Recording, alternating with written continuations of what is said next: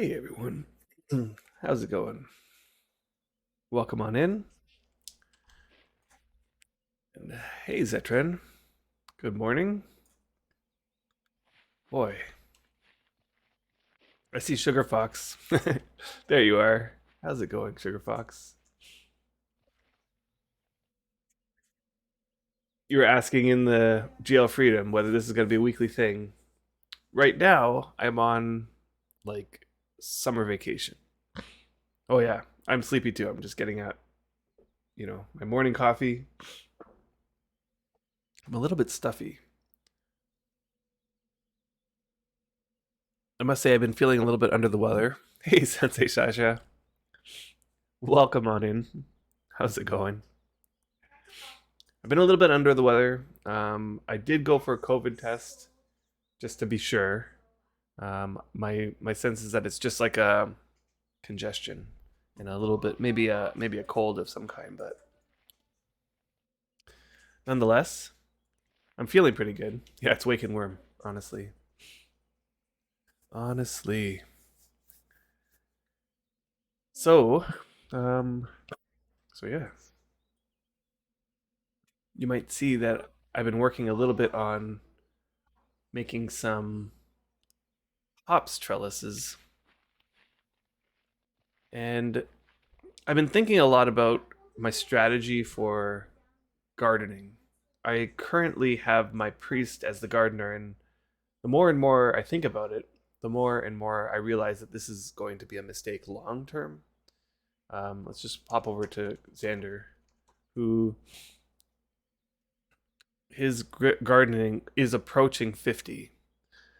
But I've been hearing and noticing that as your skill gets higher and higher, the picking of the herbs, the planting of the herbs doesn't give that much skill, and that it's sort of going to cap out around 70.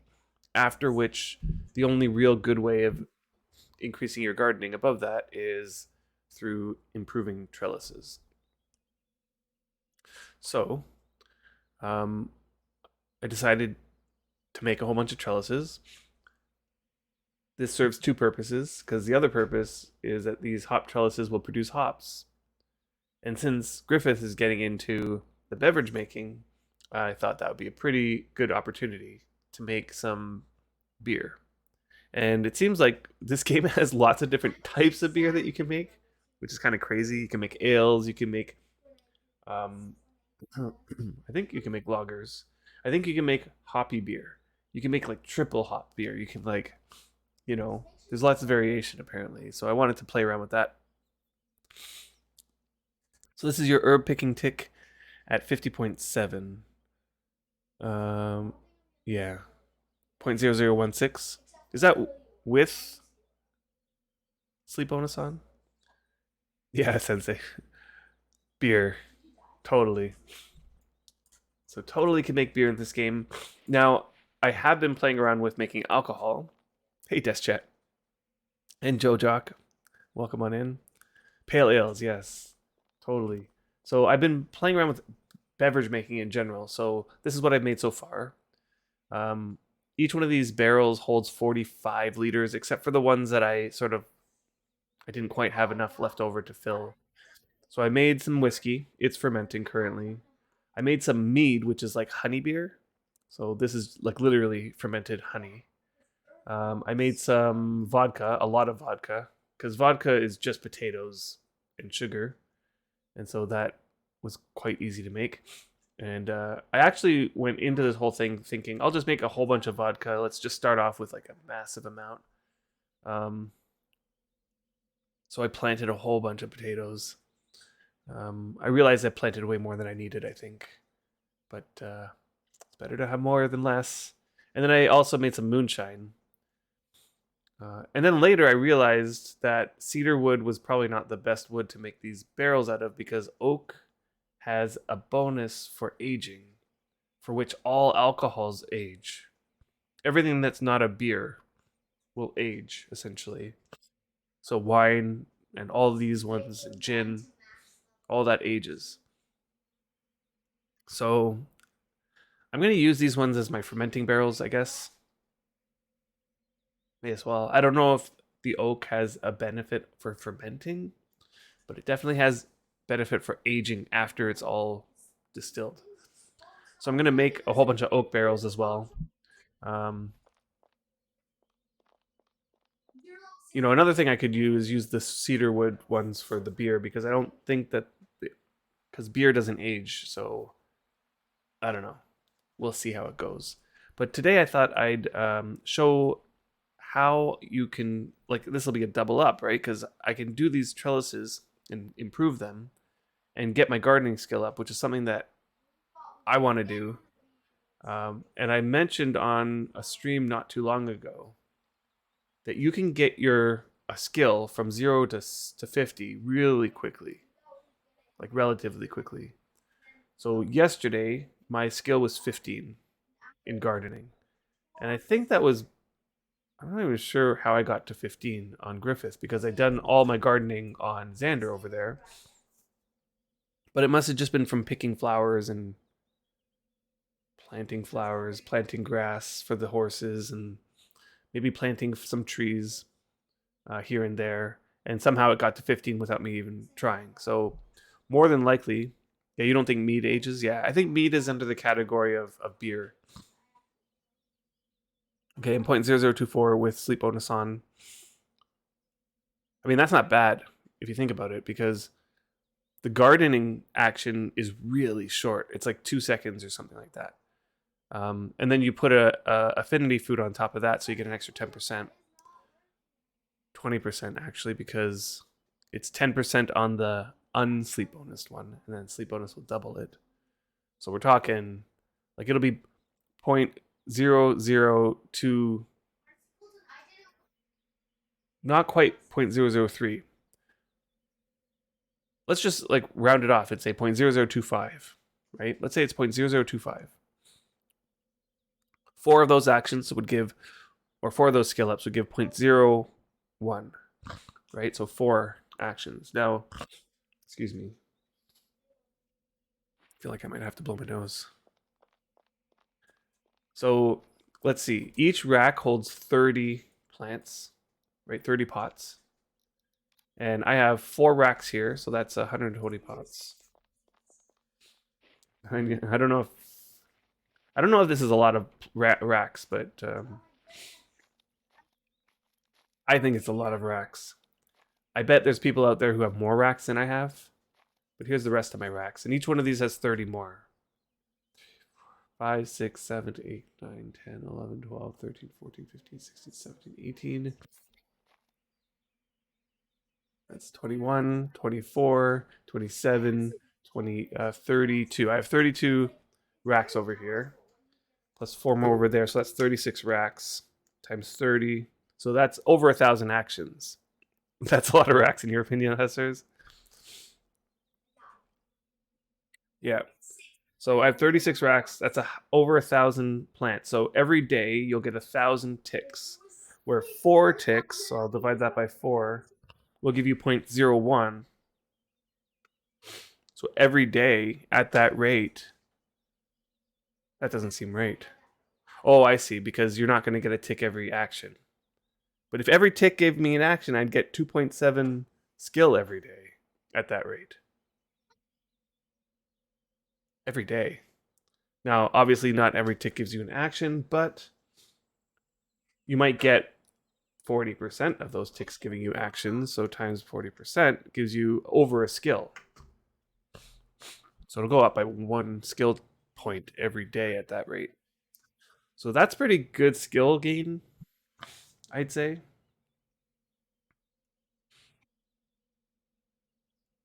But what I've heard is that as your skill gets higher, the difficulty of the action goes down. So the percentage of actions that give you skill is much less. So instead of 40% of actions giving you a skill tick, you might now only get 20% of the actions giving you skill tick. And then that number is going to keep going down to the point where none of the actions are giving you skill ticks anymore. Oh no, you're just about to leave for work and you won't be home for another 40 minutes or so. Don't do anything interesting. Okay, well, I'll just like stay just like this and I'll wait for you to come back, Sisson. Sinson. How do I pronounce that? Sinsen.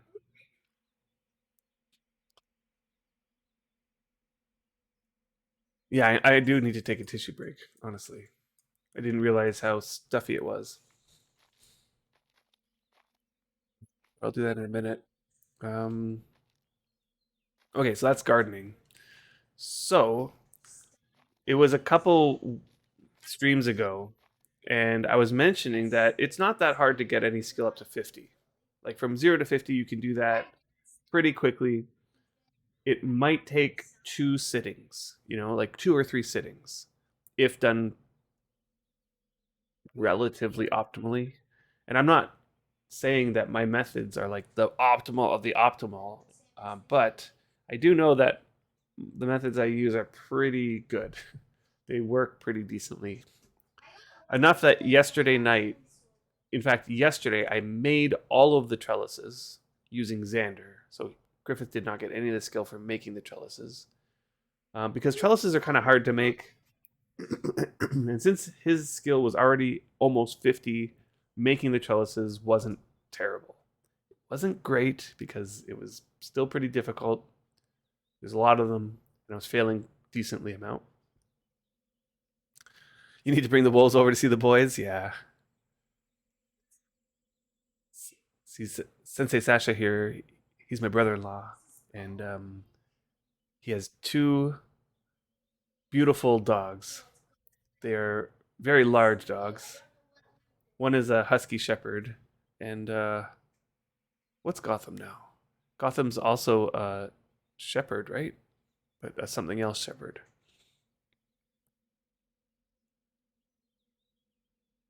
Can't remember now.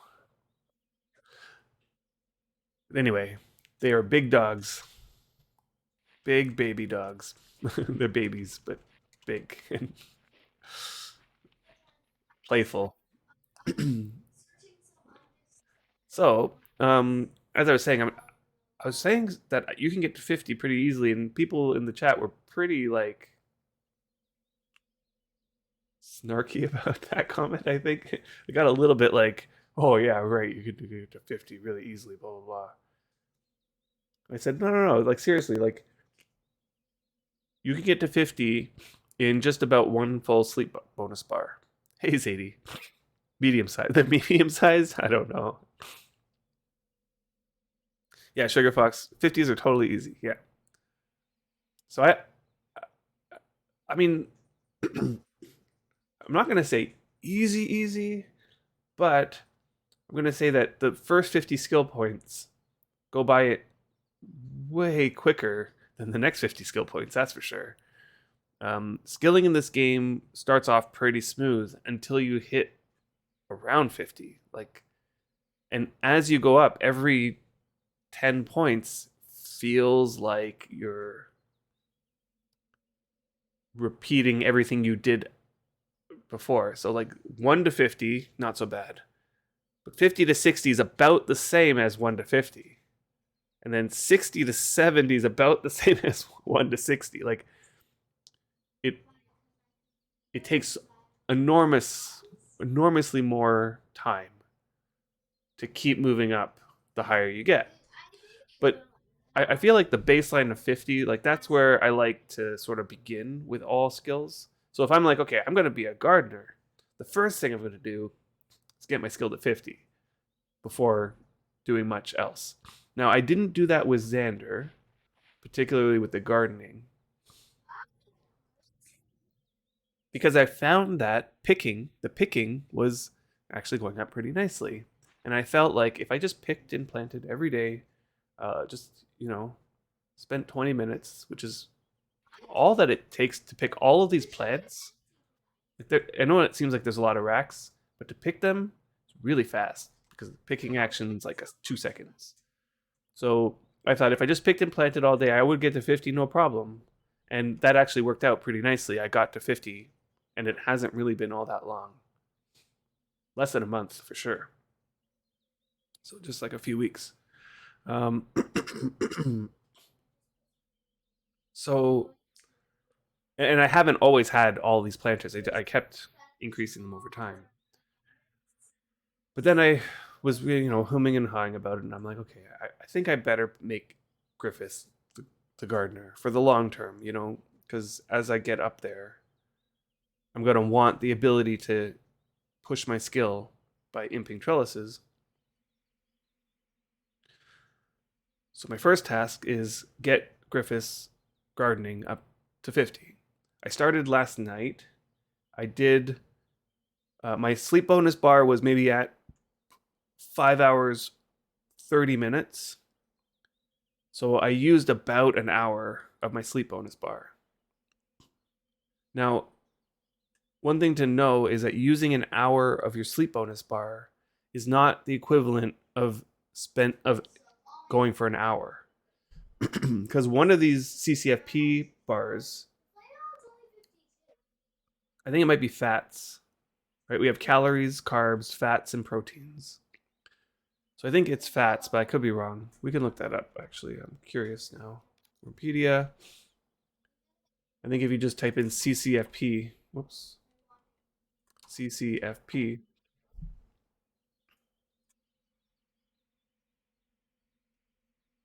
we'll get the bonuses for each one.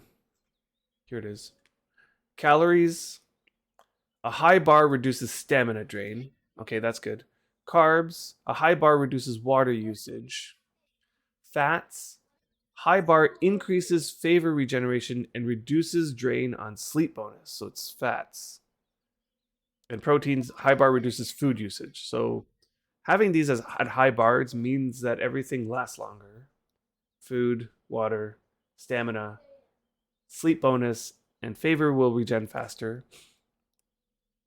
Okay, so if you have a full bar, I'm not sure exactly the rate at which it decreases sleep bonus usage, but let's say, oh, you know what I should do as well is make myself a gardening pizza. I don't have a gardening pizza for Griffith.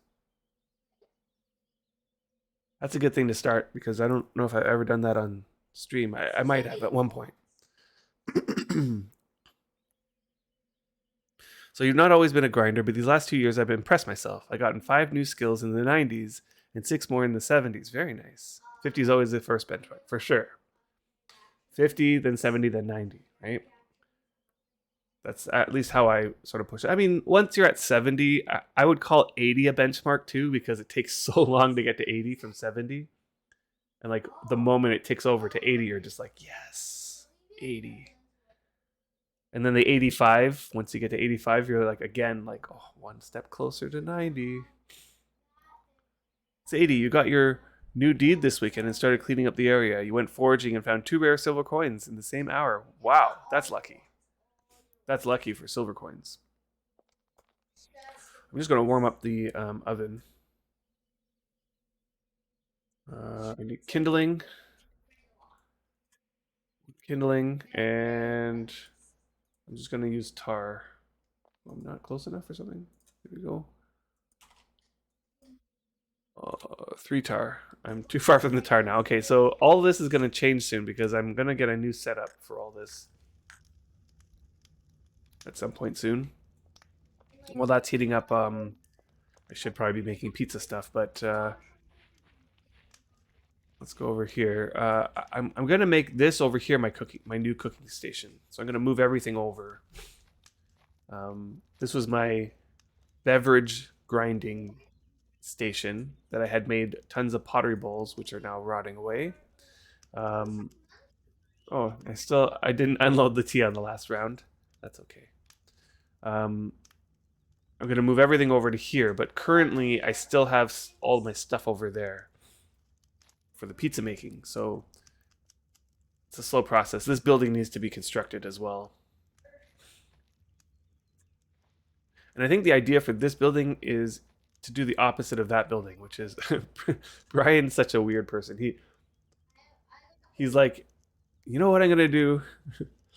I'm gonna put wood on the bottom and then put stone on top of that because I know that in real life that would be just ridiculous to do. Wait, what? What kind of? Ah, I did not know that the stone oriole looks different than the plain stone oriole. And this has been on the deed for so long, I just haven't even noticed. The stone oriole looks so much better. Well, not so much better, but it gives you the that that feeling that how. Let's see. Um, medieval buildings. Okay, so look at medieval buildings. Maybe tavern or something like, not the big buildings, the like town buildings. Medieval. Gosh. Yeah, yeah, like this. Okay. So you know how in medieval times buildings always kind of overhung. So like there was the first story, and then the second story kind of had an overhang. See how this building is? Second story always kind of overhangs a little bit from the first story. That was like a design of these old medieval buildings.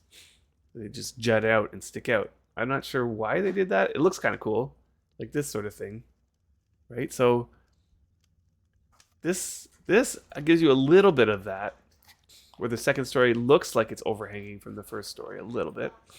I like that. I think Wurm needs to do more of that stuff. We need more options for that. What on earth? Why has your epic portal got a portal window in it? I thought they only had the light token glow in the center. Okay, so this is what the portals look like on Northern Freedom Isles. They look different because they function differently than they do on um, Southern Freedom Isles. So they got a new, yeah, visual. Yeah, they do kind of look pretty cool. That circle is. I wish that circle looked more like a globe. I wish they made something that, because it is like a globe, but it's weird, right? When you look at it this way, it's a circle. When you look at it this way, it's a circle. It's just like, why? It's messing me out, tripping me up. Yeah, these ones go to Defiance. So they work differently because when I go through this portal and I go to Defiance, all my skills stay. But all my equipment is gone. So I walk through that portal and I'm back to like newbie gear, but with all my skills. And then I'm on Defiance. If I level up over there and I come back, all my skills stay. So I can level up over there and come back, and level up over here and go back, and I'm technically kind of one character with my skills. Except for there's 3 skills that don't stay, that are separated. The 3 skills are fighting, meditation, and faith. Now fighting makes sense because you walk through here and you're in a PvP server. They don't want people coming over here and skilling up fighting and then going over there and being an ultimate fighter. So you have to do your fighting skill grind on that server. Meditation, I guess, for the meditation paths, because there's specific paths that are better for meditation and specific paths that are better for PvE. I meant to say there's specific paths that are better for PvP. And over here, you might want different paths. And for the faith, what it means is that you can be one kind of priest on PvE and a different kind of priest on PvP. Whatever. You go through and you can be a different kind of priest. Or you can be a priest on one and not a priest on the other. This is beneficial because let's say I did really want to keep Xander as my gardener. One way of doing that is I could walk through that PvP portal.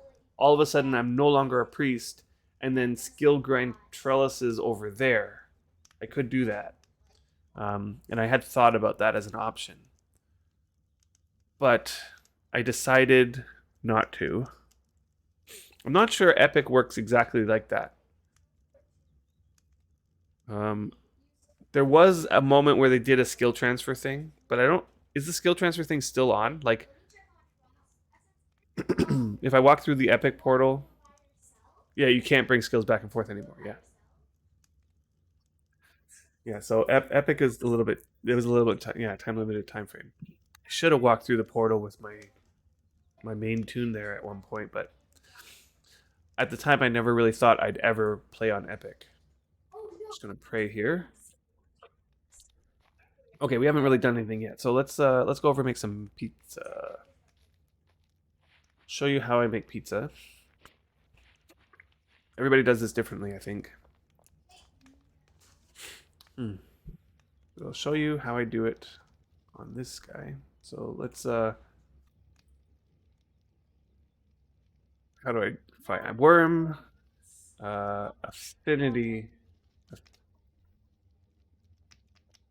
food. I never save the I probably have it saved somewhere, but I always find it much better to just type it in.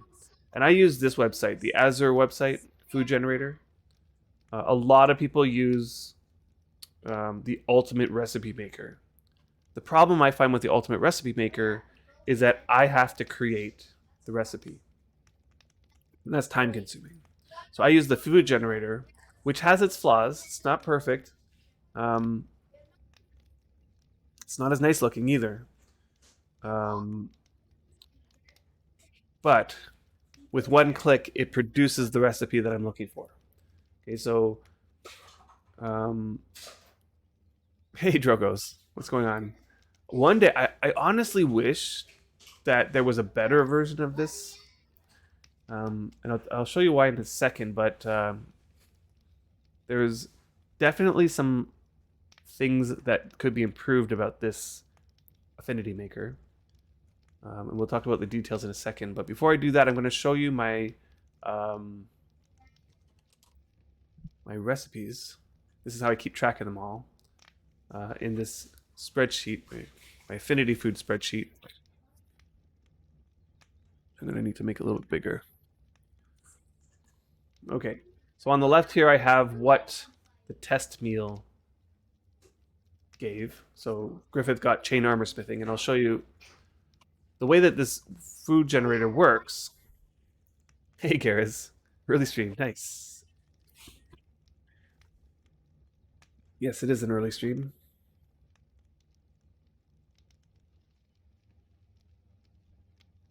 Okay, so the way that this works is that it has to first determine what your character. How far back do I go? Probably most people don't. Some people probably know how this works. Most people who play this game probably doesn't know how this works. So I'm going to explain this from the beginning. So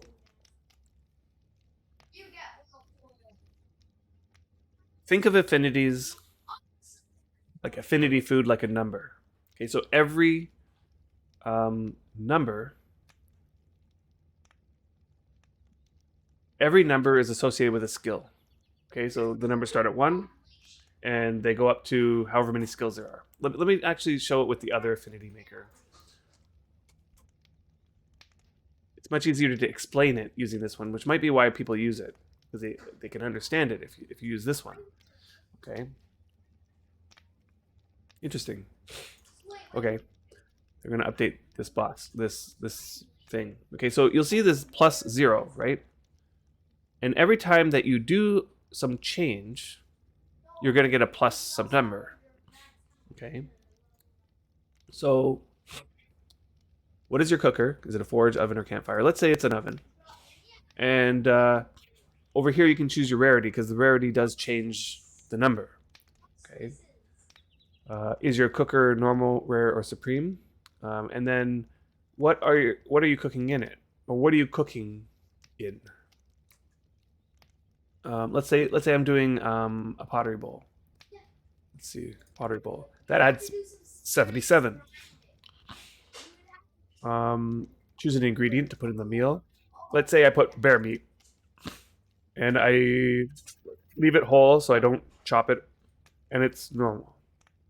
And you know what I'm going to do? Excuse me.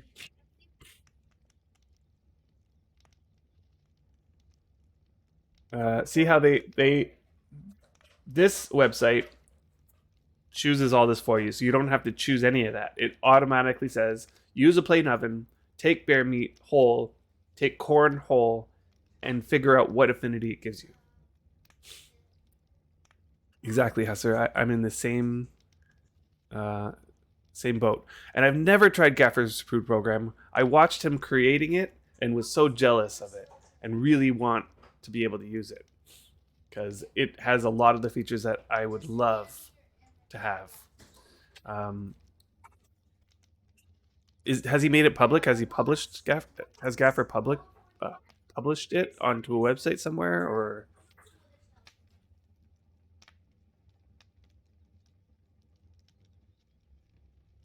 Okay. So let's say I do that, and I know. Sorry, I think that it was in a frying pan, not a pottery bowl. Let me double check that.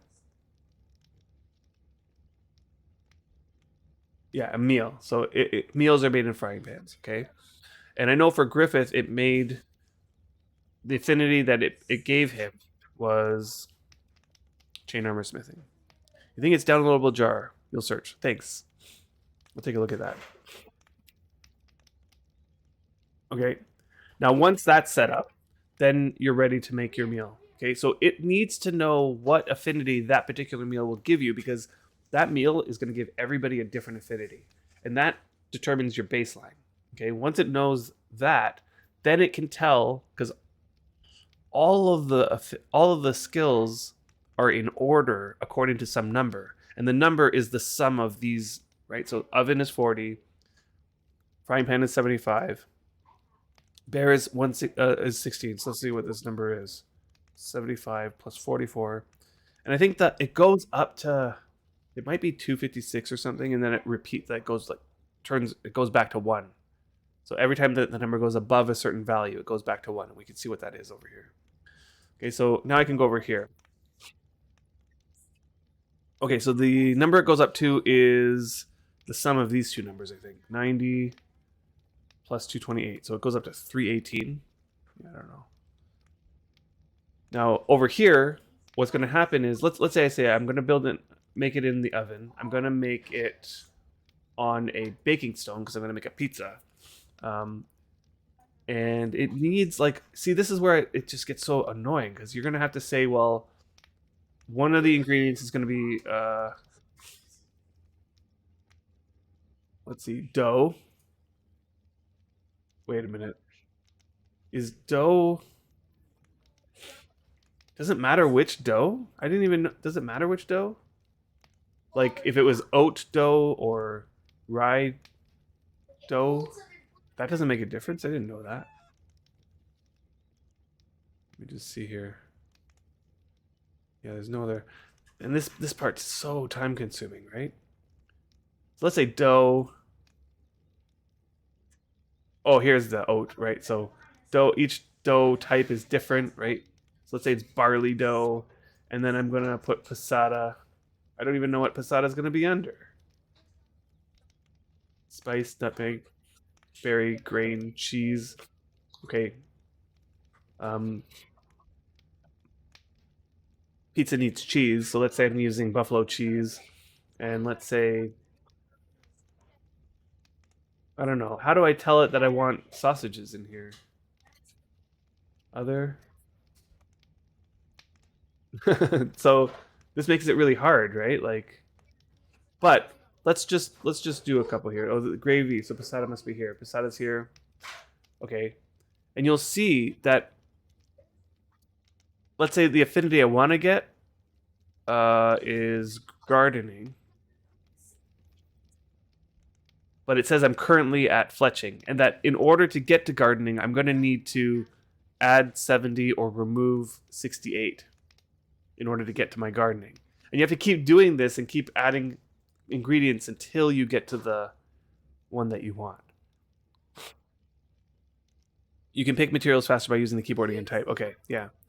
In any case, this is a terrible system. Like, because what makes this terrible is that it not only do you have to pick each ingredient, you have to keep picking until it hits the right amount. So in the end, you're not going to be hitting. How do I say it? It's like, here's what I would love, right? I like this system, right? And the reason is because you can choose the number of ingredients that you want. So let's say I want a pizza that has a certain number of like weight to it.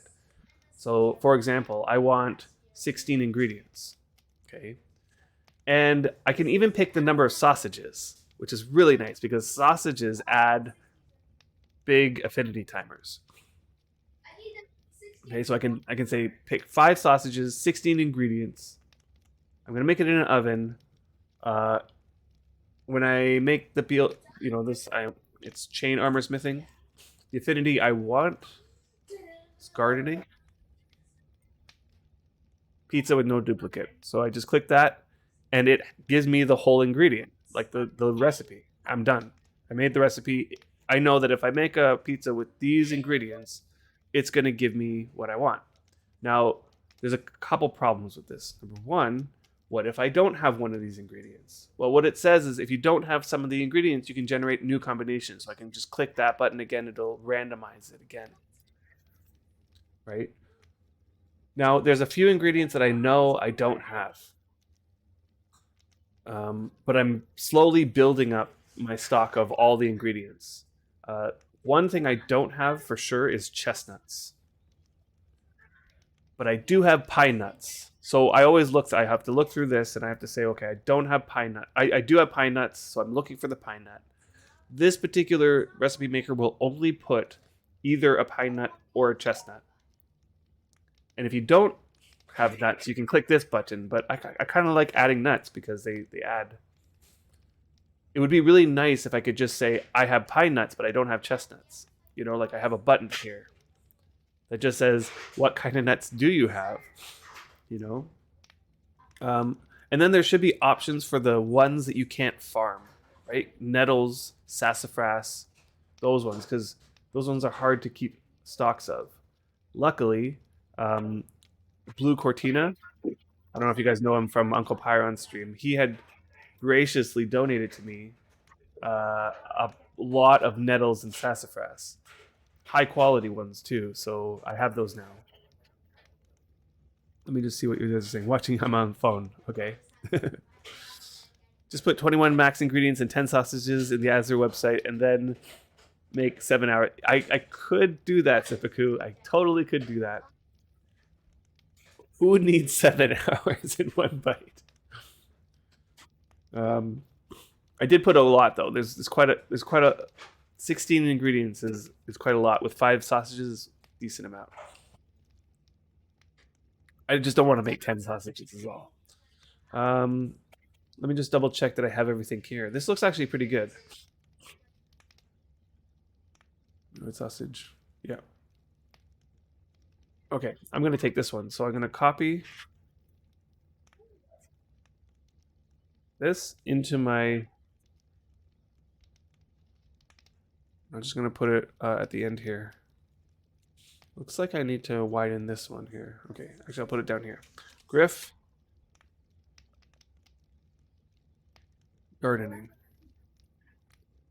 And I'll just copy it here. Whoops. What's happened? Okay. I'm going to have to go back and copy it again. Must have not done that correctly somehow.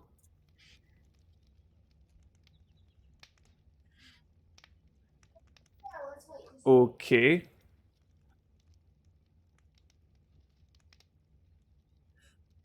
No.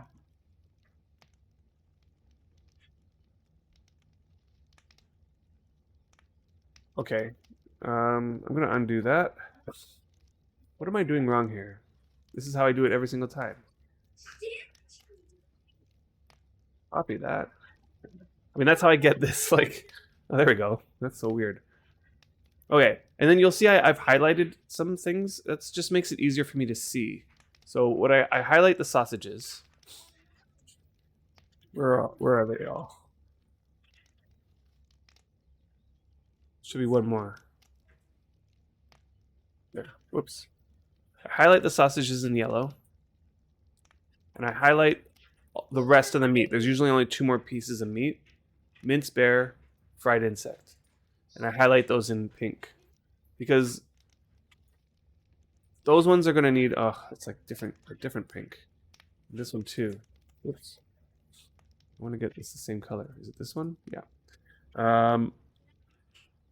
Because those ones need to be prepared properly. So let's I don't know if I can keep this on top of the screen. Here, let's do this.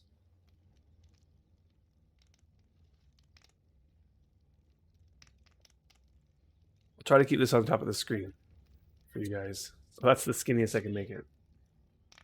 Okay. 1 second. I'll bring it back onto the screen in a second.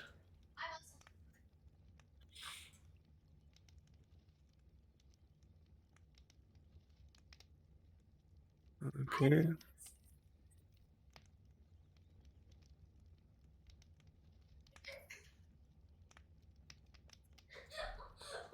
Okay, it's in a different resolution, so it'll look differently now. Let's put that over here.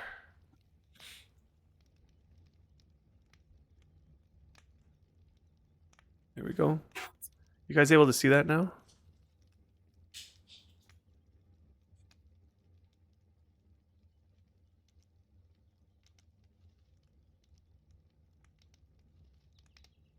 Yeah, I know. Yeah, it's because of the green screen. Especially if I'm like this and you can see through the glasses.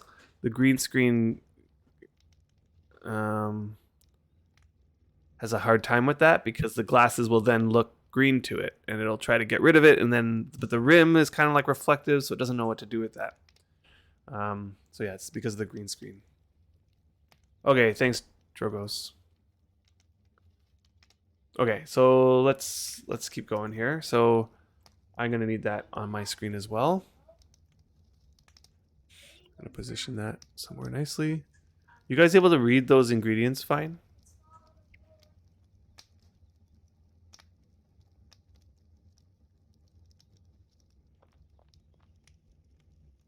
Okay, so I'm gonna need that. These 2 storage bins, I'm gonna order them in a way that I can see. Just make sure it's like that. And I need stuff from here. Okay, so first off, I'm just gonna take everything that I need from here. I need bladders. I'm gonna make the sausages first. I need 5 of them.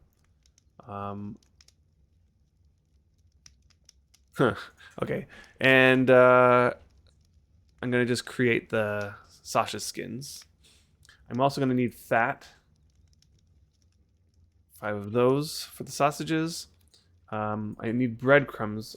It's very possible I have breadcrumbs in here already, or bread. I have slices of bread. Okay, they're decaying, but my bread making kind of sucks. So that's going to be one of the limiting factors. But I'll take 5 of the non-damaged bread and won't make breadcrumbs from that. Okay, and I think that's all I need from here, so I don't need that anymore. Now, I have 1 bin that's high quality, and I'm shaking my hand like this because I'm still working on what my high quality means. Some of the crops are 80. The meat is something like 70. I might have, unfortunately, a meat that's not 70. I'll have to sort some things here, but depends on whether it's filet or whether it's not filet, and sometimes it's 60. But I'm working on getting better stuff over time. Oh, I only made 2 sausage skins? Why is that? Got interrupted somehow. Okay, so looking on the ingredient list, I'm going to need game, horse, humanoid, insect, pork. Okay, so here's a horse. Game. I noticed my game was low on the fillets. Insect. Let's look at the fillet insects, because just sort this by meat. Insect. 76. I'll take that one. What am I missing? I have meat. Sorry, horse, game, insect,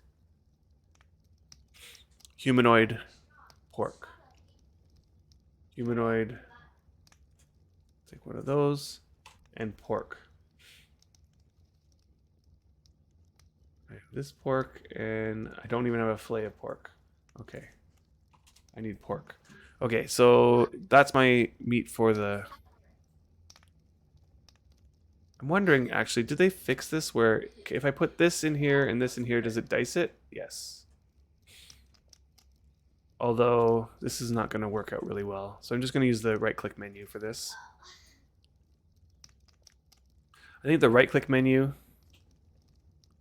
And I see the ingredients is covering the right-click menu. How can I do this properly? You know what I'll do? Whoops! Ah! No!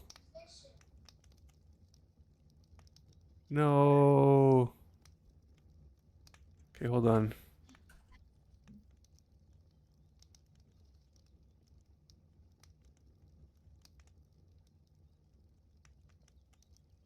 To fix it all now. Okay, hold on. Give me a second.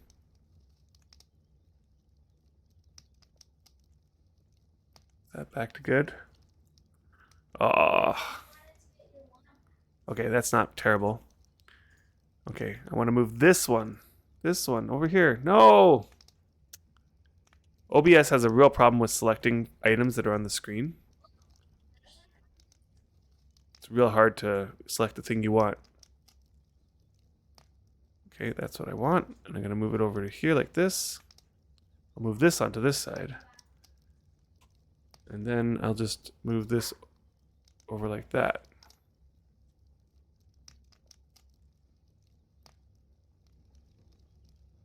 Just like that. And then I'll move that over. So that stays there. Good. Then I'll just move these ones over. Here we go. Okay. It's falling apart. I know. Okay, where was I? I'm dicing meat. And then I gotta mince it.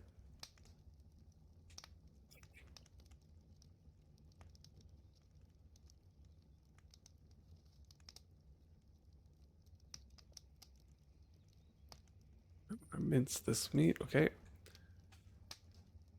And I still need to make the bladders, the sausage skins. I'm not sure why these didn't come out.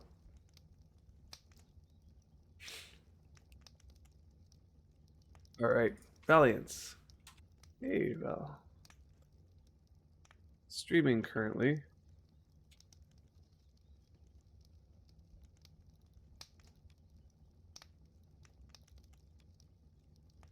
Alright. Okay, and let's put together the sausages. This might be a good opportunity to re-show the... Oh, this doesn't... It's not a really big deal to do this, but I can grab one of these and both of them are going to go in. But they didn't for some reason. That one did, that one did, that one did, but the last one doesn't. Oh, why do I have... Why did bladders go in? That's probably what messed it up. Okay. Bladder. Maybe I had that selected. Put one of each of the meats in there. And then the sausages can be made. Okay, so that's how you make sausages. I'm just going to put those in the oven. I'm going to fuel the oven because we've been sort of dallying.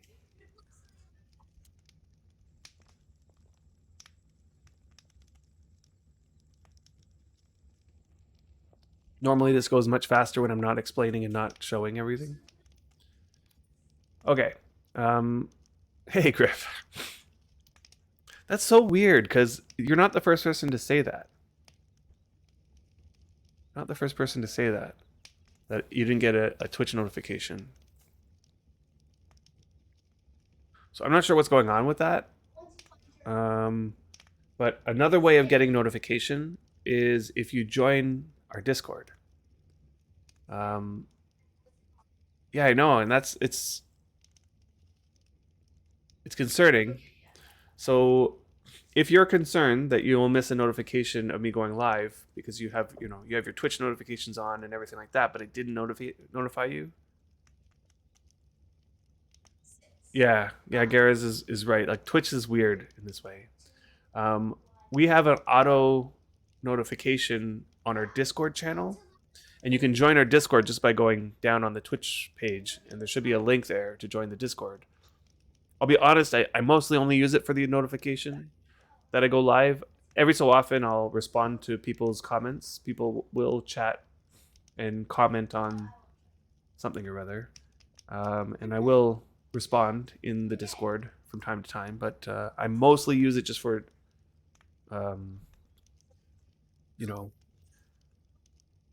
mostly use it for announcements and for notifications. And we have a bot that automatically posts there with an @everyone that we've gone live. So if you want an extra layer of notification, go join our Discord and you'll get that notification.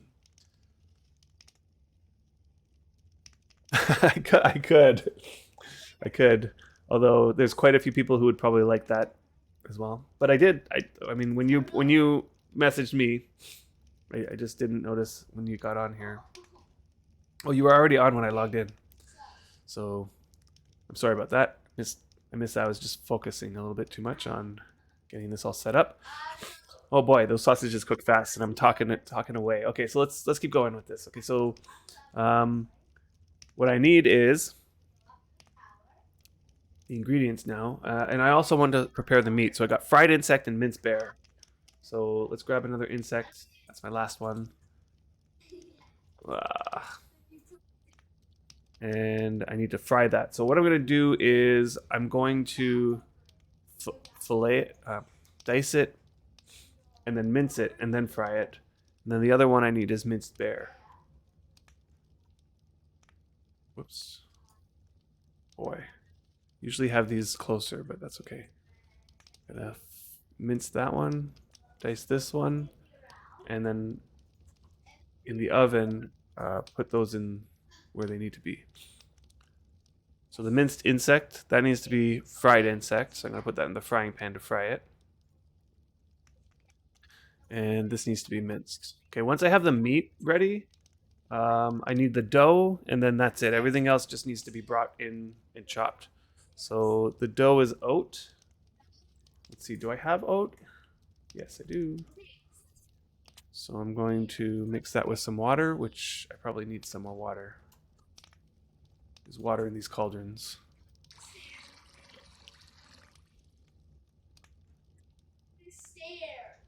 Huh. Do I need a different container is probably what it is. Goodness. Is this a bucket? This is a bucket. I'll use a bucket.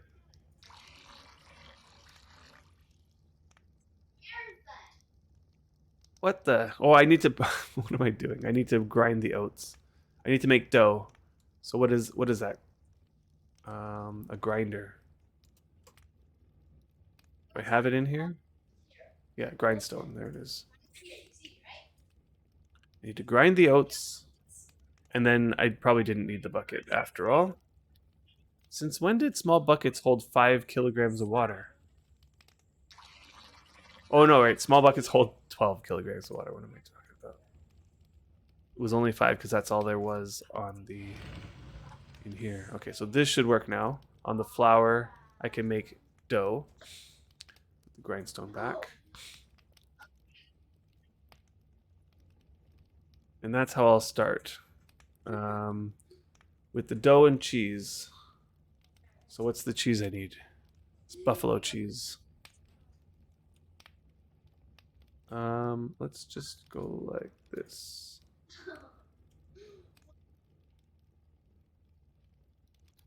There it is. Okay, so it's right here.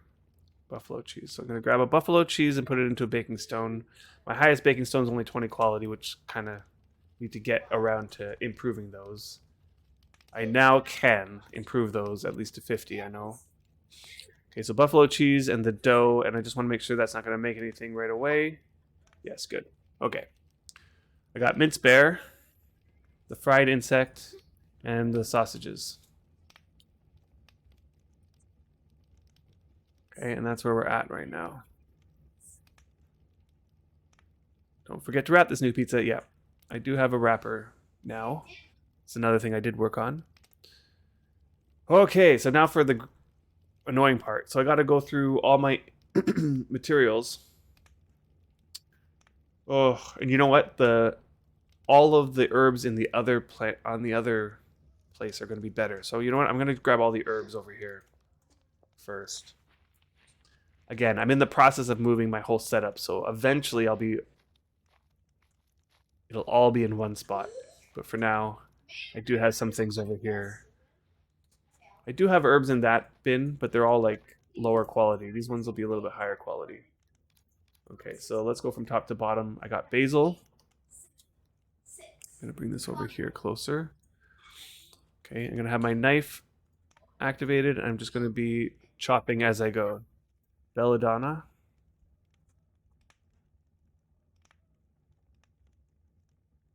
Lovage.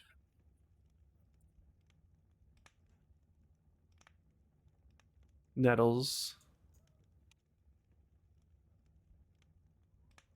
Whoops. Oregano.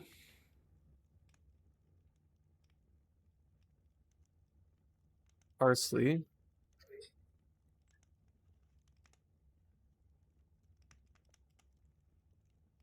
Rosemary and sage.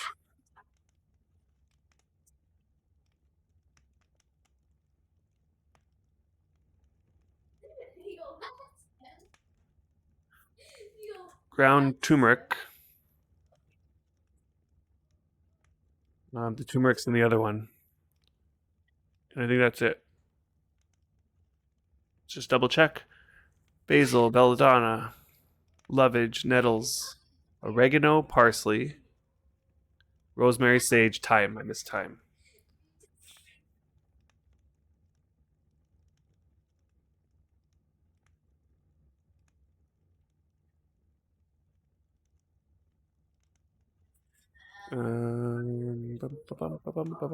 Turmeric. Yeah, okay, so the turmeric's in the other one. Okay, so I got everything there. I'm walking slow because I'm holding 2 logs here. They are logs I created for the grind, for the gardening grind. And it's important to spend the time, I think, to do like the priest thing, like the, spending the time to set up your skilling. Okay, don't just go skilling. Make the food. Make sure you have sleep bonus. Make sure you have the right tools. Otherwise, the skilling is going to take a lot longer. And I know this part takes long, but in the long run, it saves so much time. Okay. Also, it's fun. It's kind of fun to do this stuff, I think. So let's go through this bulk storage bin now. Alphabetize it. Okay. So here I got the cheese. I need carrot, cucumber, carrot. Okay, because I have 2 bulk storage bins. One for most things, and one for the things I don't have a way of getting yet by myself. I do have a cooking bar here. Where is it? Here it is. 3. Okay, so that way I don't lose my tool. Carrot, cucumber, lettuce, onion. Teleportation canceled.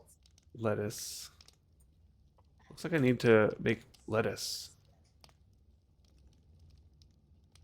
Or am I grabbing it from the wrong one? That's right. Okay, so I'm grabbing it from the wrong one. Lettuce. Onion.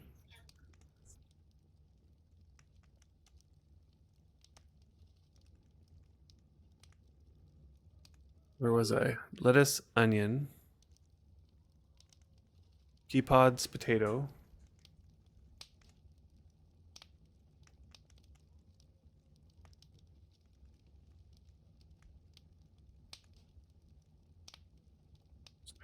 Sage, thyme, tomato.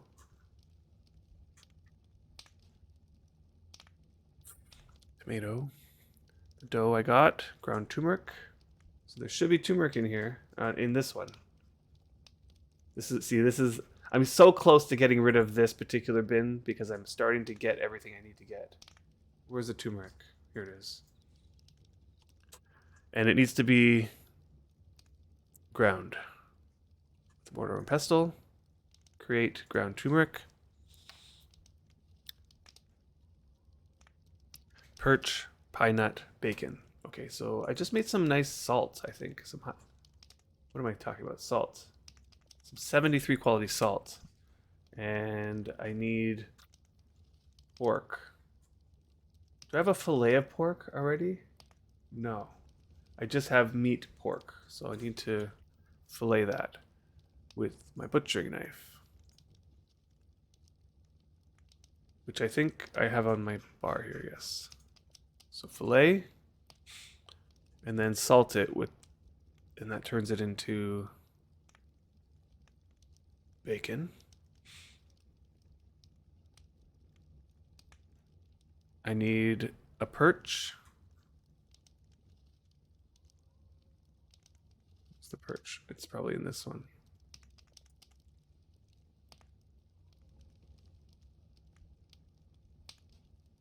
Perch. A pine nut. Which I need to go gathering some more pine nuts, I think. And then the passata. Let's drop everything in. Sort it by name. And double check that I got everything. Okay, so the passata is the last thing. Okay, so I got the cheese, basil, belladonna, carrot, cucumber, lettuce, lovage, nettles, onion, oregano, parsley, pea pods, potato, rosemary, sage, thyme, tomato. The dough's further below, so it's the fried insect, game sausage, ground turmeric, horse sausage, humanoid sausage, insect sausage, minced bear. I'll add the passata. The dough oat is here. Perch, pine nut, pork sausage, raw bacon. Looks good to me. Call out if you saw any mistake if you were watching. I'm going to take my passata. I need to unseal it. I could do that on the ground, actually. I should have probably just left it on the ground. Drop place on the ground. I'll open it. I find that I need 2 kilograms of this stuff. Filling up my water bar, and I'm just going to pour the rest on the ground.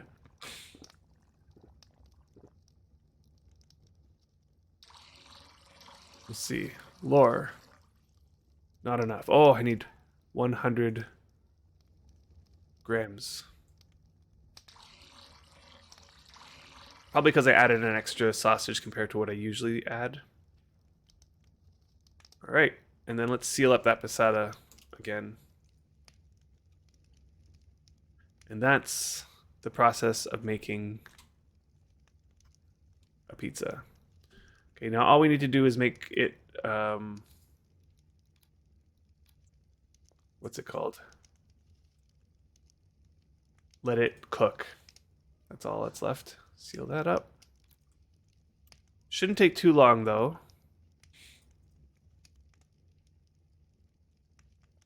The passata just needs to be warmed up. That's about it. Oh, and it just got to hot.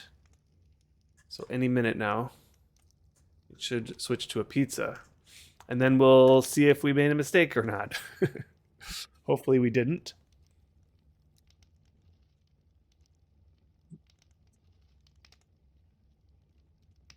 So I titled this stream Working and Grinding Gardening. Ask me anything, newbie friendly. So I think this is just going to be a chill stream where if there's no questions and there's nothing to discuss, I'm just going to be rambling. But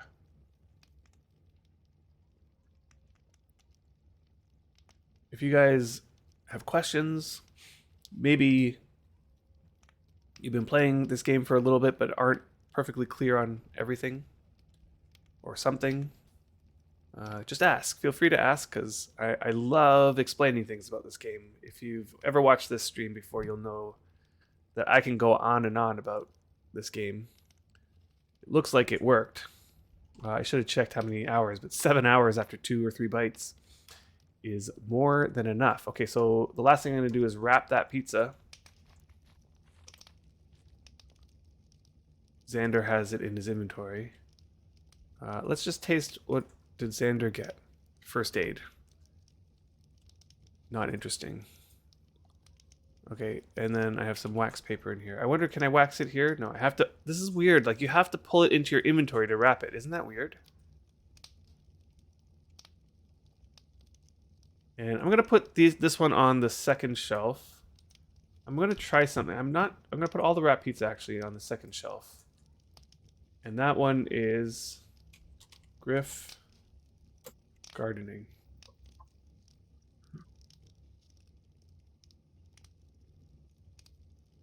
I got this sense that if there's moldy pizza and you put another pizza into the same shelf, it gets damaged really quickly, I found.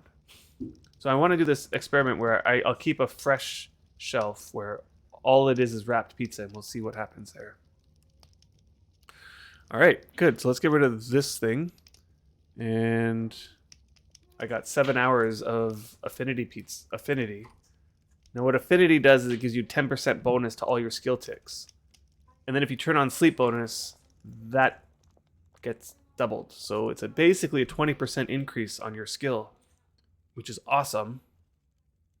And if you didn't know, you could get affinities randomly. So in the skill window over here, you can see this little asterisk. The asterisk telling me that I got an affinity there. And you'll notice my affinities are really bad affinities. I've been really unlucky. I got an affinity in religion. This guy's not going to be a priest, so... And even if he was, I don't think religion does anything for priests. Healing, I don't think healing does anything, honestly. First aid is what you want it on. Healing itself doesn't do anything. And body, I don't think body does anything either. This skill, the body skill, does 0. And then I did get one good affinity, and that's the body stamina. Let's actually double check if I've gotten any new affinities recently. Doesn't look like it. The way to get these affinities is just by randomly skilling up. Every time that you get a skill gain in something, there is a very minute chance that you get an affinity in it. It just looks like I'm just really lucky at getting the really unlucky ones for some odd reason. All right. Now, I'm going to start skilling up on Griffith, and that will give me an opportunity to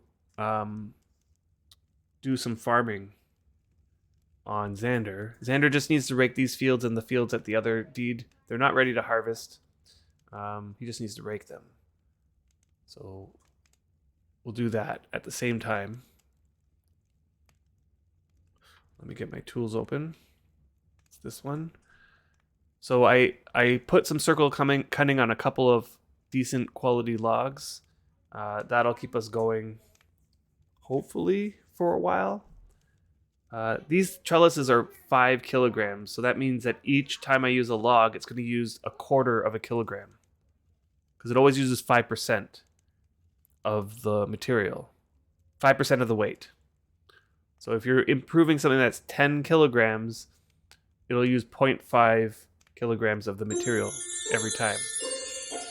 Sinsen, thanks for the follow. Okay, so let's see here. Let's get to improving this stuff. I've already been improving these. My skill's already at 32. I'm pretty sure this should be fine. Now, just so that you guys... Oh, you know what I forgot to do? I forgot to fill up my food bar. And you know what I'm going to do, actually? I'm just going to take a slice of that pizza. That was actually a pretty good pizza. So I'm going to just take a slice of it. Of that wrapped pizza.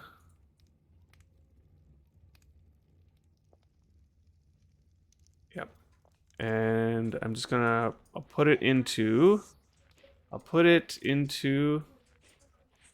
Hold on. Can I get into that? Man, this is another thing I needed to do. And that is, I do have a... Gosh, I'm walking solo because of these logs. I'm going to put the logs down. I'm going to take off my armor. Should be walking decent. not full speed because I'm overweight for something. What am I overweight on? I am not overweight. Maybe it was just because I was on gravel. I need to search for my lunchbox. I think I might have left it in the rowboat. Not the rowboat, the sailboat. This one.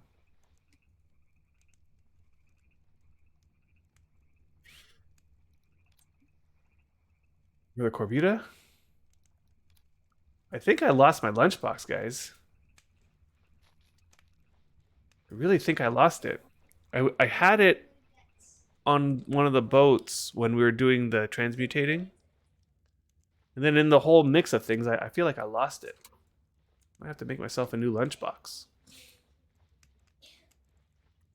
And that sucks because those things are not like super easy to make.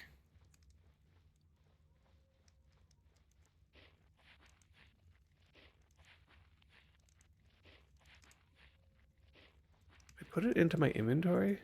Do you happen to put it in Cat's Nar when you use Cat's? Uh, it's possible. It's possible. Okay.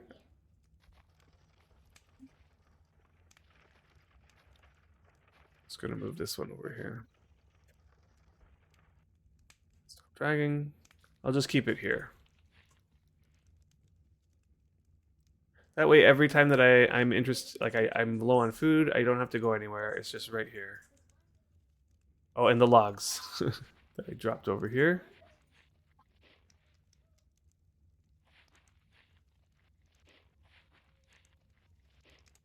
And I did say I was going to take a portion of the pizza to keep my food bar full, but my food bar is not even full yet. So I'm going to use my. These are my filler food. I did get 104 opulence. Let's see how that goes. 104 opulence is supposed to. Opulence makes it so that the food fills you faster, and it does seem like it's filling me pretty fast there. There we go. With 85 nutrition, which isn't terrible. I probably also have a refresh in case I need it. I don't think I'm gonna need it. Okay, let's take all these. Ooh, okay. I think I'm ready now. Let's get this going. So I'm gonna get rid of all the files are my lowest circle of cunning. Okay, so I wish that this tooltip showed me. So the tools I'm using, the file has 75 circle of cunning. Then I'm using this carving knife, which has 86 circle of cunning. Although, ooh, I need to repair that. Let's do that quickly with Xander.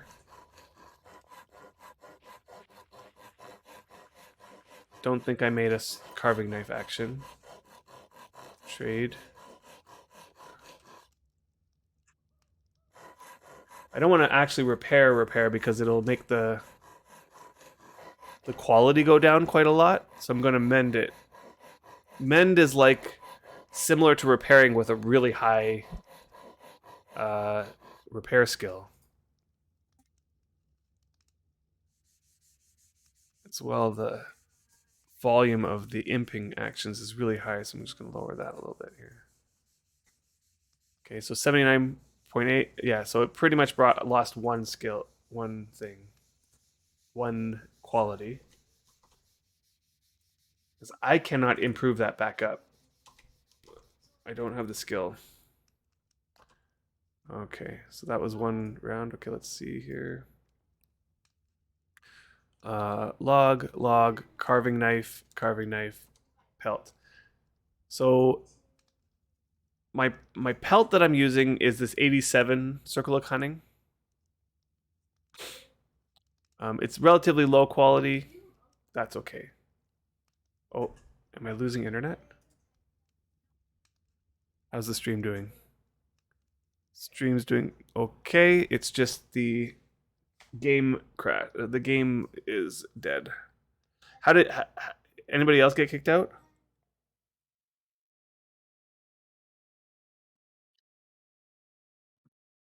Okay, that coffee's cold. You're good in game. Interesting. Did Xander get kicked out? Xander got kicked out.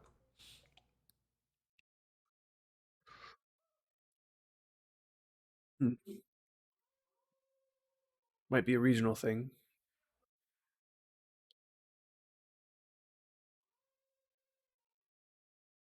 Interesting. Did anybody get kicked out? Everybody's okay. Is it just me? But my internet's fine. Otherwise, the stream would be gone. Let's just quickly look at Discord to see if anybody else is saying anything. All good on Delhi? So I don't think it's a server thing because Valiance is okay and he's on the same server as I am. So it might be a regional thing in terms of like, what do they call that? A routing problem? What do they call that?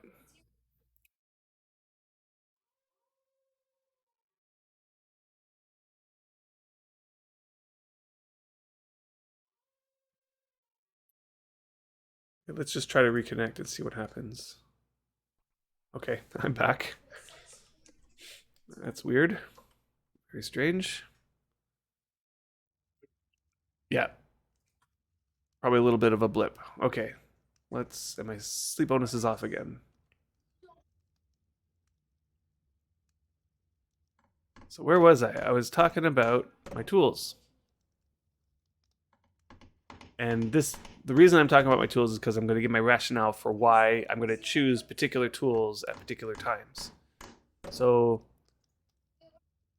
I got an 87 circle of cutting pelt. I have a 75 circle of cutting file, so that's lower. I have um, a mallet that's 89 circle of cunning. It's higher. And the chisel. Oh, no, the carving knife. Where's my carving knife? Well, it's probably not in here because I gave it to. So the carving knife has 86. Oh, that's going lower. Okay, so most of the tools are in the 80s. The only one that's not in the 80s is the file. Okay, so most of the time I'm just going to be using, you know, any of the tools. But whenever there's a file action, and I missed it this time, but if I see a file action, I'm going to do those ones first. That's because the first actions are shorter and therefore are going to give you less skill gain. And putting the circle of cutting with the one with the lowest circle of cutting will mean that it'll increase it the least amount. So that first action, that boost that the circle of cutting gives, is not as large as it would be on a later action. So I want to save the later actions with the higher circle of cutting so that I get a bigger boost because of it. Right? And you got to remember in this game, boosts are all multiplicative with sleep bonus. Okay, so whatever boost the circle cutting is going to give, sleep bonus is going to double that boost. Okay, so everything gets doubled by sleep bonus, right? Like think about it this way. Let's say just an easy example would be if an action gave you just 1 point. Let's just say 0.1 or whatever you want to call it, like 1. Sleep bonus would make it so that you have 2, right? Okay, because that would double it.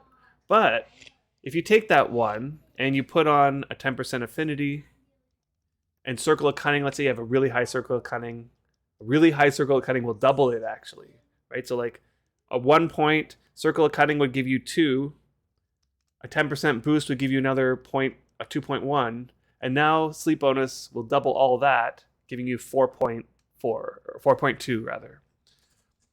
Okay, so instead of getting 1, you're getting 4.2. Oh, I missed the file again. So every little bit makes a difference because that sleep bonus doubles everything. Okay, so let's start on Xander. He needs to get set up with food and water. I'm also going to place a barrel. Is there water in here? I'm going to place a barrel next to Griff. Maybe I'll just put it in the cart there for him, and then I'm going to eat some food. I'm not going for skill gain right now, so I'm just going to Why don't I see the rat breakfasts? There they are. And I don't want to fill myself up all the way. I'm going to leave a little bit just in case I want a particular affinity later.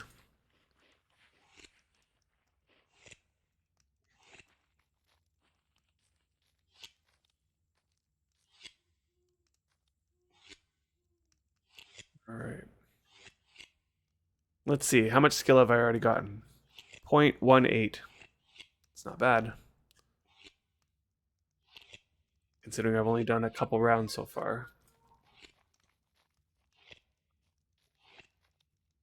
We'll see how close to 50 we can get today. Okay, files first. There's a couple more files up at the top, but that's okay. I'm going to just pray while we're here, because I'll probably get another tick. Wait. Oh, because we just reset. Or we just, the game reset, so I didn't see how many ticks. How many prays did I do already? It was 2 or 3. Let's see if I get one here. And we'll just call that 3. We don't get one here. Because I might have just gotten it relatively recently. So I'll have to remember to pray.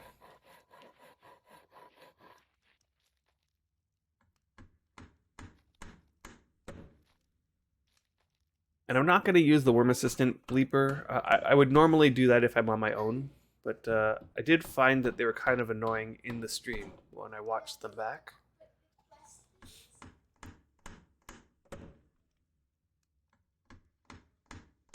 Right, like there's a Wurm Assistant alert that tells me when Griffith has finished all of his actions. I'm just going to go by the audio sound of the imping actions.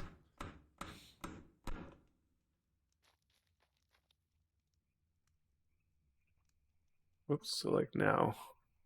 Be good. Let's get rid of all the file actions. 1, 2, 3.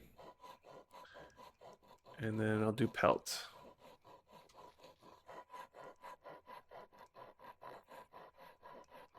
Yeah, so all these are potato right now. I might need to change it to other vegetables. I'll have to go through my stock and see what is needed.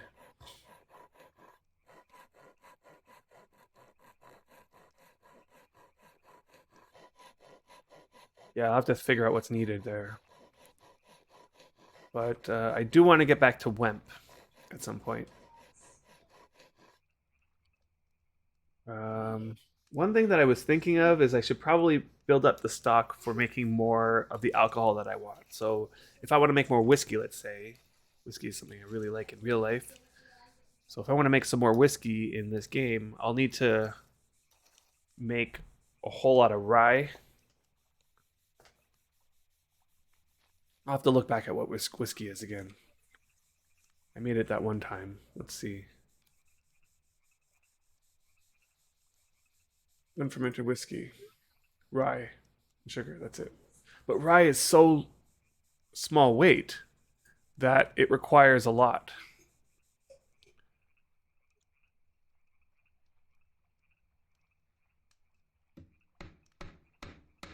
Like I think one full barrel took like 80 something rye.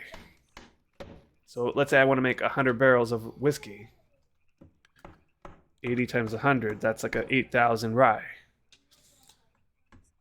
That's a lot of rye. So building up 8,000 rye would take a little bit of time. This field here, if it's a relatively low difficulty crop, this field and then the one up there will give me about 1,000 per run. And each time it takes about a week. The planting, then you have to wait a week before you can harvest. So if I want 8,000 on these 2 fields here, I would need to go 8 weeks. That's 2 months of farming rye.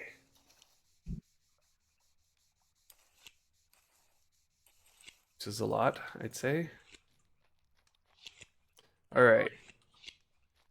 So now that I've started, like this is my gameplay, right? Like a lot of people will say like this takes so long, and the reason is because they don't want to watch all these timers. Like the timers are kind of boring to watch.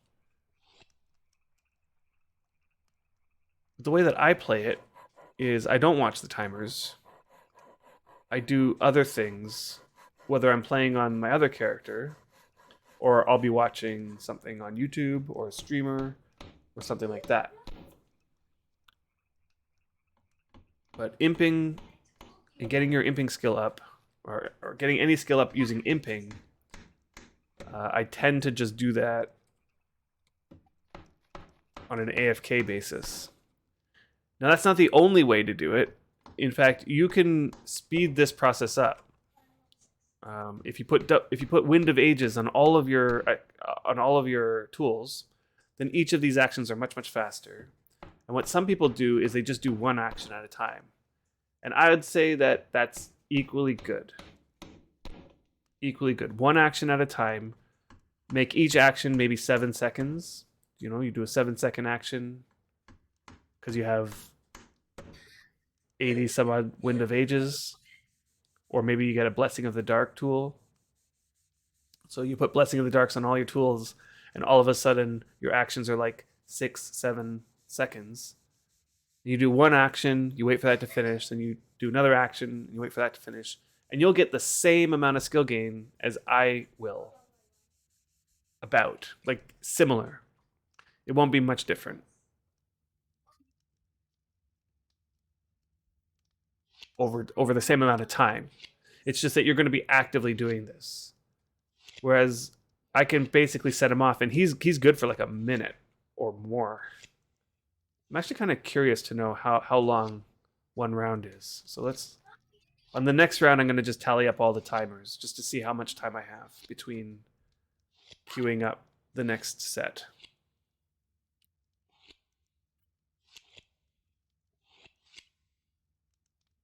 Maybe you shouldn't get in the habit of chugging whiskey. It's not that I want to chug whiskey. It's that I want a lot of it. You know, I want to walk into... I'm thinking of making a underground mine cellar.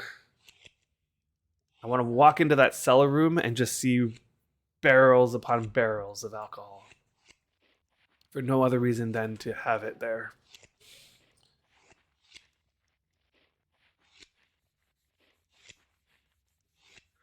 Okay. This might be a good time. Okay, let's pray, and then I'll show you what I did over here, because I did eventually finish this building.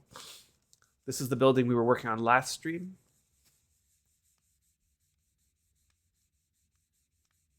There's a few things I'm not perfectly happy about it. Hey, Jen Gecko. Good morning.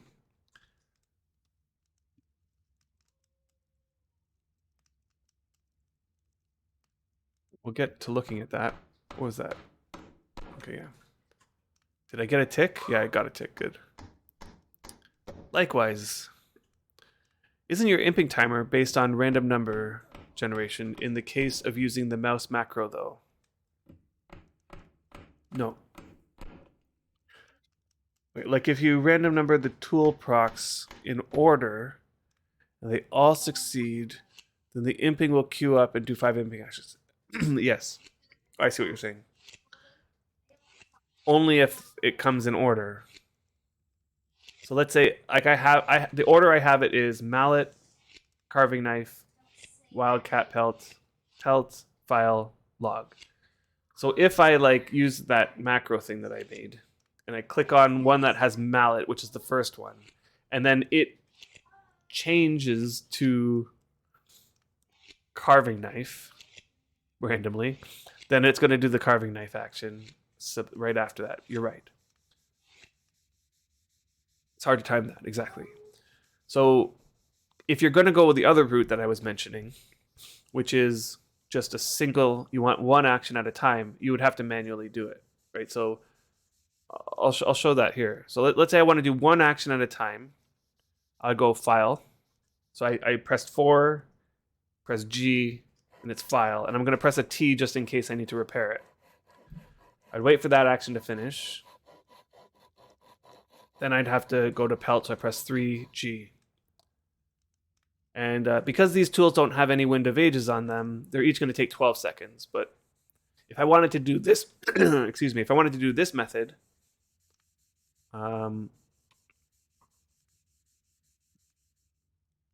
then I would oh my gosh, sleep bonus has not been on. If I wanted to do this method, I would probably put wind of ages on all of these tools as well. And do it like this, where I'm pressing the buttons. Now, another thing that you could try is if you want to use those macro things, you might need 5 macro buttons. So this is where like G keys on a keyboard would be really nice if you had, because there's like what G keys are just separate keys aside from all the regular keys. And you can just set up 1, 2, 3, 4, 5 there. And so what I'm doing with each one is, like for this one here, I know that my pelt is 3. So I'm pressing 3, then I'm pressing G, which is improve, and then T, which is repair. You can set up a key that just does 3GT all in one shot. And that way you don't have to press it like that. I personally do not have G keys, nor do I have a Logitech keyboard that can set it up. So I'd need a third-party program if I wanted to do something like that. But nonetheless, okay, so let's take a look at this building here. So one thing I wasn't perfectly happy about was all the way the Orioles turned out. Like how they're just smattered. I don't know. I might not care too much about it, but I don't know. We'll see. Oh, I need to queue up now. Let's queue up 5 actions. Okay. So this side here is not so bad. I put an Oriole in the top and bottom corners, so they're kind of opposite with bars here, and then the rest is blank. Now underneath here, we're going to have to get somebody to move, like a GM. I need a GM to come to move this. My lunchbox in here? No. I want a GM to move this thing.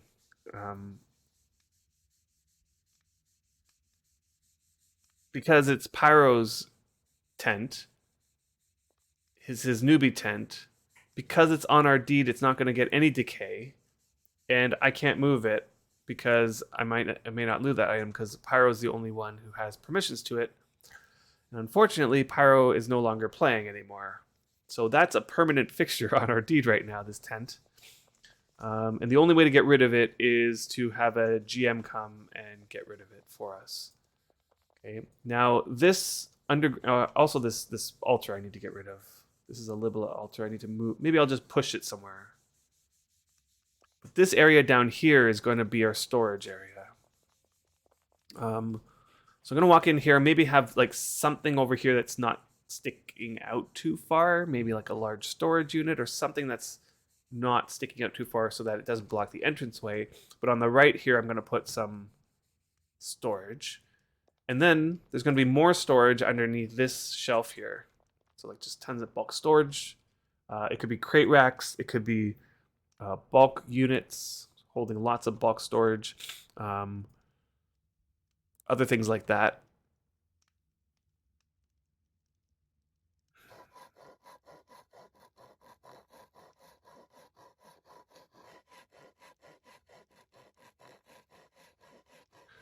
I thought you could destroy altars with a desecrate thing. Yeah. I could destroy it, although it might be something I don't want to destroy, is why I would move it. I might want to just keep an altar of Libella on the deed. Just in case. So yeah, this shelf up here is going to just hold some more bulk storage. It could be bulk... What do you call them? Bulk storage units that have like the 4 bulk storage bins, crate racks, all sorts of other things can go up here. So this is like a lot of space. The way that storage works now is you can condense a ton of stuff into small spaces. And so that's what all this space is going to be used for. Then we got stairs coming up to access the second shelf if you need to get up here.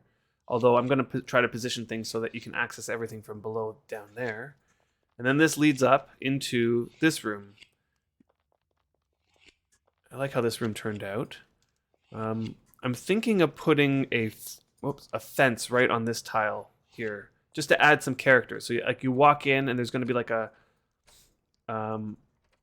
shelf, like a wall here, maybe with some table and decoration, some kind of thing here. And then that'll force you to have to walk this way. And then I'm going to be putting, I think I'm going to use this as my distillery. Okay, so that room is going to be the distillery, and all the stills are going to go in here. So I'm going to have to build, I'm going to put all my stills, and I'm debating on whether I'm going to regret putting my stills in here. I don't know. That's the plan right now, anyway, is to put my stills in here. I might have to rethink that. So there'll be barrel racks, wine barrels, maybe an oven and a food storage bin, and then just stills. So this could be the process of, making the alcohol, putting it into the barrels, fermenting it, putting it into the stills, having more barrels. My feeling though, like I have this inkling that this room is just, I'm gonna outgrow this room, but who knows? I might not get into beverage making as much as I'm thinking I'm going to. And then over here is my smith, my blacksmith station, weaponsmithing. All the smithing is going to be here. So I have my 2 forges, and currently these things are empty. So like I haven't yet moved in fully, but I've created a bulk storage. What do they call it? Bulk container unit. So when you open it, it has 4 bulk storage bins. I'm going to put a couple more bins in there because I'll need more. 4 is not enough. So most likely those are going to get tucked underneath the forges. I'll put 2 more maybe under here. And maybe a weapons rack and other racks could also go in here to store material like finished products and that sort of stuff. But yeah. I'm gonna get rid of. Let's get rid of that tree there that's sticking through. It's this one right here, or it's these 2. I'm just get rid of these.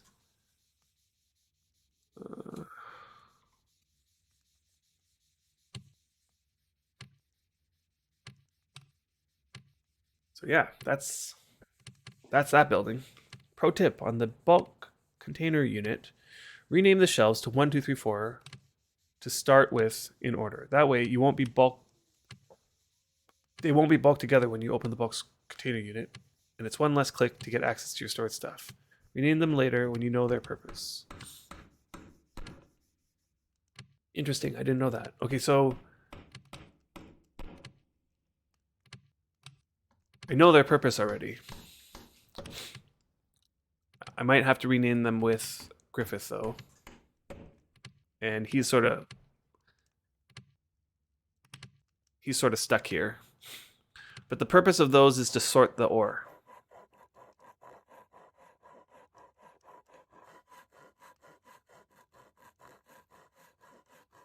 Yeah, I see, I understand. So yeah. I totally am going to do that. That's a good tip, thank you.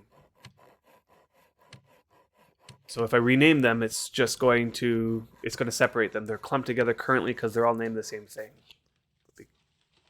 Once they're named different things, they will be separated. Let's turn myself around here so that wood ends up on this tile. You always rename them 1, 2, 3, 4 right away. When I make one, get into the habit of doing that.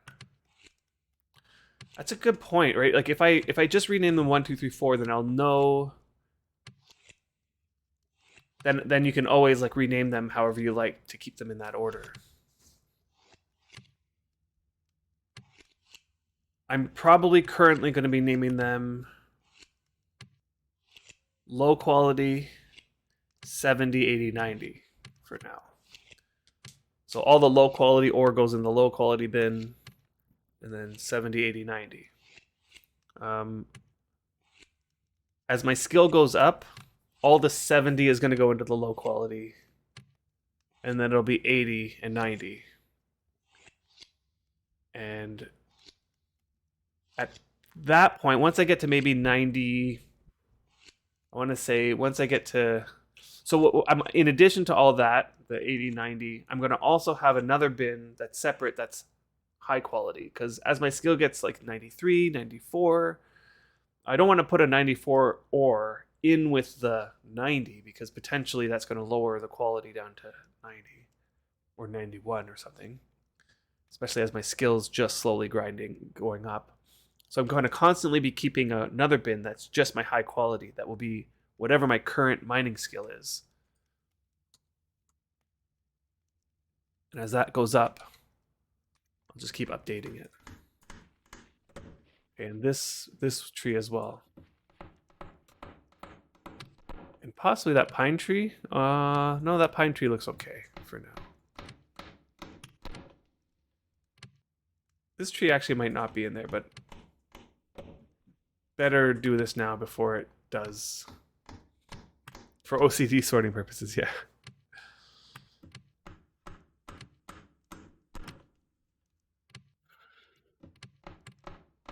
Yeah, you can't reorder them, so 1, 2, 3, 4 is good because you'll know what order they're in.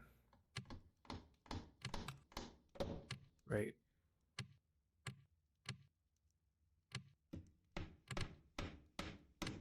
That's true. I see what you're saying. Like, for example, if you want the low quality to always be on the top, for example, or the other way around. Let's say you want the low quality always to be on the bottom.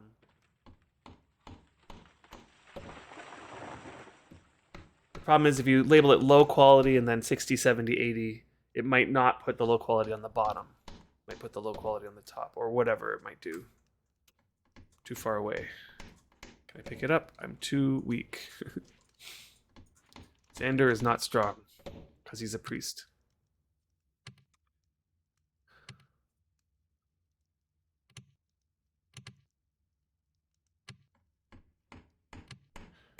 So I wanted to add these numbers up. That was 12.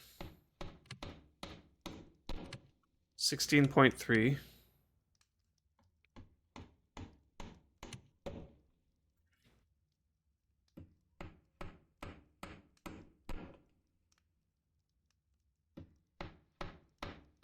18.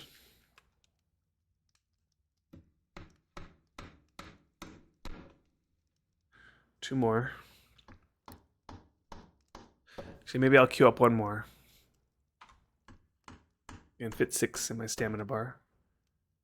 20. It's weird how it goes up. It goes 12, then 16.3, then 18, which is not much of an increase, then 20, which is also not much of an increase. Weird. 22.2.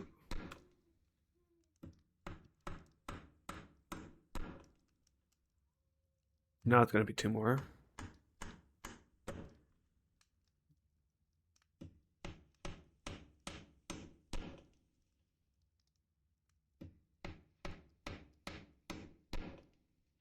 $24.6. That's 113 seconds. So that's like 2 minutes almost. Just shy of 2 minutes.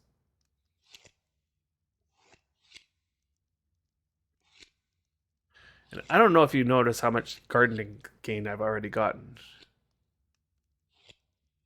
Did I miss? What did I missed it. I wasn't even looking. Or maybe that was the 6th one. Did I do all 6 there? I don't know.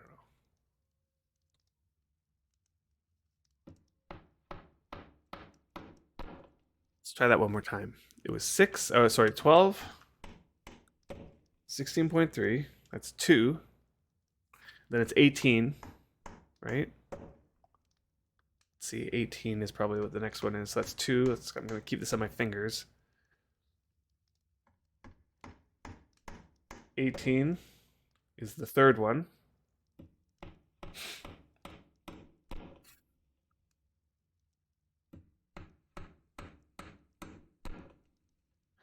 Because it takes so long. So you gotta keeping the numbers in your head for that long.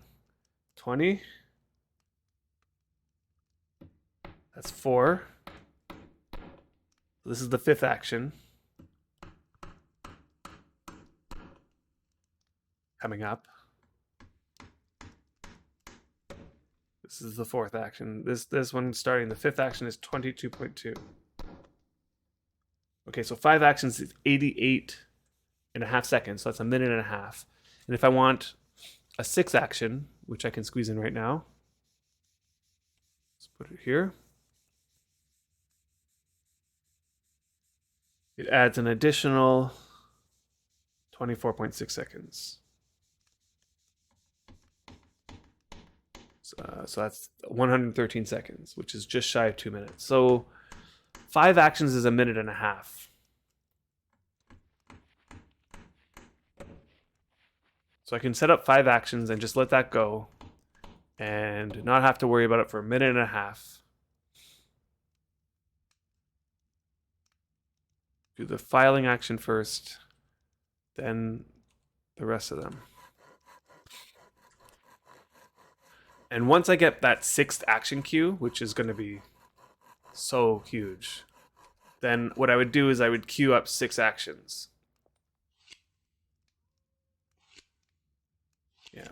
So that's my little smithery. That's what it's going to look like. So that's... Can't wait to get all my stuff in there and make that the main thing. Okay, let's go over to the other deed now.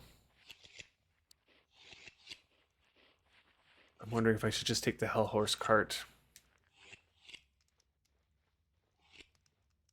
Boy, am I really in the market for draft Hellhorses. I really want to get my hands on some draft Hellhorses for sure. Okay, so these guys have shoes.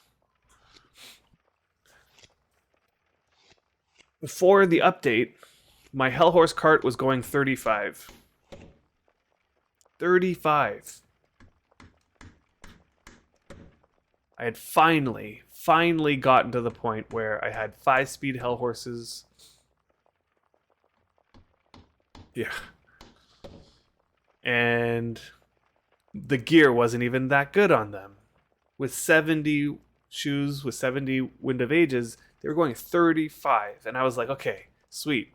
Now all I need to work on is gear. And I was like in that process of like gearing them up, getting, more gear.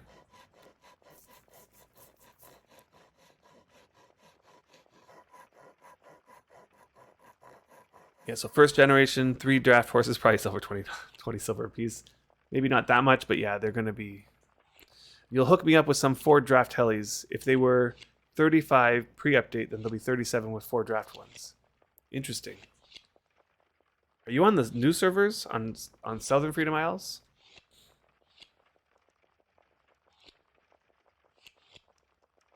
Awesome. That would be so cool. If you could hook me up with that, that would be awesome.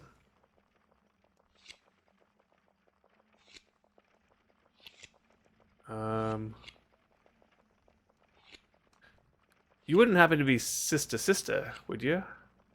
Is that the gentleman who held the boat races? Okay, you'll ping me a sec. Okay, because I know where Sista is located. On Cadence.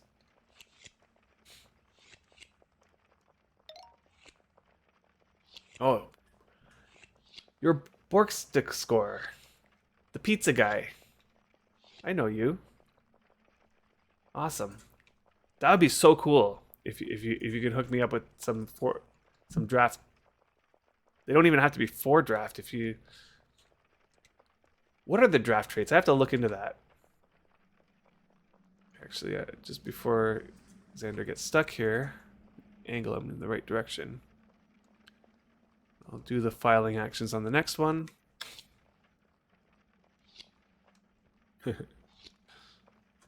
You'll forever be known on the NFI as the pizza guy. I think.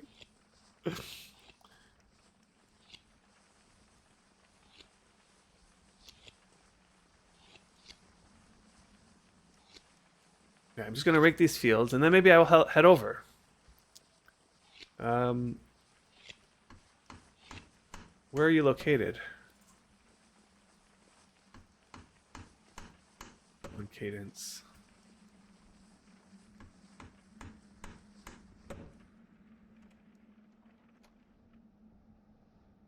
Okay, so there's 3 good draft traits, and then there's the gear trait, utterly useless as gear doesn't even take damage on drafted animals. Yep. Yep. Although, here's the thing, is that we never know what's going to happen next, right? Like, they're talking about updating the animal husbandry. And it's very possible that they're going to fix that. They are probably very well aware that that particular draft trait is useless. And I wouldn't be surprised if they adjust it so that they will start taking damage so that that trait matters. And they'll justify it that should have always been that they take damage, you know? Should have always been that they take damage. M21. M21. Okay, yeah. At the bottom of the lake. Okay. Oh, okay. Where all the dragon slayings are. Right? That's the lake where all the dragon slayings are. Yeah, okay. I know where that is, and I know how to get there. Okay, you've hosted 2 of the dragon slayings and found the 3rd one. Nice. Oh, like you currently found the 3rd one? Like you have it there and ready to go? My tent may still be there. It very well might be. I have tents everywhere because I always forget to take them after the event. Like, I'm not a tent guy, you know, like when I remember back when they first introduced tents and all of a sudden like our new we started new characters, and so I had a new tent. I used my tent to bandage a wound. I was just like, who needs a tent? I'm just gonna bandage my wound with my tent. And everybody on the stream was like, no, don't do that. I'm like, what am I gonna use the tent for otherwise? I'm just not a tent person. I don't understand the need for them. I understand the need for them when you die, you can respawn there. Yes, that's good. I just never been in that situation where I've died and needed to respawn at my tent. It's never happened. And that's not to say I don't die. I definitely die. I've just never been in a situation where I died and I needed to respawn at my tent. It's so weird. Okay, so the first one got hosted by Lut and Davy. Since I was a bit newbie to the unique slayings at that point and didn't know what I was doing, hosted 2 after that. Okay, cool. So it's easier to make draft horses starting all over from wild, or is it possible to get lucky enough to continuing on the old 5 speeds? And hey, Denelli. Yeah, I think that starting from the beginning again helps in the sense that it saves time. Because breeding out traits is a process. If you want to start breeding draft animals and you only got a speed herd, your best bet is to create a new alt with no animal husbandry skill and breed the speed horses for no traded horses. Then breed those with your main. And I was actually just about to say that, so glad that you put that there, because I figured that was like a strategy that would work. Just breed with somebody who has no animal husbandry skill to get rid of all the traits. Although you might get one trait, and it probably would be a negative one. You're dealing with a negative trait, but that's better than dealing with full traits. It's easy to get rid of one trait. It's hard to get rid of 5.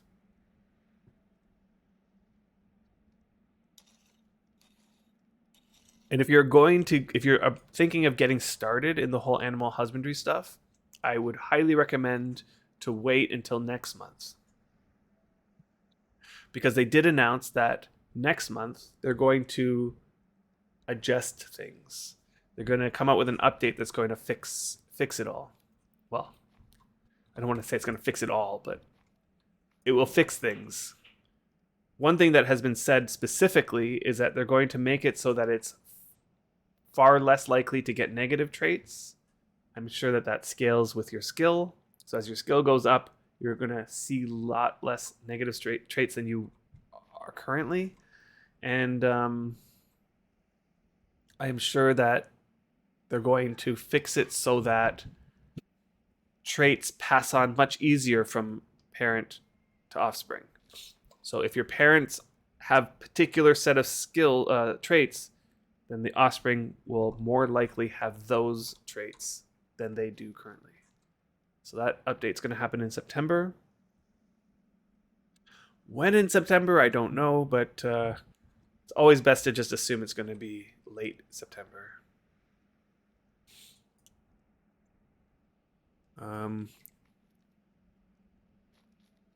Samul has mentioned that they're not, as a team, they're not happy with how the updates are going. Hey, Sergeant Scully. Hello, how are you? Yeah, the team hasn't been really that happy with how updates have been going.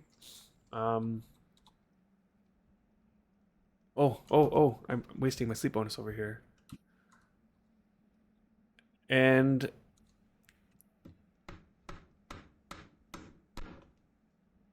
that they're working at trying to make that process better.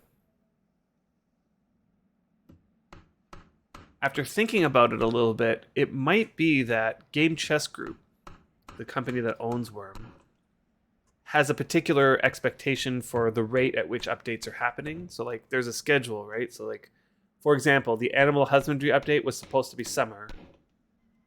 Well, technically the exploration update was supposed to be summer. But because the animal husbandry update got pushed back, like it kept getting delayed, then it was released. There was problems with it. There was another month of like fixing. They came out with some fixes a month later.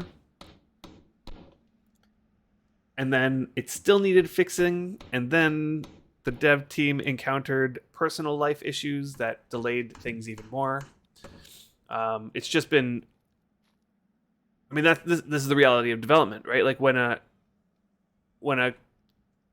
development team is about to set a schedule for when things are going to be, done, it's never ever on time. Like most games are always delayed. I don't know why they don't just build in that in their schedule. Like this is going to take us 3 months, so let's schedule 6 months for that.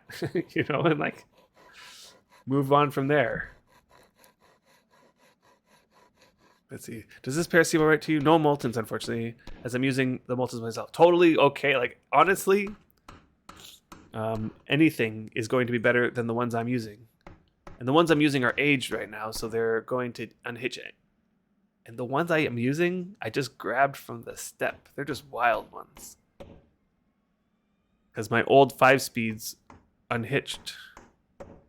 So yeah. Okay. So what are the draft traits now? Let's put this up here.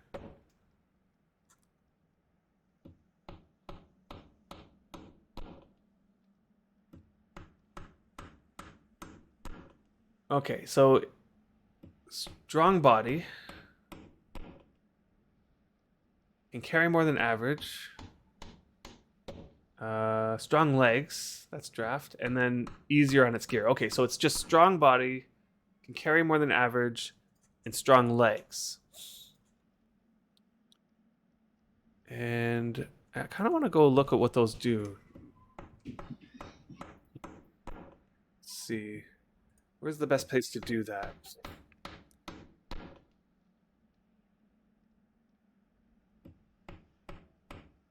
When was the update? It's probably the patch notes. It's probably what I'm looking for under the website news.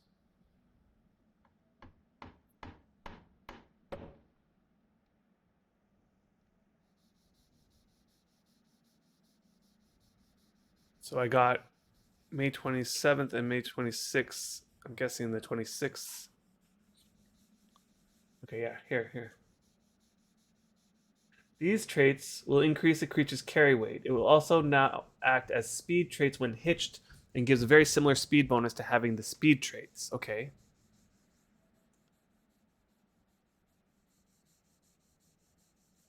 Where's the... Okay, here we go.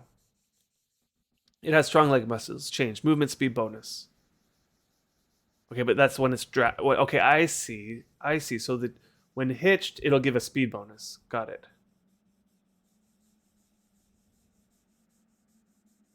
Okay, and then the rare draft trait, which is not there, is this is the one where it's like stronger than normal. Hold on.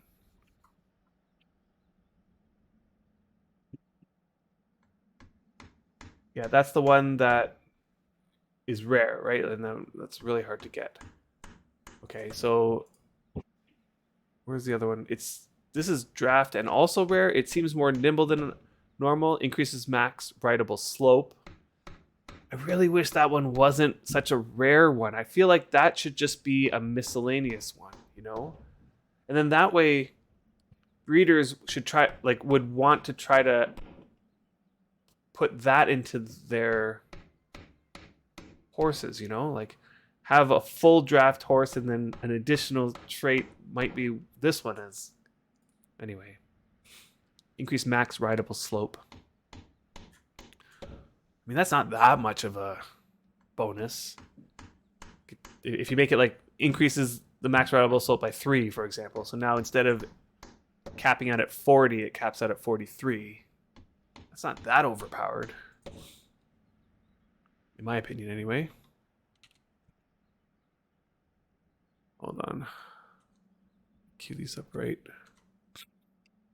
Hey, new Neo. What's going on? Because then it would take them 7 months. Yeah. Unfortunately, one of them isn't hitchable yet. You can see their hitchable date in their names.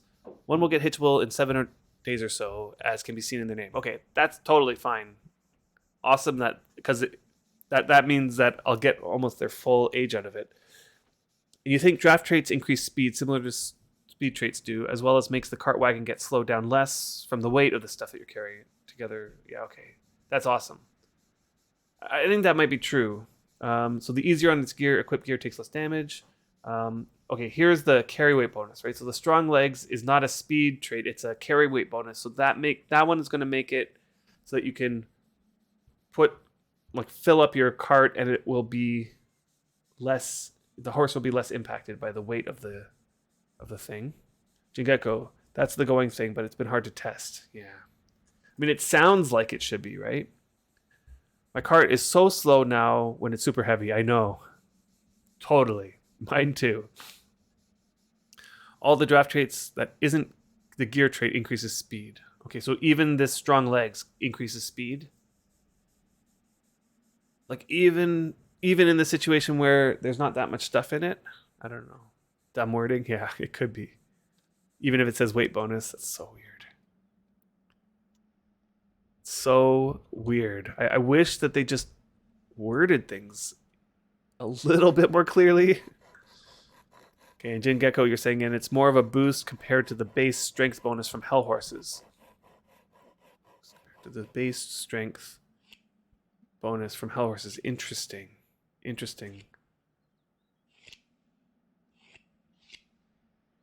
Yeah. Any more draft ones in here? No. That's all the draft ones. Honestly, I think that this one should be a miscellaneous. And then I think what they should do is there should have been a trait that increases speed. Like increases speed on a slope. So that as you're going uphill, it doesn't decrease your speed so much. That would have been a great miscellaneous trait. Or possibly even a speed trait. But, yeah, I don't know. Basically, if your shoes or cart made your hell cart go 35 pre-update, you'll go 37 or so with my helis. Nice. Nice, nice, nice. That had been nice, yeah. It would have been if they had just, I don't know. There's something left to be desired about the trait system, I think.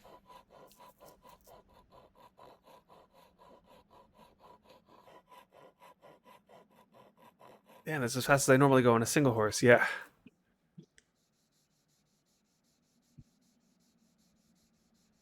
Although even the single horses don't go that fast, right? I have an ebony.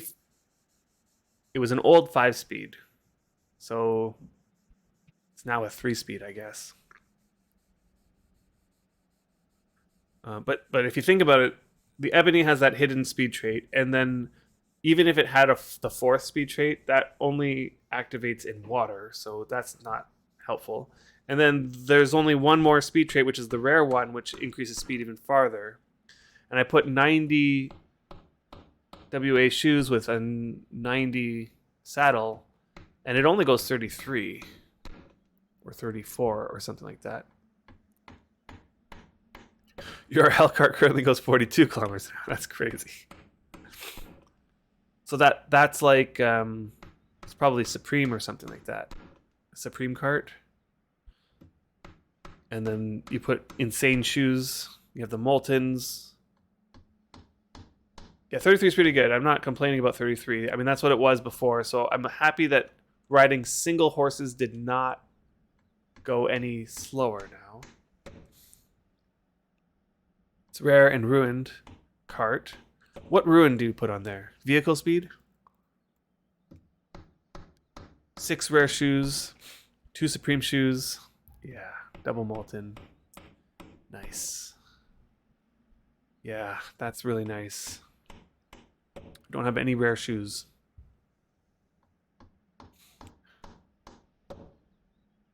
In my books, anything above 30 is good. Like I don't need it to go 42. 42 is insane.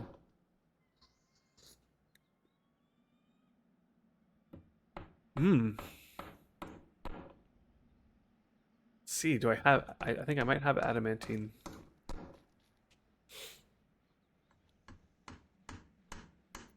Let's go back to the deed with Xander. I'm just going to bring him over here to pray, though.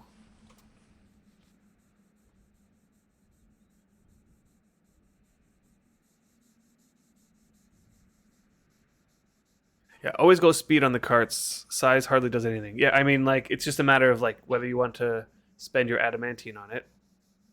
But I totally would if... And your fine carpet is 93, so...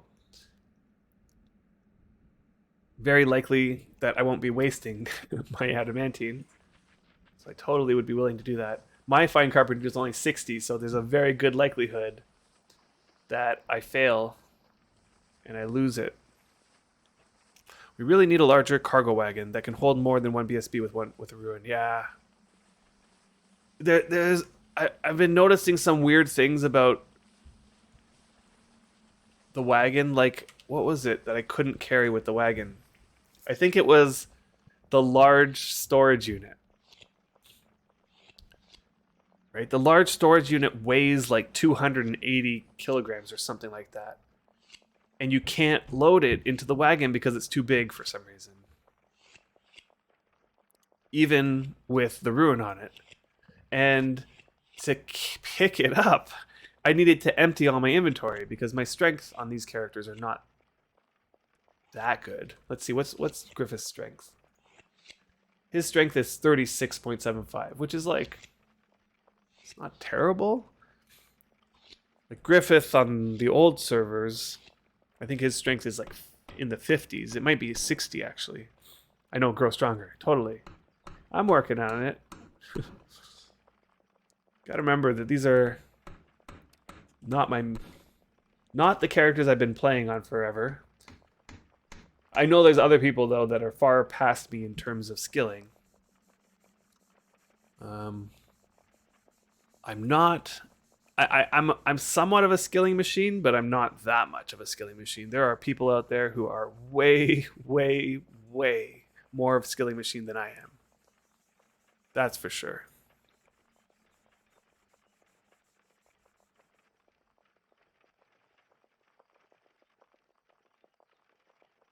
There's a larger cargo wagon that can hold more than one BSB.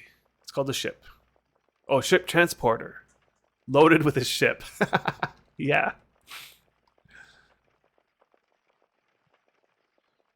That's awesome. Okay, so but so then you would have to load the stuff into the ship and then load the ship into the transporter, is that right?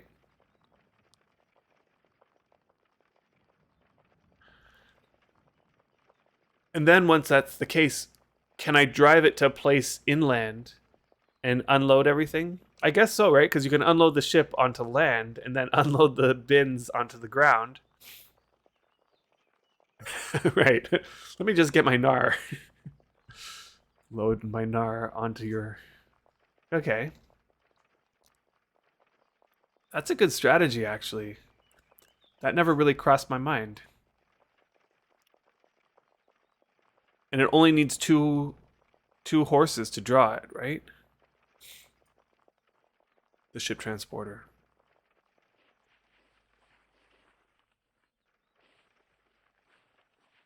Yeah, like I'm thinking, why am I using a wagon then? Like just get rid of the wagon and replace it with one of those. A NAR. Just need to build an extra NAR. That's all. Totally would do that. Totally. I'd once thought about doing that and completely ditching my deed, then just logged off on somebody else's deed. Go Caravel then, more space. I know. Here's what probably I'll do is I'll just use my Corbita, which is pretty spacey. I know Caravel's more, but Corbita's more than NAR. Corbita holds more than a NAR. So once I get my NAR for sailing, I'll just use the Corbita for a wagon. That's like so good. Such a good idea. Okay. And I just thought of another place that my lunchbox could be. But let me queue up this first.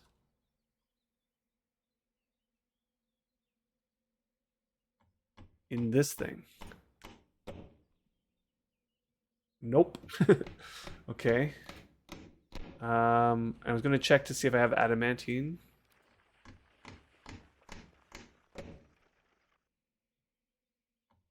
I do, it'll be in here.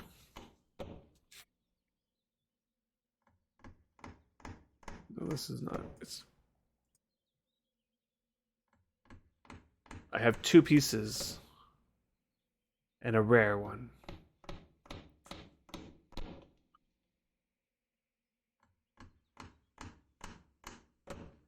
And a rune takes 0.2, right? Am I right about that? A rune takes 0.2?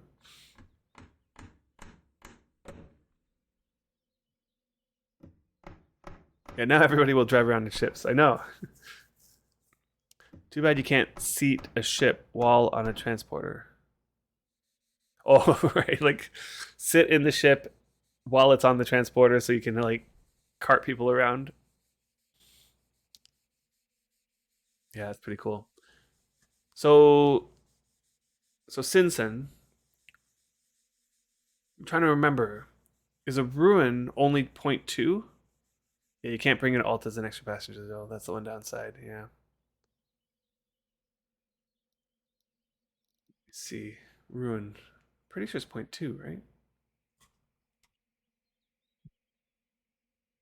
We just queue up some actions. I'm trying to think here. I put the file action last. I didn't mean to.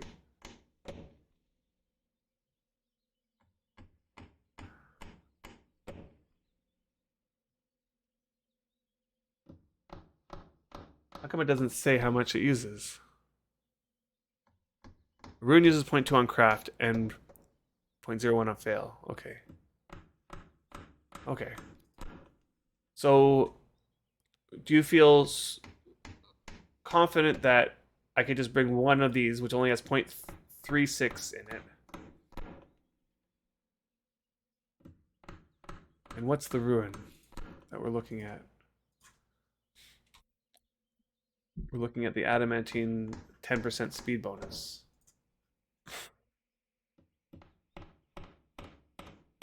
Or is it 7.5 vehicle speed? 5% less decay. Is that the one?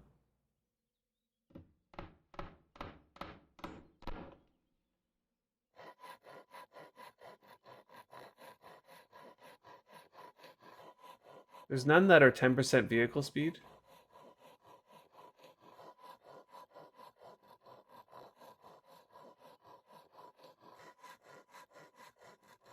Adamantine is 10%. Oh, this one, Magrenon. What do I miss? Totally missed it. Okay, yeah, so it's like 10% vehicle speed. There it is. And then the best that you can do without going adamantine is probably just 5% vehicle speed, right?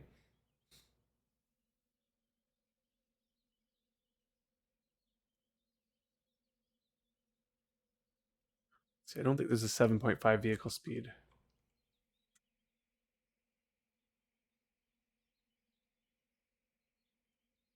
Let's just see here. How's my gardening going? 4. I've gotten 4 skills. If you're using helis, you'll feel bad not using the full time. I know. I know. I know. Okay, so you think it's likely that just this, let's say this piece of adamantine will be good? I do have some rift mats I can bring along too. Where are they? Here, in this one.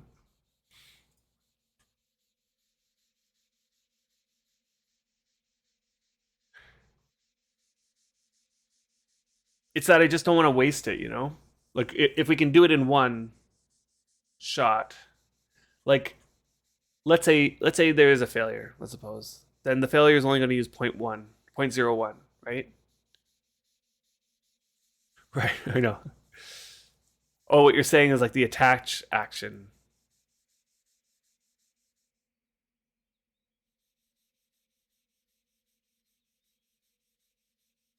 Because these aren't inexpensive. These are like,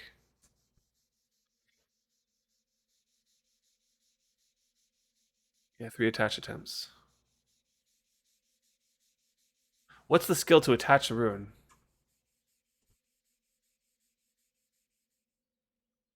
Or is it no skill to attach the rune?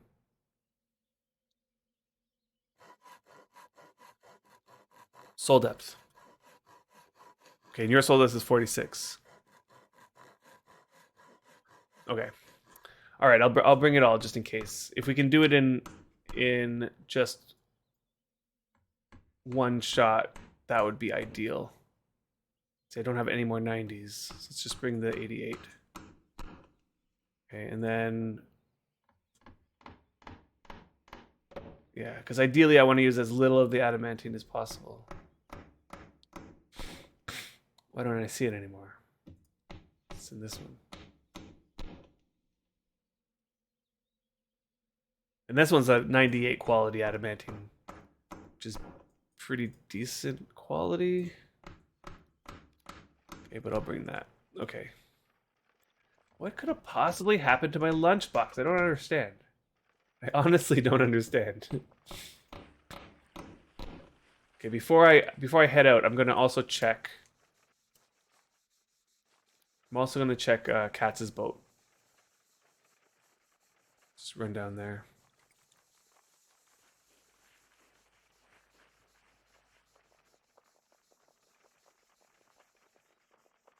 It's really bothering me.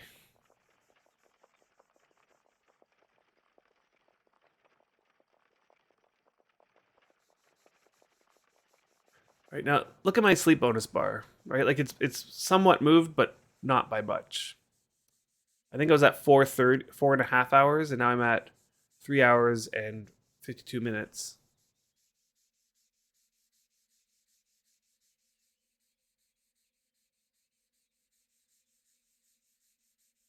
And we're doing pretty good on the skill. We're still getting 0.03, 0.04 per action, or per skill tick. That's almost a 0.05. So you only need 20 of those, 20 of these guys before you get a full skill.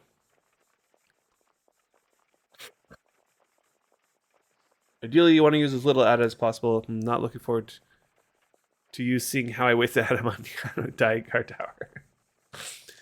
Right.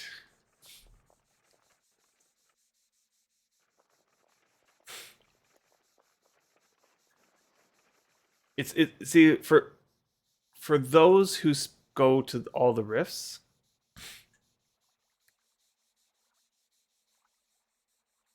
it makes a big difference. You'll get a ton of it over time. I do not go to nearly enough riffs. Although the ones that are coming up, the cadence and melody ones that are coming tomorrow, I'm gonna try. The cadence one starts at 6 a.m. my time, which means I'm gonna have to leave my character over there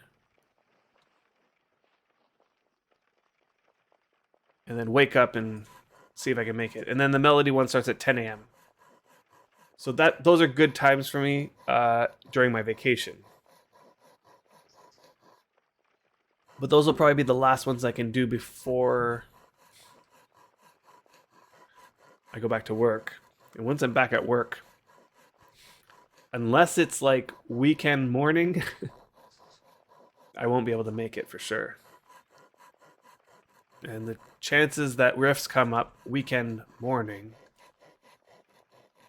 for me is slim.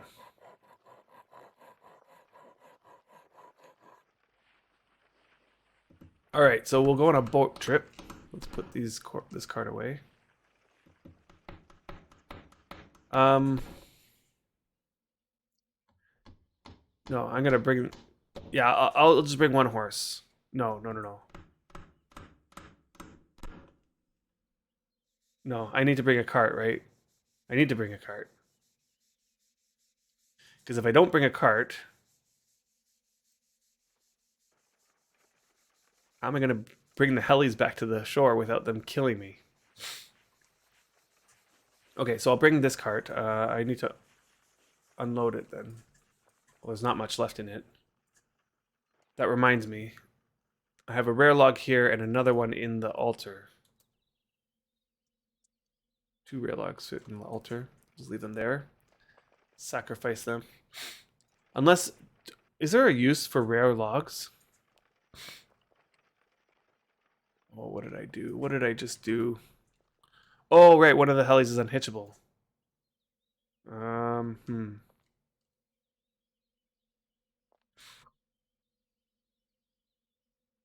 Let's think here.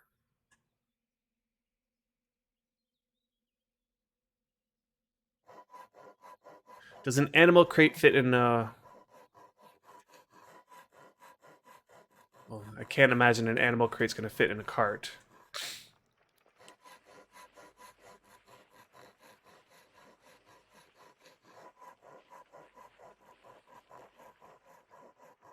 But let's double check that.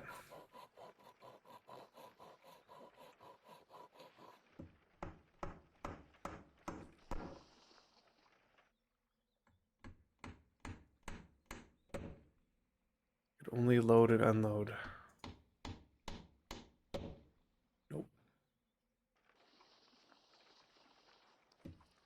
Nope. Nope. All right, so we got to problem solve this.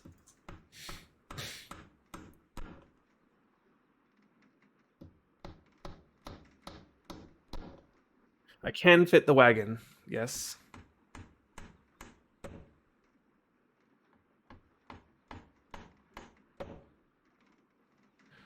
Right, I'm not attached to these guys here. And so... Okay. Wagon sounds right. Yeah, I can see. Yeah. Creature cage goes in wagons. Yes. Okay, so I can bring the wagon.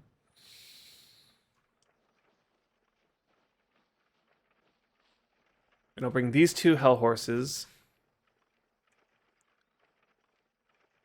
These guys are like almost any day now, I'm feeling.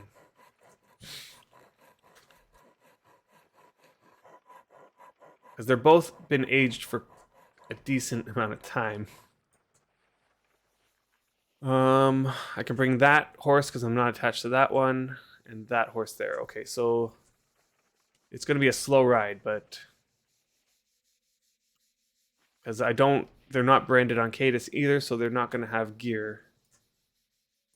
So let's just unhitch this here, and then let's bring this guy here. Lead. Hitch. Okay. Okay. That would be helpful.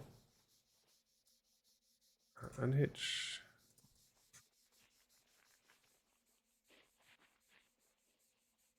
Hitch. And let's bring this out. Okay, and then I'll put the 2 hell horses on it.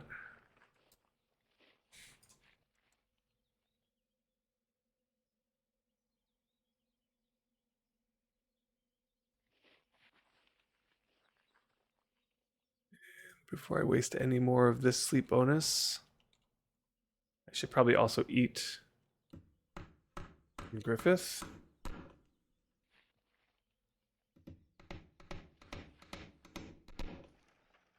All right. Let's bring these down.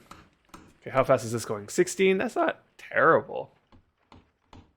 Oh, but the hell horses have equipment on them.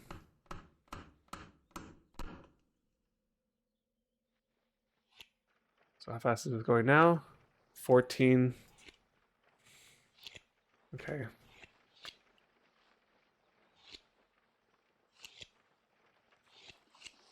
All right. And we're going to do this one at a time, I think.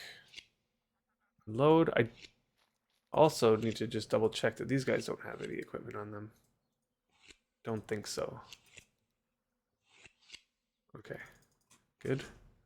So let's do one at a time. Hitch. Lead. Load.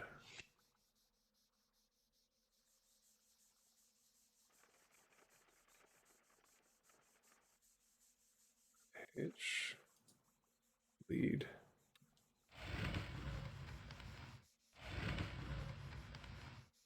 Load. What? It's venerable and Mary Mom may die if crossing servers. Okay, I won't be long.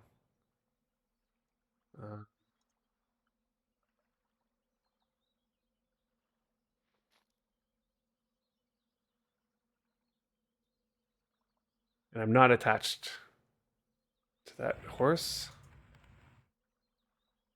There's already a creature in that cage. Load.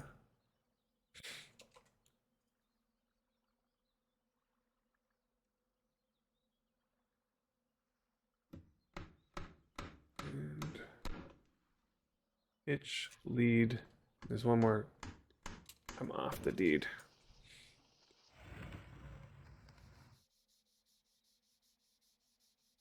One of these is empty. Which one are you?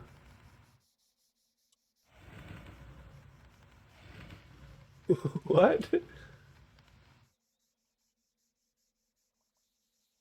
Hell horse. Hell horse. Why did these two have hell?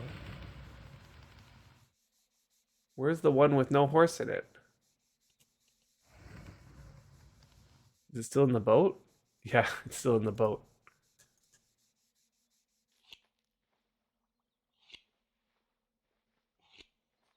What is happening here? I'm leading that one load creature. Thank you. Ooh. Okay. So is there anything else in this wagon? Good. So I think I can just load these up.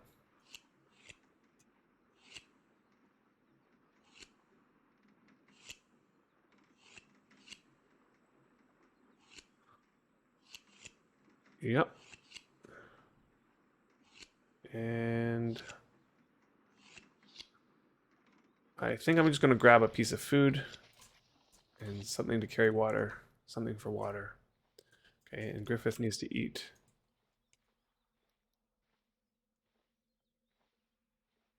and drink. And get back to imping.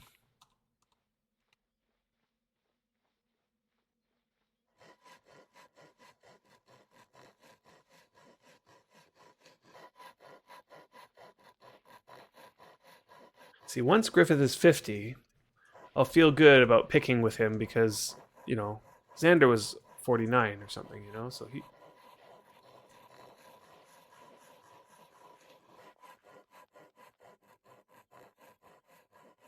Here's where I really wish I had my lunchbox.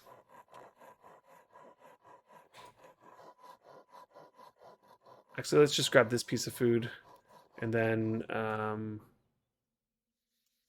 let's just fill up this with water. Drink. And I'll fill up my food here.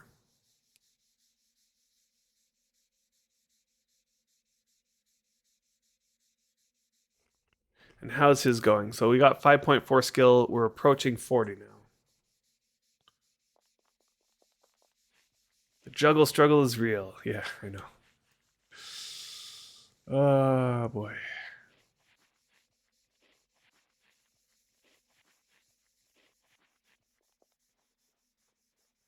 Just so weird how an item like a lunchbox just goes missing.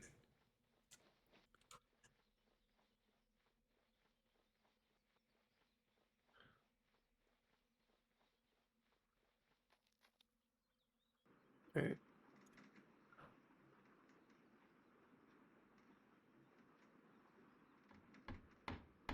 And I might switch over to some other of those trellises. Did I not raise the anchor? No. Let's see. These ones, some of them are getting to be 30. Even mid-30s. So let's drop everything that's 35.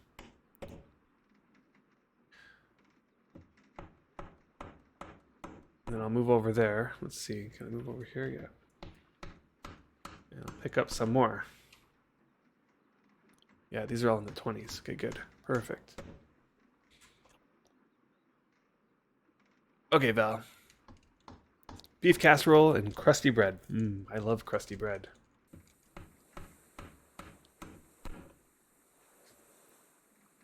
And of course, it's probably a breeze. Yep. A light breeze, in fact.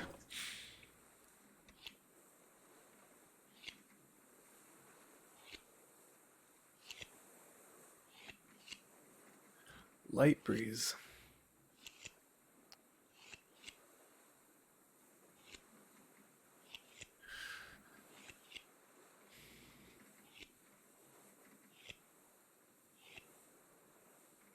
Let's see here. All right. So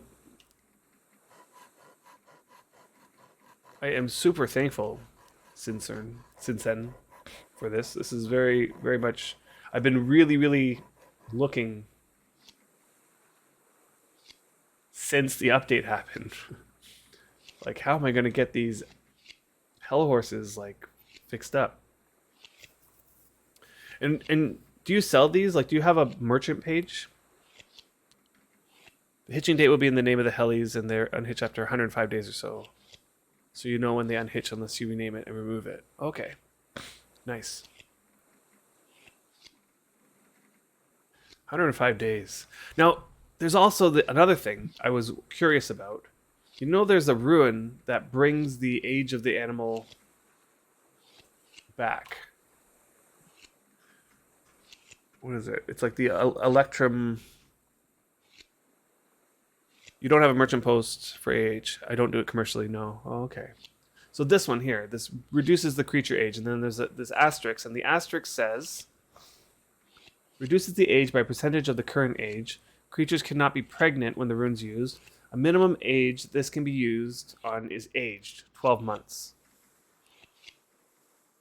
Okay, so I kind of know that, where am I going? I kind of know that it reduces an age as a percentage of the current age. So like the older it is, the more it's going to reduce it by. But what I'm more interested in is like, let's say a hell horse is at just that age where it's just about to unhitch, and then you it like are you able to use it on that horse? So the minimum age is age 12 months.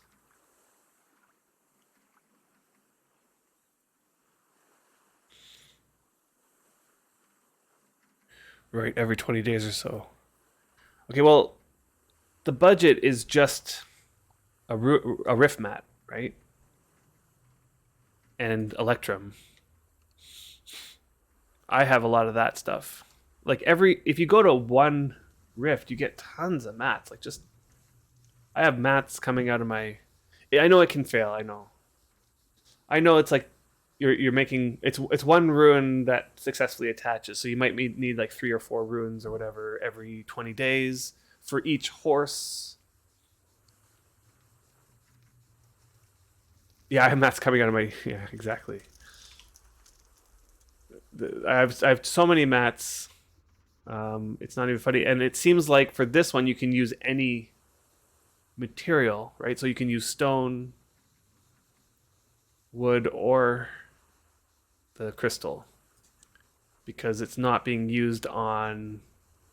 Being used on a horse, right? It's an omni rune. Yes, you can use any. So, like in the event that you have the means where an Electrum rune means nothing to you, like you have so many mats that you can just make hundreds of those runes, let's say, or yeah, hundreds. Let's say you're making hundreds of those runes and you just have them sitting there ready to go. Like, are they? I, I guess what I'm asking is this restriction of like when did you say it was that they unhitch at 30 in-game months? They unhitch at 30 in-game months. So 12 months. That's like much less than that. So at 30 in okay, yeah, so at 30 in-game months you use it and it will reduce the age by a percentage of the current age.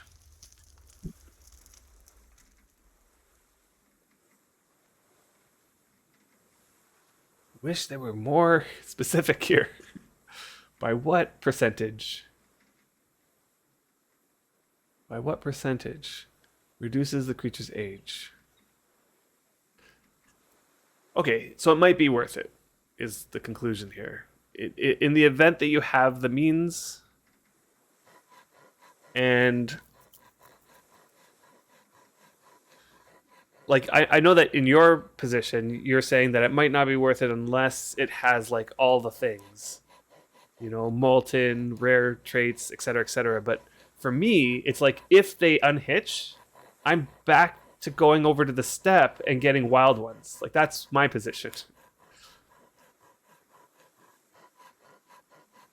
Whereas you could probably just breed another set and be good. I'm not in the position to be breeding. People will be selling draft helis. Yeah.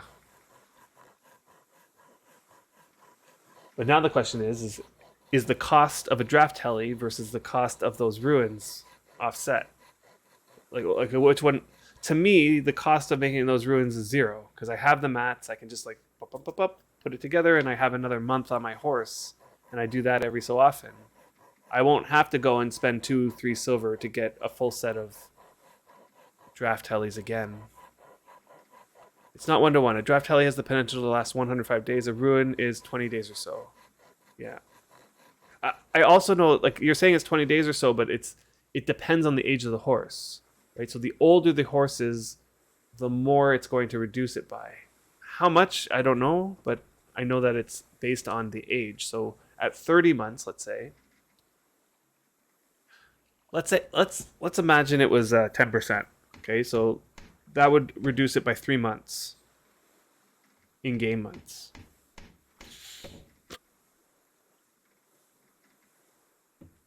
I don't know. I wish there was a percentage there, You've tried at various ages ranging from mature to venerable. I've only ever seen 4 and 5 month reduction. Okay. That's interesting.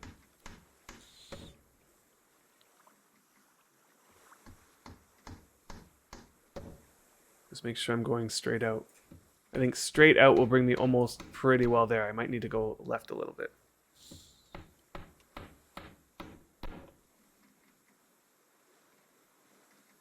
Yeah. Yeah, it's interesting. Percentage thing on the wiki seems a bit like misinformation. Yeah.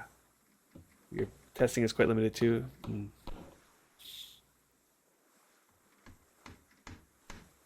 Right.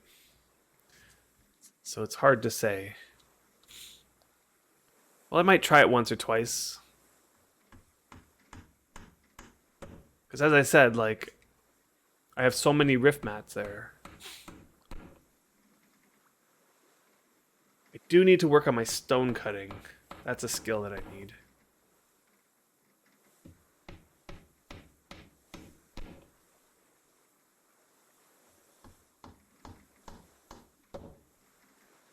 Okay, so it says in the chat how many months it reduces by, so you can test it yourself without 90 AH and see how the effective it is.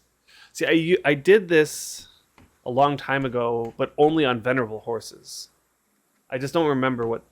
I didn't record it, so I don't remember.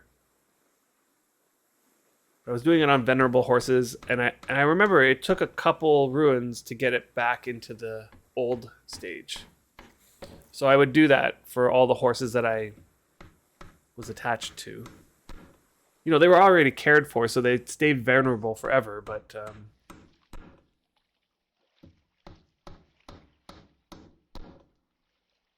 I did it anyway.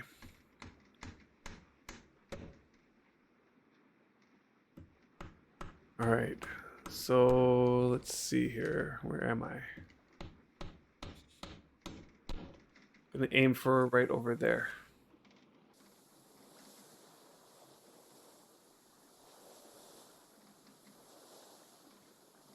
But there's a deed. Can't remember what it's called. I'll know it when I see it.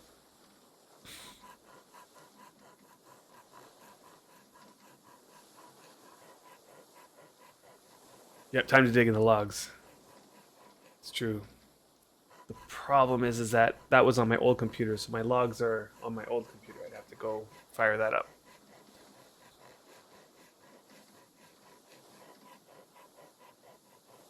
And it's not really worth it. I know that the rune does something, so if it means it'll keep these horses on for an additional 20 days, I'm going to do it at least once, and I'll see what it does. We'll do the retesting of it. Worm logs are a treasure. You could cloud your own computer log. I should. And I just haven't. I very well could do that quite easily. Just put my worm folder up in the cloud.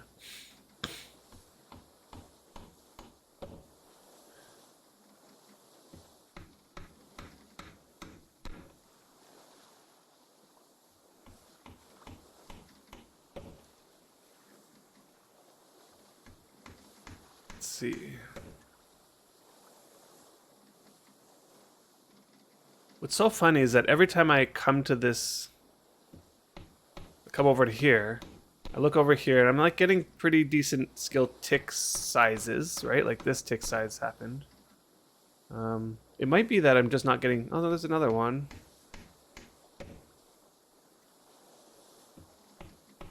So like in my mind, I'm thinking 0.05, I just need 20 of those for every skill, for every level, but it makes me wonder why haven't I gone up by another level yet? Because they're coming in relatively. Well, I didn't get one there, or the previous one.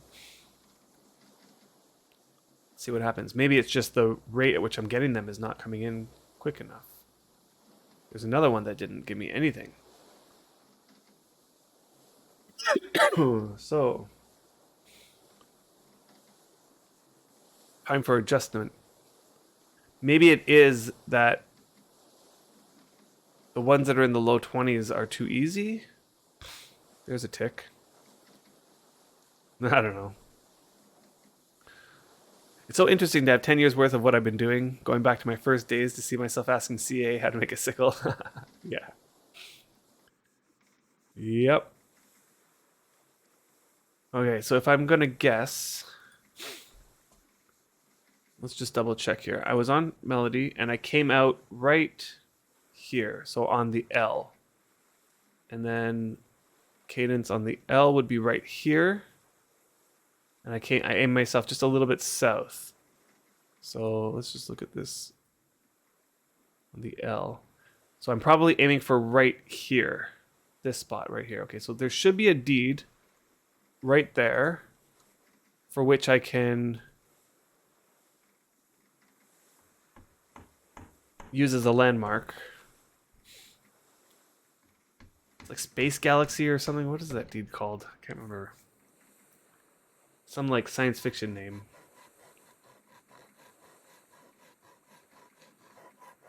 Dark Galaxy, that's it. Yes. So that's the way I go. I find Dark Galaxy. I use that as a landmark deed. I park next to it. And then I use the highway or the road that just goes straight west.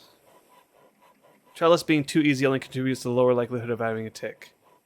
Ever so slightly. Imp smaller batch if you want to keep them closer to your skill, since you're obviously not going for sweet spot.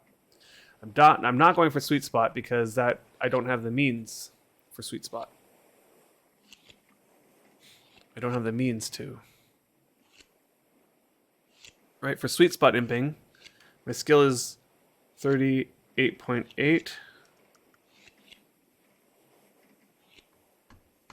Is it plus 22 or what was it plus? It was 77% plus 23.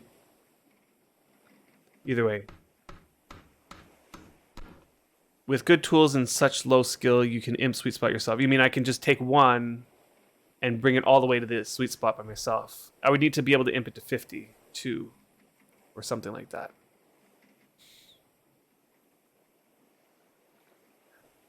But if I were to do sweet spot imping, I wouldn't be able to alt tab over to here for a minute and a half. Right?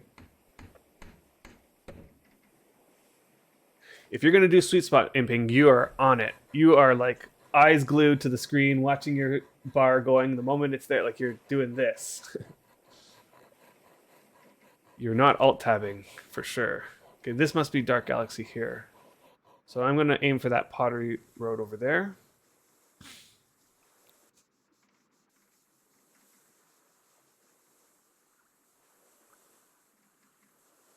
I mean, I really like queuing up 5 actions and just leaving it for a minute and a half.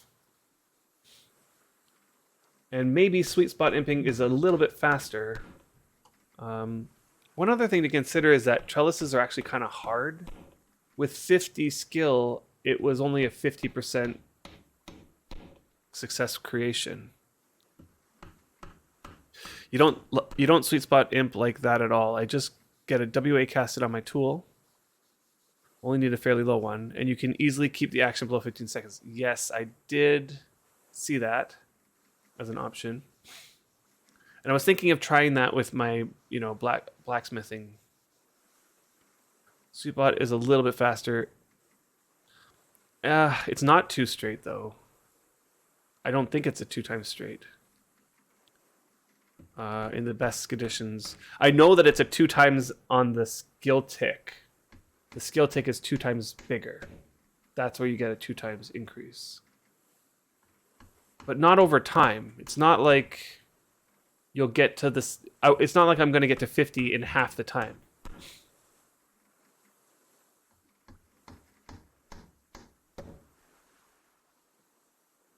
That can't be true. Because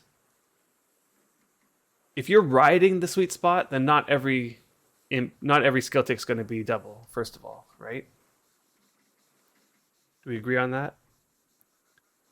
Like if I just get to the sweet spot, but my skill's going up, and I'm imping like just one item over and over again, my skill sometimes is going to go up so that I'm not in the sweet spot anymore, right? So some of the things aren't going to be.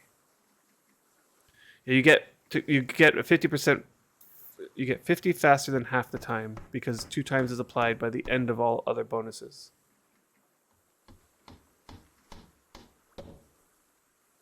%. You get to 50 faster than half the time. Yeah, the tug of war. Okay, so yeah. Now here's another question: Is the chances of getting a skill tick on a failure equal to the chances of getting a skill tick on a successful imp?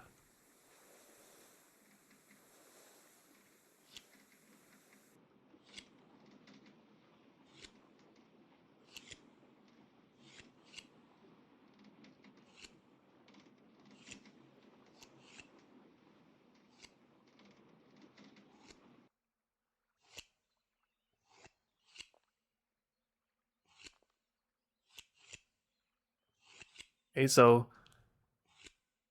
that's that would have to be true if what you're saying is true. So you will have a lower skill gain rate, which also logistically contributes to not doing 2 times straight. Yes, that's what I'm saying. Like you're gonna fail a lot. The difficulty is going to be a lot higher because it's a lot higher than your skill. So you're not going to get a skill tick as often.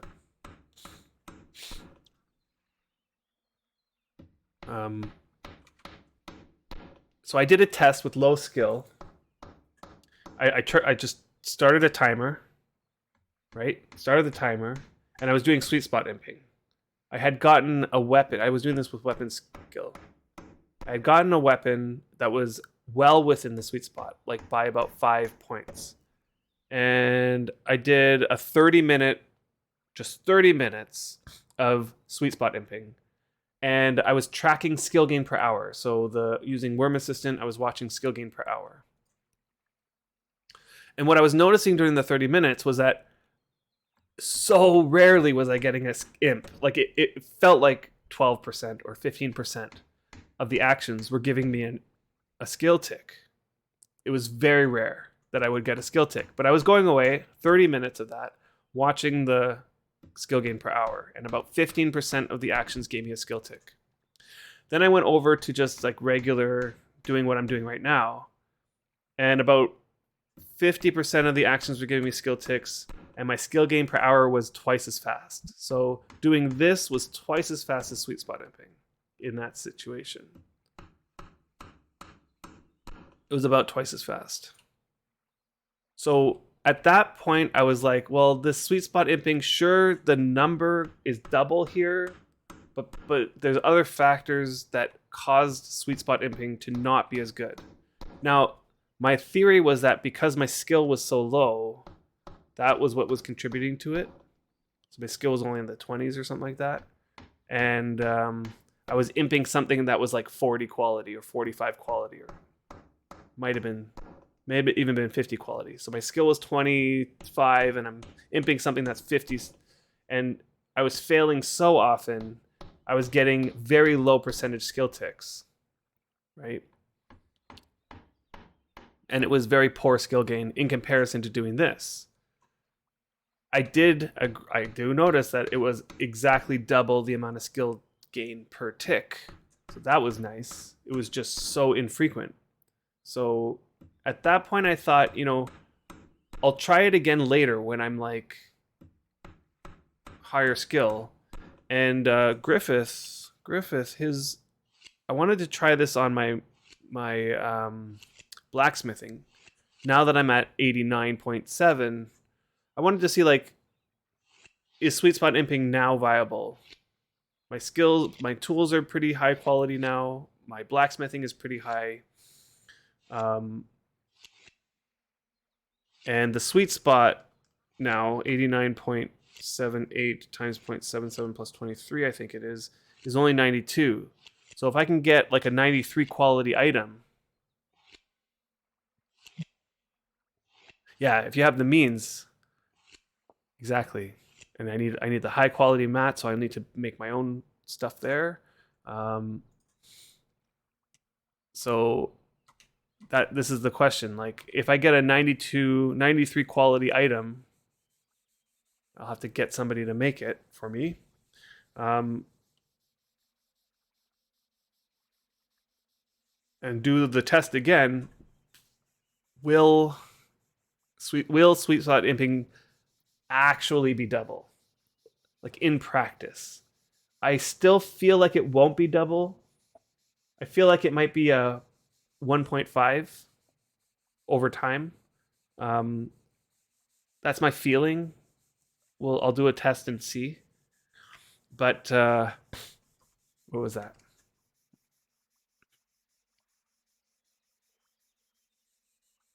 Okay, so you did a sweet spot experiment here. Let's see. Okay, but this is just your skill trend over time, right? Your skill gain over time. I mean, that could happen just with anybody who's deciding, I'm going to start working on this skill. And then in a short period of time, you get it up there, right? But yeah, that's. You think it'll be 60% faster or so? So if it is 60 uh, and being at the tug of war spot, okay. I'm feeling like if I can get something that's well within, so I'm not tug of warring, I'm wondering if.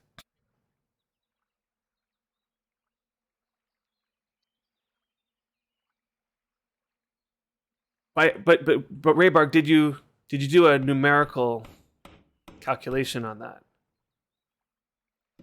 What I'm looking at is skill gain per hour metric, not just like how much bigger the skill ticks are. Because we all know the skill ticks are going to be twice as much. That's true. But if the skill ticks are twice as big but are half as frequent, then you aren't going any faster than you were before. It's like the exact same speed. Right, the higher you go, the higher difficulty and less frequently you get skill ticks too, right?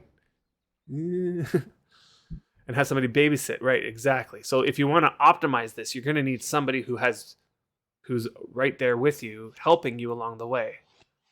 Or you're going to be riding that tug of war threshold, in which case you're going to be not getting the gains every time, the double the gains every time. All of which is like, you got to really take this into account, and all of which is going to lower your overall skill gain, right? Unless you are doing everything perfectly optimally, which, even if you're trying to do everything optimally, then you're going to be wasting time there as well, trying to get everything to be optimal. Back then, yes, you did measure it in quite many ways. Using Wurm Assistant to program my own log analyzer. It was fun. Without blinking my eyes, I got about full point in skill. Yeah. Yeah. Yeah. Full point in an hour.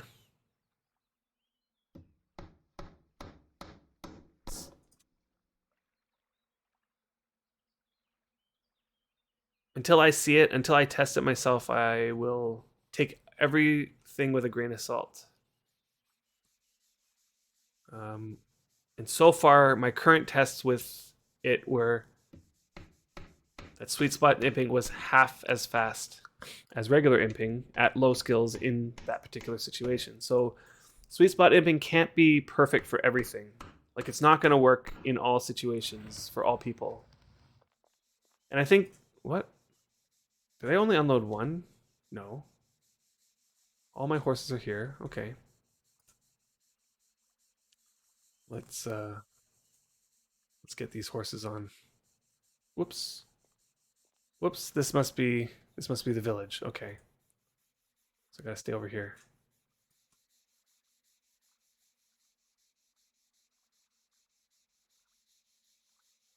And the fact that a lot of people have been, you know, using the sweet spot imping. Is it not? I can't push it. Oh, that's why. Okay, can I pull it? Is that maybe? Do it this way.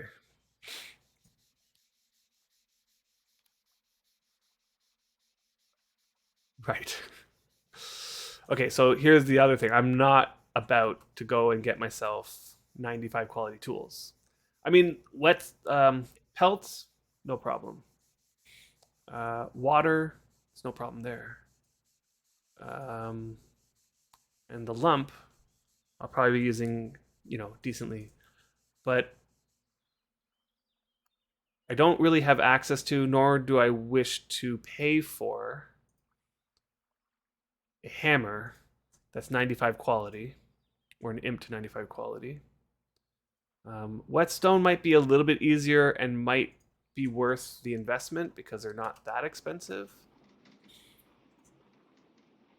But a 95 quality hammer would be an expensive purchase.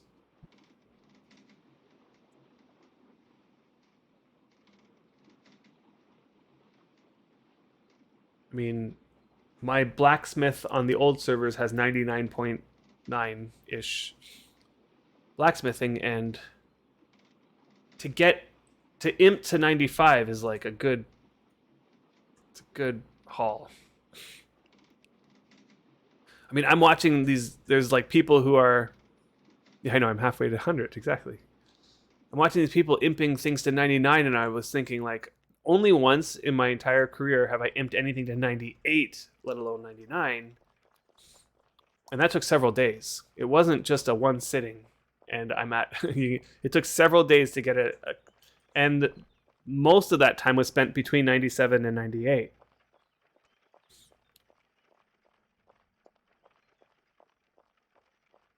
Or you were halfway at 99.99. I know. It's like at that point, there's in my eyes, there's not really much of a reason to improve it any farther. So my skill over there was only going up every time that I just used it for regular things. Like I 96 was a good spot for my tools for me to keep them going. Like if I wanted to keep my tools at 96, I would use them until they got ground down to 94, and then I would improve them back up to 96. And going from 94 to 96, it's like an hour or something like that. Something like an hour. I think I gotta go this way. Yeah, 96 became your de facto imp. Yeah, for friends and allies. Yeah, 96 wasn't terrible, and it's a good quality. I can't imagine the difference between using a 96 quality tool and a 97 quality tool is all that much different. They're probably similar.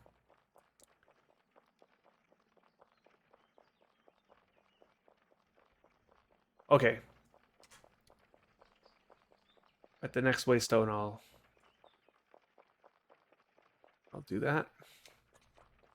Oh, and Griff over here, as I was unloading the boats and talking, is not doing anything.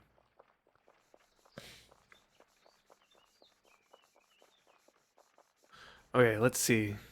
How's my gardening doing? Ooh, I got to 40. So to go from, I think, what did we start at? I think I was at 30.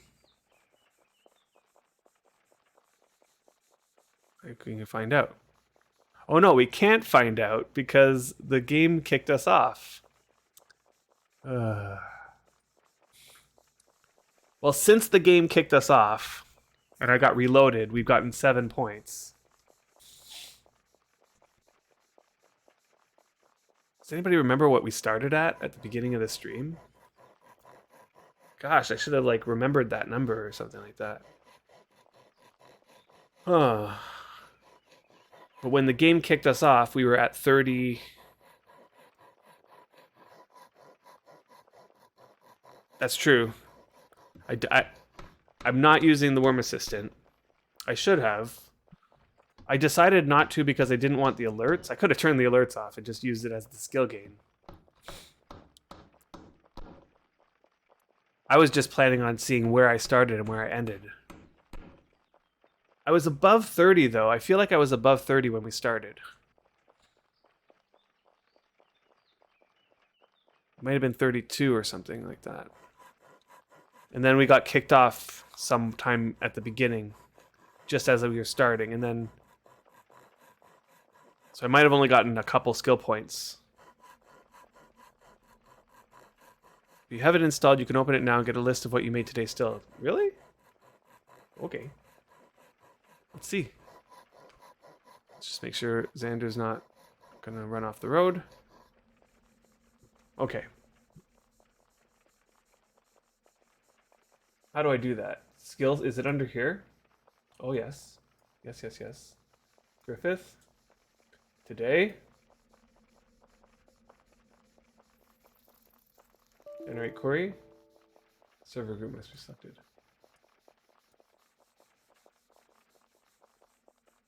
Server scooped melody. Okay. Query.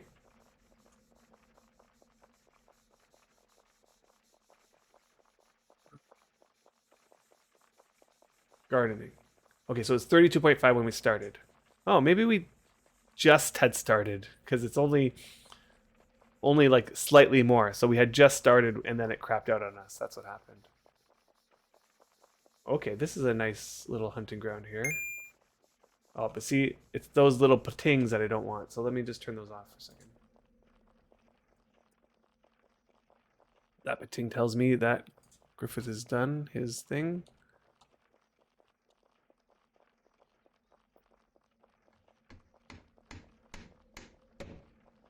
You have a duplicate. Yeah, I know. It's not quite though. Because even in a even if it does like the slight disconnect, it resets all of the, because it reset my faith gain, and then I cross servers and that resets it as well. But yeah, let's see here. So it does look like for the gardening I got 7.6 skills so far.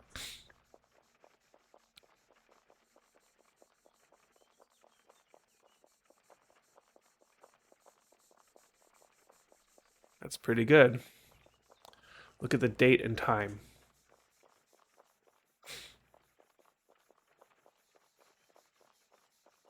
From 12 a.m. yesterday to 12 a.m. today. Tomorrow. Right? Like it's from 12 a.m. this morning to 12 a.m. tonight. Which is fine because I did not play after 12 a.m. last night. Yeah.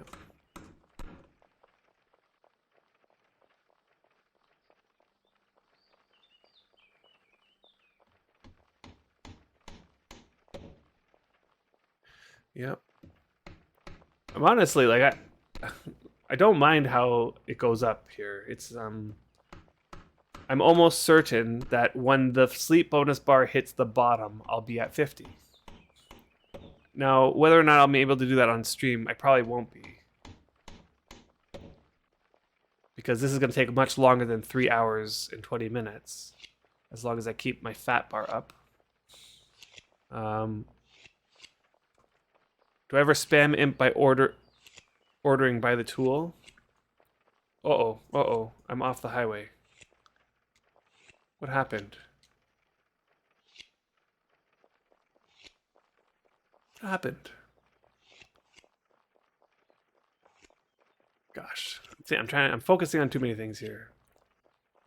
How am I not on the highway anymore?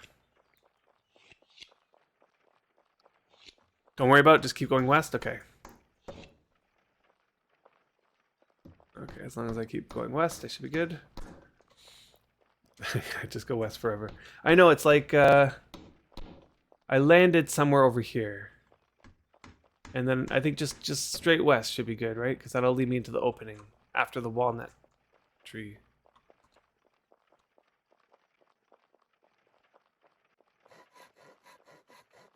So, when you say spam imp by ordering by the tool, do you mean like... Here, I'll show you. I have it set up, I think.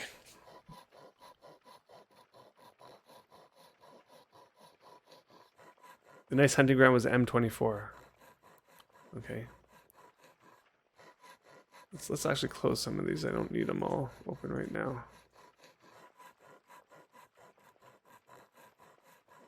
So I have set up these spam imping. I think this is what you mean. Right, like this, where it's hits 1, then G, then 2, then G, then 3, then G, all in one button. So then I do this for, if you order inventory by tool, Oh, I see what you're saying. I could do that. Yeah, like that. And then just up here and then hit 3. Or like use just my pelts for these 5. I could do that. I do like that as an option for clearing out the files, but actually I'm gonna drop these because these are above the mid 30s. I'm gonna stop at the mid 30s. Let's just do it for here. And I just hope that Xander's not off the road anymore. Okay, I'm still going. Is suck a mouse macro okay to use? I don't know what suck a mouse is. But this macro is okay to use. This one. Such a mouse macro okay to use. Yes. Such a mouse macro is okay to use. So just not too long ago, I did a stream. It might have been last week. And Willow was in the group, in the chat. So Willow used to be the assistant GM, the assistant head GM.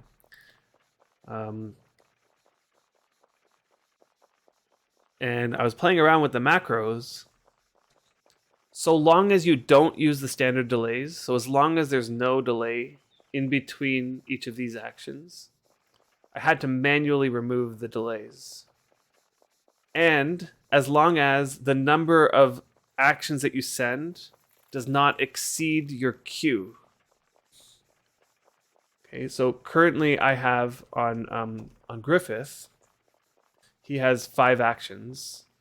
So as long as I'm sending all 5 actions with 1 button click, that's okay to use. Okay, you cannot have a repeat. You cannot have delays. Okay, so as long as that's there, then you're good to go. No repeat, no delays, no automation. It has to be a button, like a single button press, sending up to the number of actions that you can hold in your queue all at once. Okay, I'm off the road. This road just curved. Okay, that's why. I'm afraid of getting lost here. So I'm going to try to stick to the roads here. But the highway should be coming up, right? Just go west forever, yeah. And I guess on cadence, you don't have to worry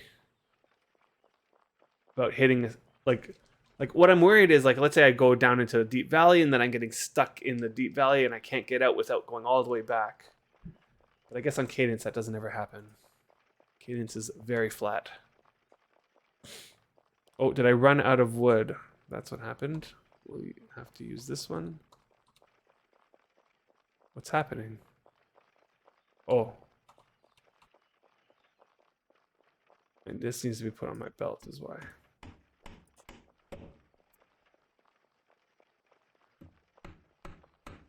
Okay.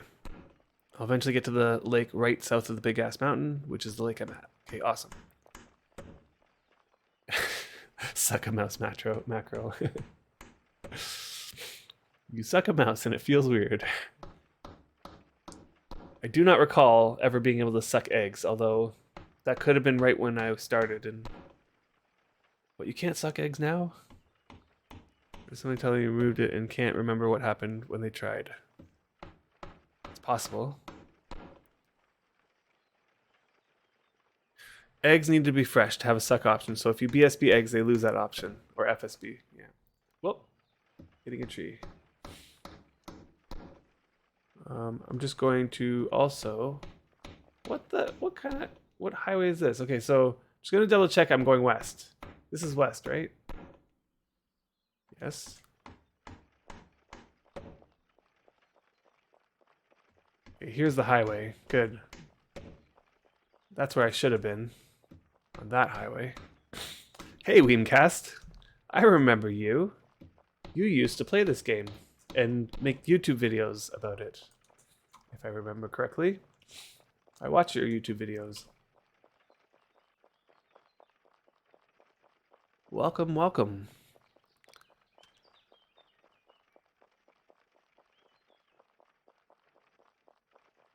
You're confused. Is sucking on your mouse okay or not? Not okay, Paragy. Not okay. Suck on the egg a little. Weird feeling. Okay, so you can. Hey, Dizzy Lurker. Yeah, I do remember. I shall never hear the end of it. It was Weemcast, if I could remember correctly. You played on Wurm Unlimited.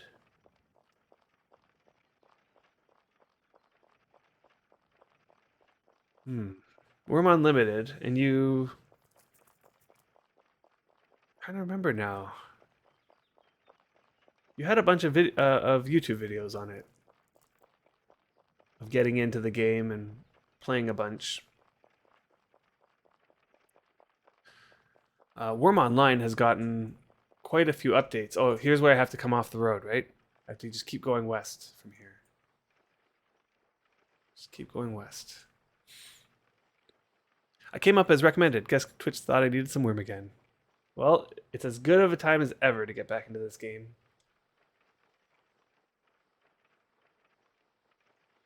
Right. Okay, so Raybark, you take an egg out of a FSB and it still has a suck option. Interesting. And I'm getting too distracted that I forgot to queue this up. And I'm not doing the thing here. Let's grab more of these. Let's grab a lot more of these. Okay, I'm probably overloaded now. Let's see. Yep. I'm carrying too much. So now there should be like a lot of each type. We can do it that way. And I'm slightly angled from west. Yeah, no one ever leaves Wurm. They just take undefined long breaks. Yep. Totally. I was looking back through our past content, and it was like we had made content all the way up until the end of January of this year.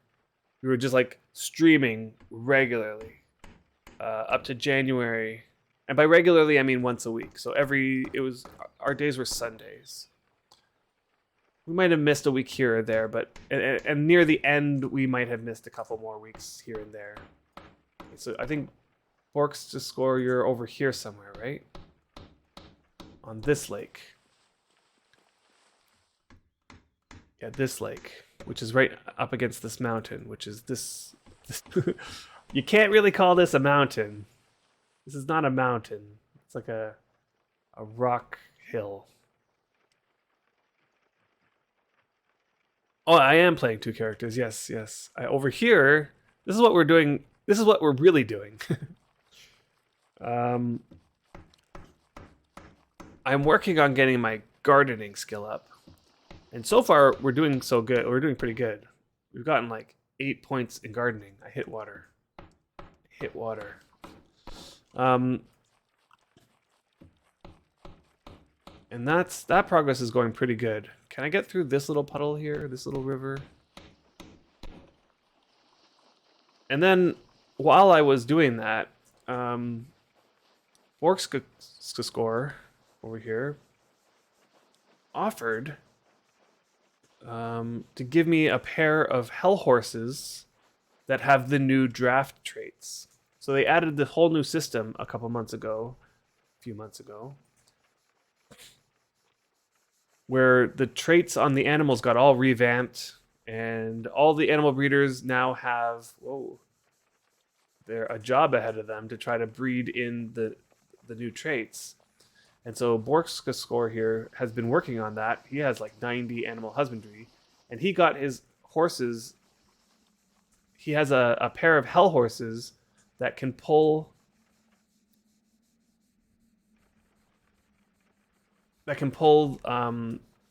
carts like real fast.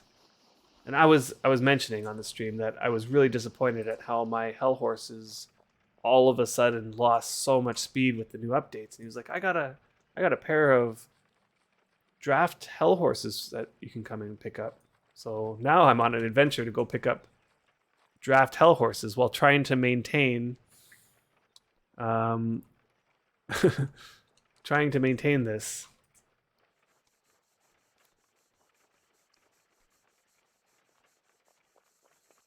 Cross the water and go back. Yeah, yeah. Okay, so okay, this must be you right over here. Yeah.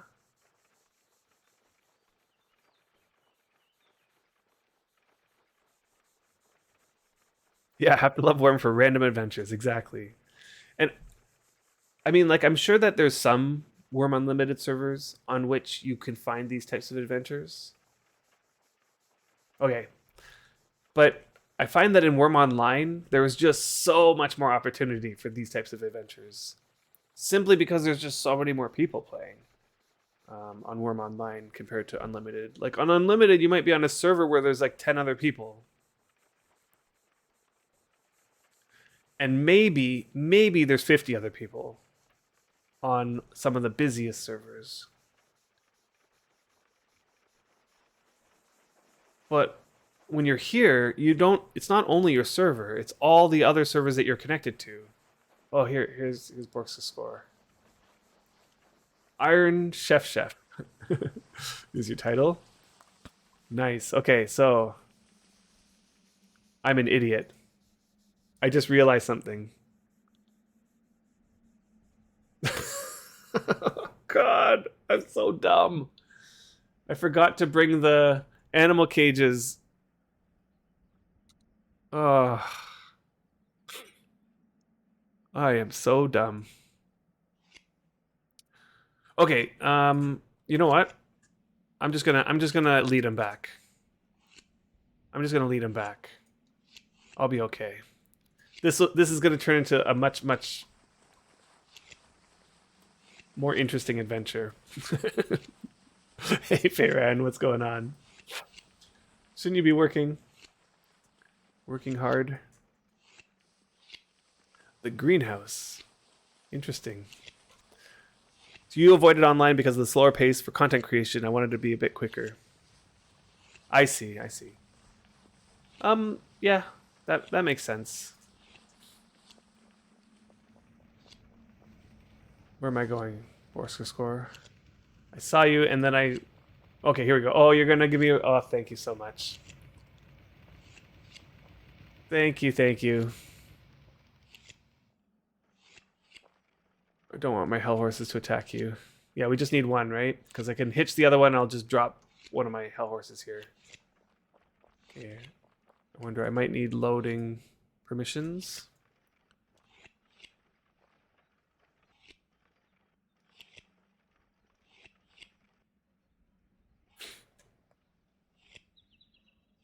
These are terribly hard to make. They're like...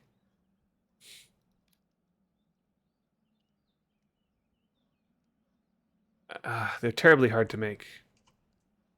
I will have to come and return it for you.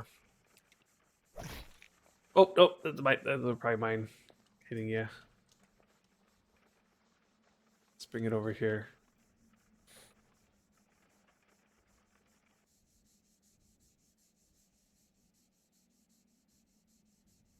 You're working hard. Can't you just add the 2 new hell horses to the wagon and drag the horses less attacking yet? But one of the hell horses is not quite yet ready to be hitched.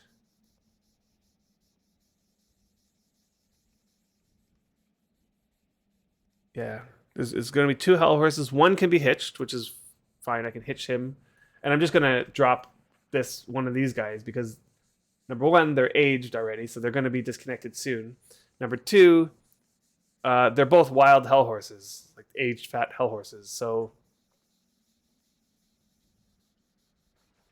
okay, I changed the... Okay, thanks. I will return this because I know that these are... still saying it's very bad. I think it's not just the... It's the load permission. Either that or we'll need to push it off of the deed. One or the other. Okay, so 16 and 17 month old hellies. Okay, awesome. So they still have quite a bit of time. Yeah, they have quite a bit of time. That's awesome. Before they get unhitched. So I can use them on the wagon, at least for now. I do not want to become famous. Thank you.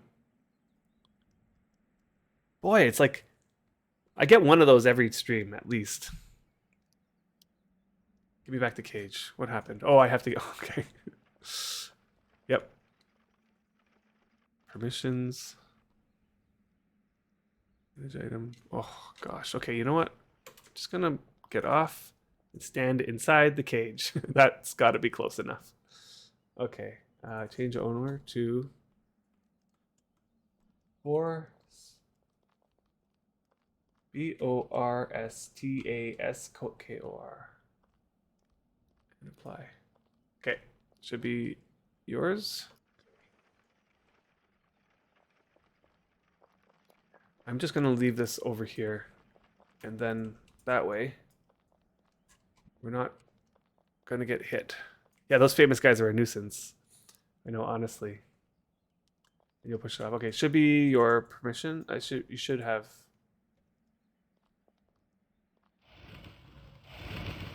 Alright, thanks. Okay, so it's these two? Adolescent. Oh, and they're attacking me, of course. Hell horses can be a little bit nippy, that's for sure. But their benefit is like so much worth it. Oh, they're hitting me again.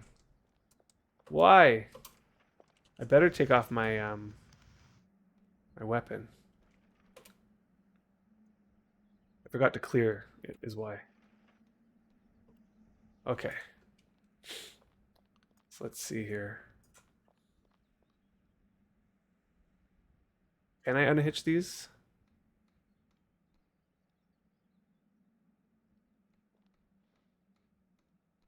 I have a feeling I might not. Yeah, okay. And then can I lead then? Okay, awesome. Okay. Let's bring you guys over here.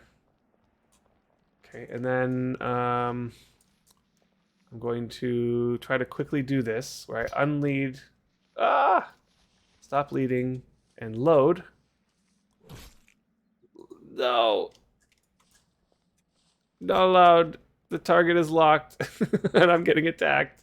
Okay, so the problem is I think I need the permission to the cage now again.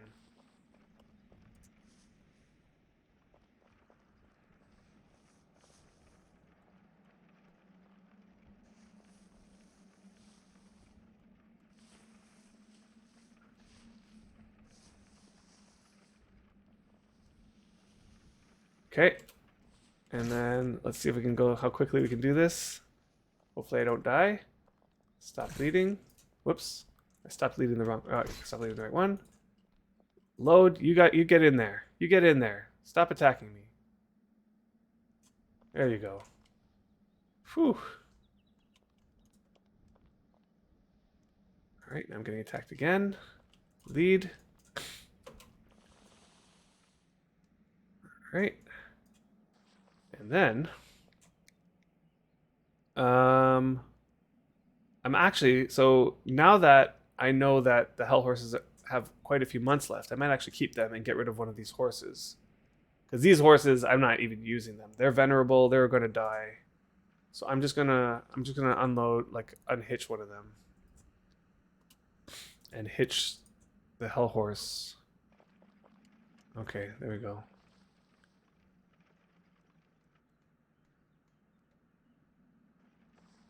Right.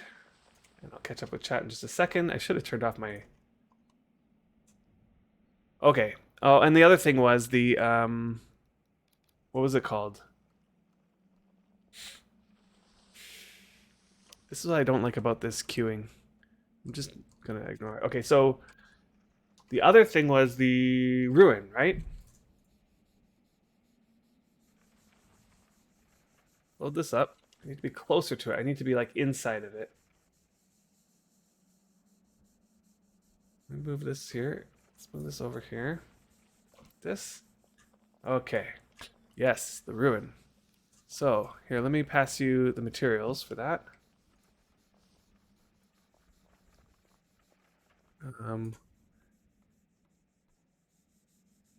What did I do with the riftwood? There we go. And I realized that because I don't have the cart with me, I'm gonna have to do the attaching. But my soul depth isn't that low. I know, but I'm willing to test it. So you might need to make if you could make 2 runes for me, that would be great. That would be great. And I will cross my fingers with the ADA. It is expensive.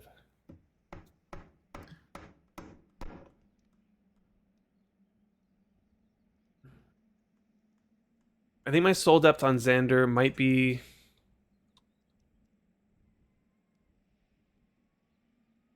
in the 30s. Let me see.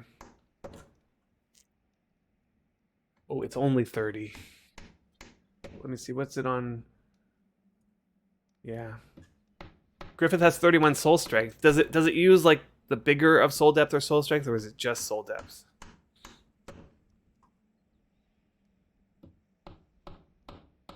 Yeesh. 9.5 quality. Okay, here's another question. Does a cart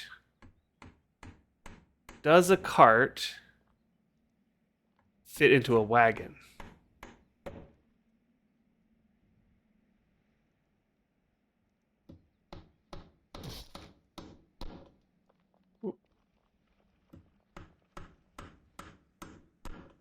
You got 41% to attach with this rune. That's pretty low.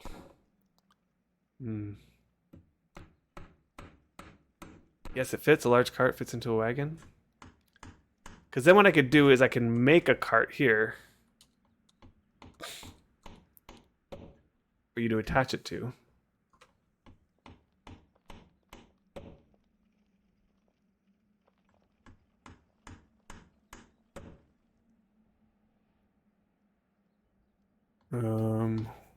How do you make what's making a large cart? Yeah, I don't have the cart here, but I could make a cart. And that shouldn't take too long. It's just I might need a few pieces. So like I don't have metal here. I could probably just chop the trees and make a cart. And that shouldn't take too long. Back to being a newbie and making a cart. I know. But that's okay. That honestly doesn't take long. I could just and Xander here, his fine carpentry is not the greatest, but it shouldn't take that long. How long does it take to make a large cart? You'll just give me one of the shitty carts you got here? Okay. That I won't say no to that.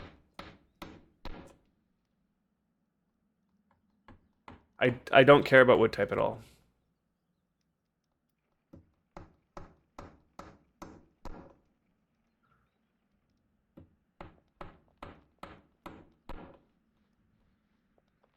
And we'll cross our fingers for this 41% chance on the first try, and then if it... Wow, you have like all these nice like carts. I don't need like a special one.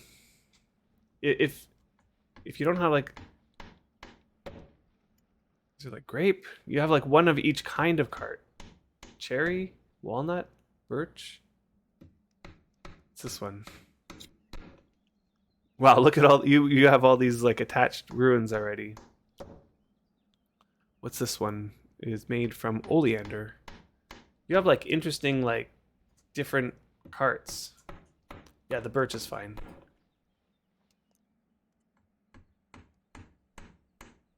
Okay, are we crossing our fingers yet? Drum roll.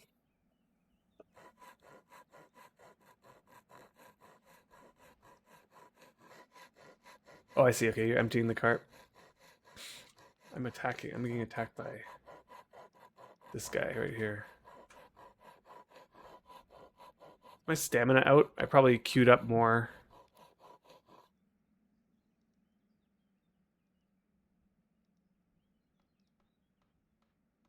Good luck. Here we go. Crossing fingers. Hoping for the best.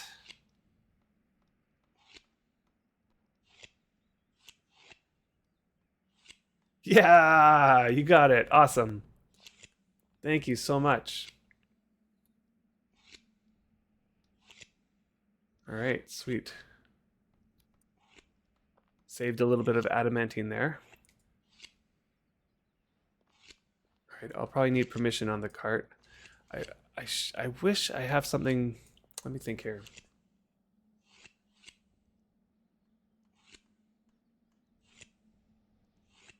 You know what?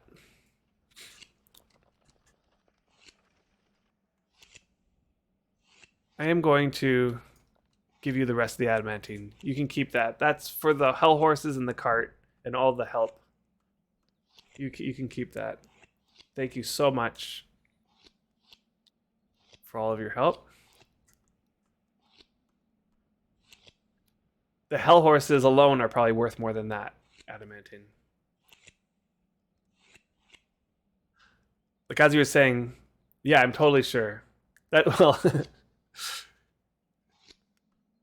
that's fine. I honestly, they're sitting in my bin, not doing anything. Thank you. Thank you so much. This is like such a huge help. Okay, and we just make sure.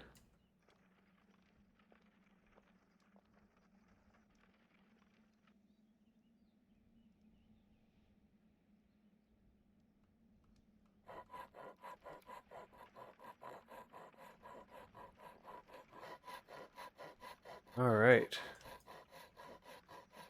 Yeah, you're very welcome. Okay, so let's stop dragging that. And let's see about this. Load. Need to be closer. This, I really wish that they fixed this. And I know that they've been they've done this for many different things. Like boats, now you can load from a little bit farther away. But it's not everything. They make it so that you have to be right on top of it. All right. Well, thank you so much, Borgscore, for that. That is going to be super helpful, and my cart is going to go blistering speeds now. I think we're ready to go. We got this horse here, and you put the date. Okay, good.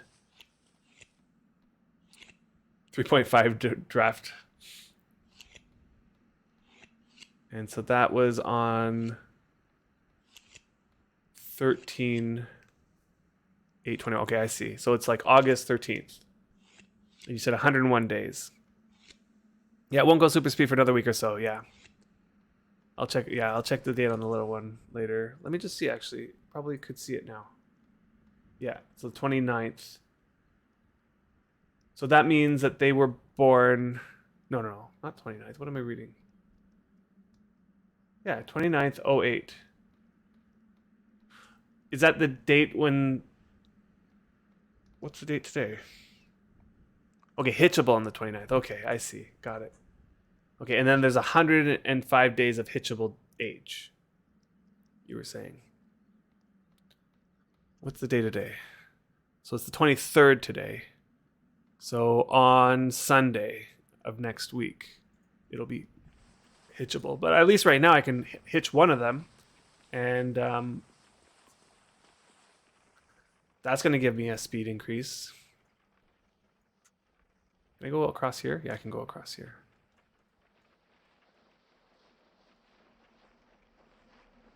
Yeah, and possibly hit like 30. Exactly. That's what I was thinking. I will have to work on making some horseshoes. I have some extra horseshoes, but I want to make some really nice horseshoes, you know? Like 90/90 horseshoes.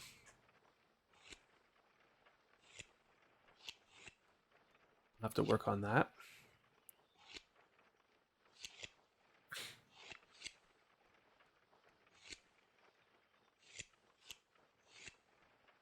All right. No, I know. I just gotta double check. I'm going west. I'm pretty sure I'm going west. I don't want to go too far without double checking. I mean east. I meant east. Yes. The opposite of west.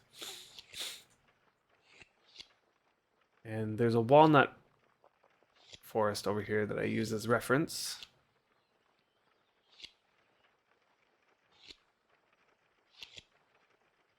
All right. So that's awesome.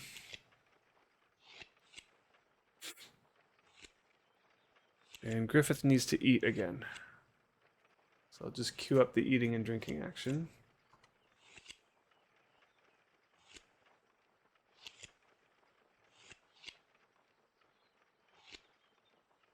Right. And then I can find the road from there. That's a good plan. Yeah. That's a good plan. See, it's a plan that only works on Cadence. Right? If you're on any other server, that plan does not work. What, am I too far from it? Is that why? Too far away. Still too far. Where's the cart? It's that one right there. There we go.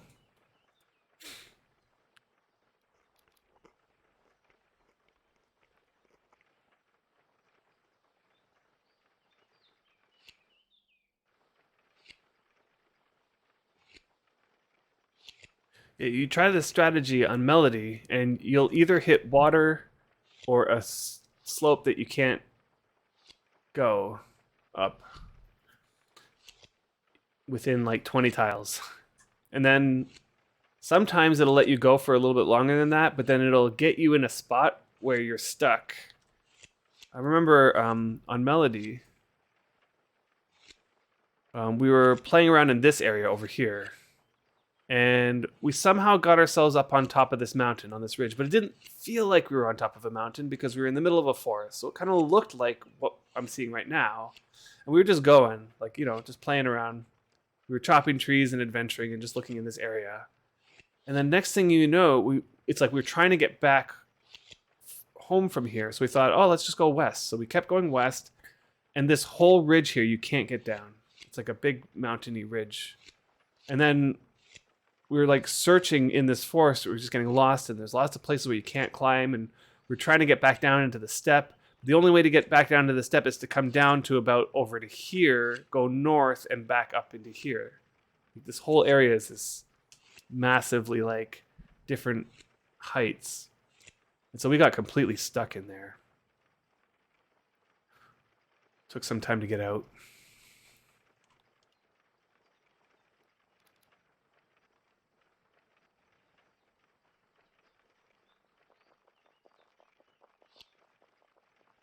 How are we doing on skill? We're approaching 42.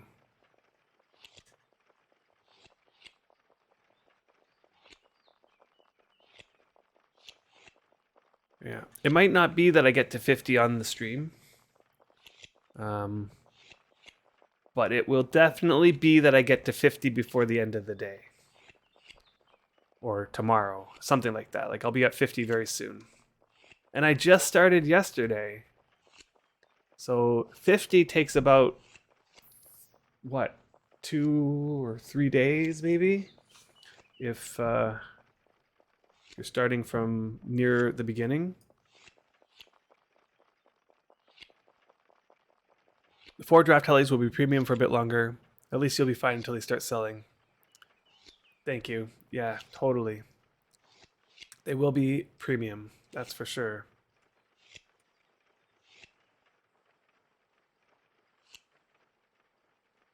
Yeah, the adamantine I gave you probably doesn't cover the cost that they will be selling for.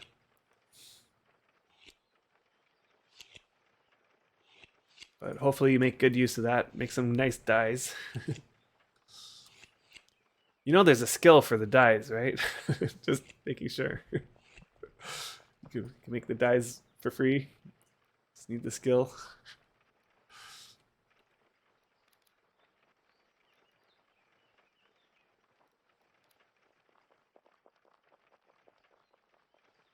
And I'm thinking of getting my skill up in natural substances. Like I got it to 60 yesterday. on Xander. So he's doing his natural substance. Oh, I see. You can't dye certain things with regular dye. Really? Like what? What can't you dye with regular dye? See, I'm not too knowledgeable in the natural substances and dye making. Guard towers and wagons. Oh.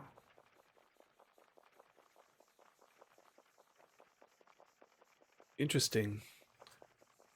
Why can't you dye wagons? Like you can dye boats, right? Like boats are much bigger than wagons. I wonder what makes it so you can't dye wagons. Intense. Blue guard towers would be kind of fun, yeah. That's so weird that they would make it so that you can't dye certain things with regular dye.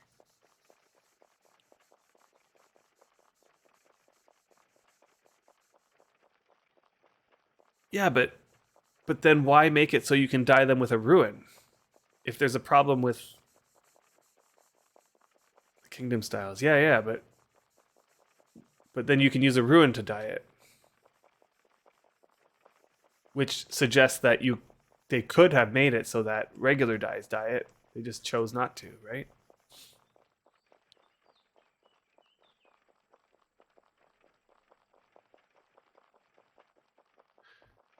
And when you dye with a rune, does it...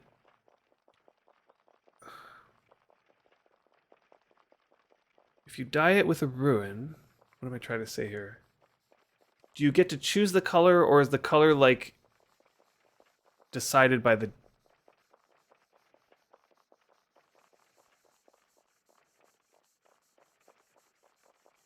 trying to say something here, but it's just not coming out right. Let's look at the rune, because maybe that will answer my question without me having to, like, articulate it. Where's the one that dyes?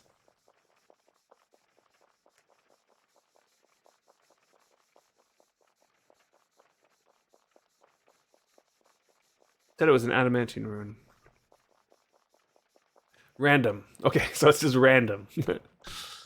Okay, 100% random. Oh, that's a little. Whoops, I did not want to do that. It's a little disappointing. You would think that if you're spending this much money on a dye, that it would be like a nice, like, either that you get to choose the RGB color, right? Like, wouldn't that be better? And for your information, I know about regular dyes. Let's take a look. Ah, yes. Wow, some of these are really high RGB numbers. These are really high RGB numbers. Look at that white. 254. And then you have 254 on pretty much the other colors. Oh my god. And then you have black. 4 large amorphas of 1 black. That must be from before, right? Was the black from before they fixed it? Or can you still make 111? I know, I saw. That's like 1,000 kilograms. Yeah, that's 1,100, but minus the. But yeah, that's the fix happened before. So then, what's the method for getting 111 dye? Is it like 99 quality acorns with your 90 skill? Like.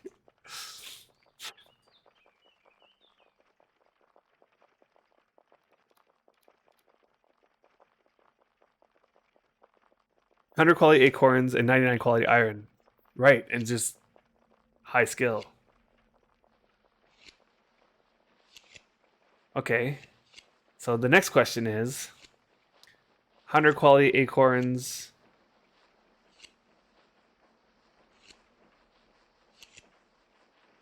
You only need to proc it once.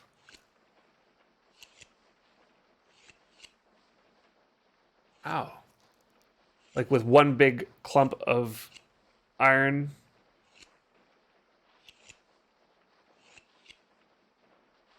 Yeah, so high forestry. You'll need the high forestry with a harvest rune on a sickle.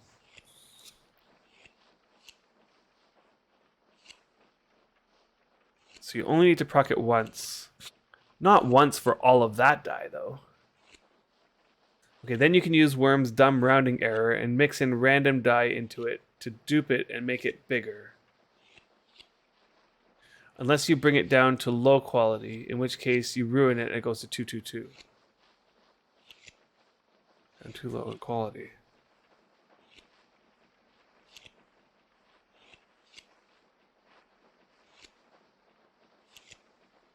Okay, so you make 1 kilogram of 111 dye. And then what are you mixing into it? Stuff, small enough amounts. Okay, so like use a measuring jug, and you have like a big barrel of, let's say you have a big barrel of like 30 dye. Big barrel of it. And then you just take a small quantities and you put it in, bit by bit into the. It's a way shittier experience than pan filling, I can imagine. Right, so you're pulling the dye into the measuring jug, and then you're taking the dye out of the measuring jug into the thing. Back in the days, the Wurm rounding error made it possible to have 10K of 1 quality items in a bulk container. And then add 100 quality on it, and then the 10K goes up to like 10 quality. Then repeat it for like 200 times, and the 10K becomes 100 quality. Wow. I know that there are rounding errors, which I don't understand why there's rounding errors. I mean, they're getting a computer to do the rounding, so the computers are really good at rounding. You just tell it to what decimal place you want it to round to, and then it does the rounding really well. So why is it that Wurm has so many rounding errors in it? It's almost like they decided to they just said round to the nearest like 1 decimal place or something like that. RGB value is just 1 or 2, not anything in between. Right.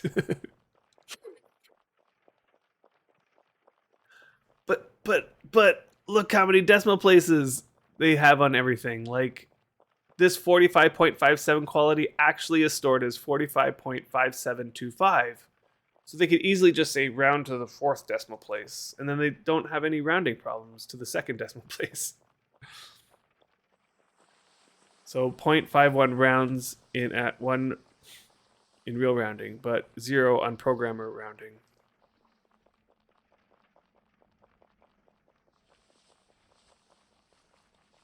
Yeah, I know. Whatever. I have a ton of 111 die. Exactly. Well, now I want a whole bunch of 111 die. Isn't it like not too long ago they made a change to try to quote unquote fix the problems with die making that allowed people to get lots of 111 die? But what you're telling me is that there's still a way to get lots of 111 die. Which is like, it just shakes. I shake my head at the decisions that are made here, because like there's exactly a similar thing happened with the channel grind issue, and I completely forgot about Griffith again. So like, with the channel grinding that happened before the Steam launch, what people would do they would link up many priests to the main priest they want to channel grind on. With each linked priest, it increases the difficulty of casting, right? And so what people would do is they would just like keep linking lots and lots of priests until the difficulty was so high that the low, really easy spells would give lots of skill gain. And so they would just like cast the low level spells over and over again and get their skill gain all the way up to like 99. That's okay. Yeah, totally.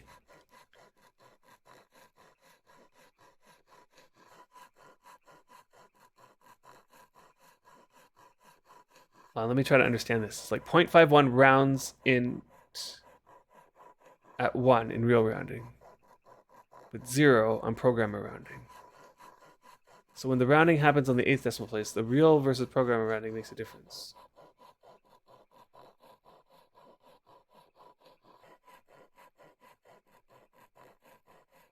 Yeah, multiple. Okay, so yeah, back to this links, because the multiple links made a big deal. But how many of you know that there's still a way that even if your channeling's 90, there's still a way to cast Opulence, like a low difficulty spell, over and over and still get really good skill gain from it, equal to the linking priest. But you actually don't need any priests to link to you. Yes, and it's neck wound. Neck wound. So like the devs come into this situation and they're like, oh, we can't have them casting low level spells and getting really high skill, so we're going to nerf it to the ground. They nerfed it and replaced it, and it's like a big ordeal. It made me unhappy the way that it landed. I didn't like it. They ended up adding this oversacking thing, which was like, I don't even know why. And then people are still freaking casting Opulence to get to 99. It's like, then you think back, it's like, what? Like, was it really that they didn't like people casting Opulence to get to 99? Because if it was, then they completely missed it. Which would mean that they are like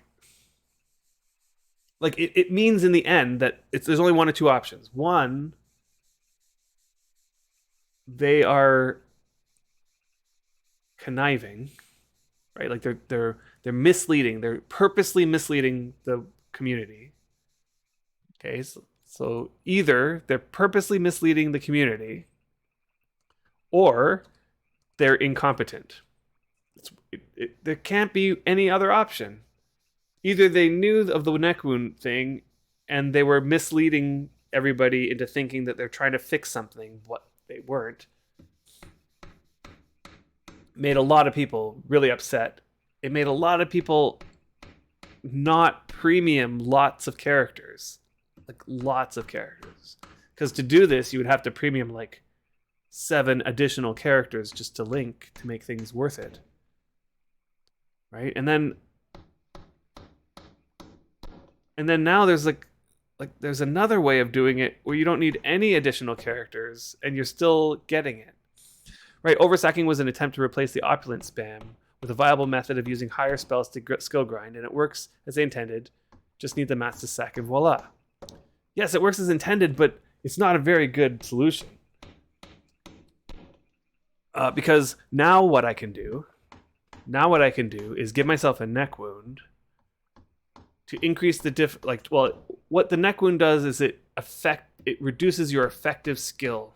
So my channeling is 90, but if I get a neck wound, my channeling will act effectively like it's a lower channeling.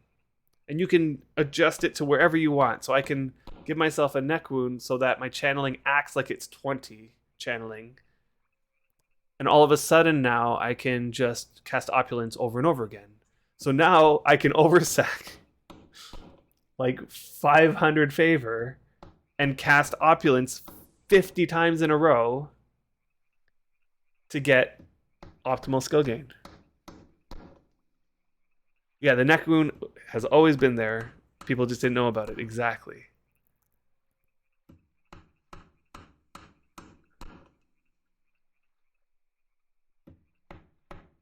Yeah, and it's just since then you don't do any of the priest stuff and things, but what I hear a lot of people like the oversacking thing after they made the necessary changes. I know it's here's the thing, the oversacking made things easier, so people are going to like that. I'm using the oversacking thing because it makes it easier. It makes things a lot easier. I'm not a big fan of making things easier for the sake of making things easier. And I felt like they made it easier to placate the people who got upset at the fact that they had to get rid of the priest linking. Right?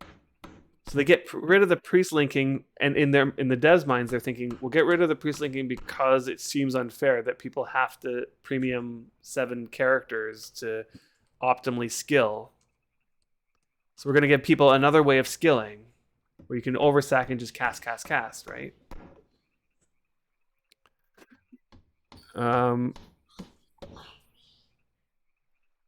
Yeah, totally. I'm pretty sure the neck wound thing, they only discovered the neck wound thing after. Like, I think I was talking to Sindusk about this, because this is where I heard about it from, and he was saying that he was part of the group that discovered this, and that the reason why they discovered it was because of the priest linking thing getting nerfed. So they nerfed the priest linking. Players are like, oh, we got to figure out some other way. So they're looking at the code, they're looking at ways of like optimizing things, and they find this top secret thing, hey, which they now are not making so top secret. And the reason, I guess, is because they all got their channeling to 99 and they're all like happy.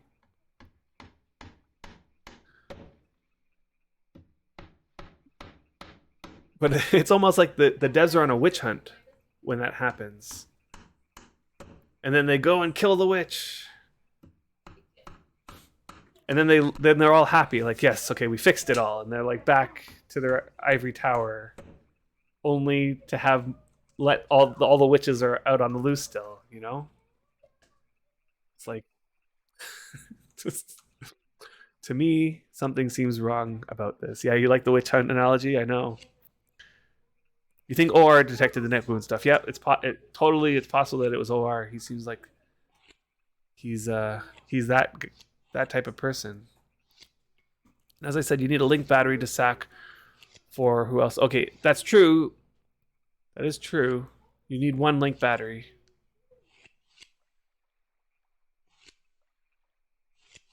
Is it? I don't know if they made this change, but is it still the case where only Vins can, like, you have to be the same faith to link? Like a Vin can link with a Vin, but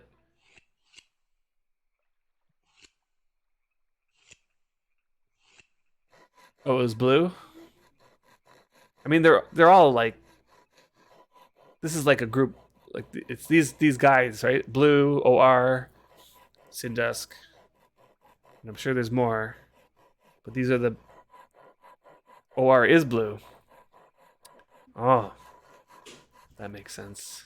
I never knew that, but that makes sense now that you say that.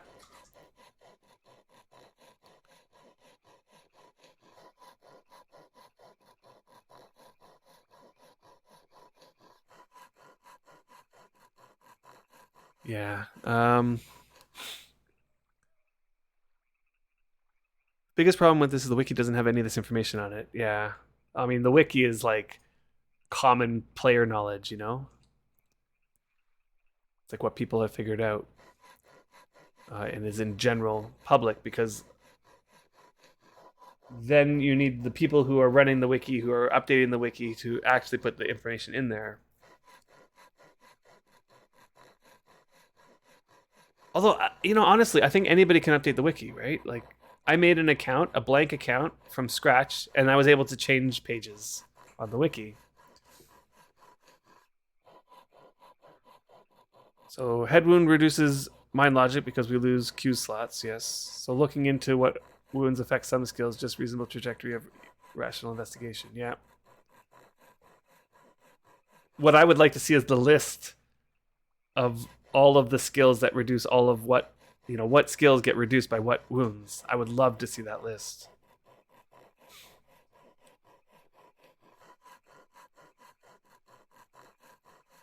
You can, but they have to be approved as well. Okay. So like I can make the change, and then somebody has to see, like somebody's seeing the changes, and they have to like go, yep, that's good, that's good, that's good, that's good. Yeah, you'd love that list too. I know. Who wouldn't love that list? I know OR's post on grinding everything has several, but not all of them.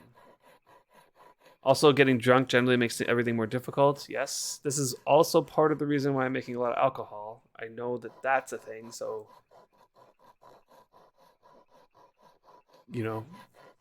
having that as a tool in the bag is something I'm hoping to get. It's possible. I don't know the answer. Creation actions. Drunk spam start coal piles with big COC wood scrap. Top secret. Oh boy. I think it's not top secret because I think OR's post about grinding everything is there, right? Oh, according to the wiki. Wait, well, we all know how that is. Oh, what's happening here? The drinking thing only helps with one sip. Any more than that, it's super less helpful than everyone lets it on to be. Oh, okay. Okay, so OR is Oblivion Reaver.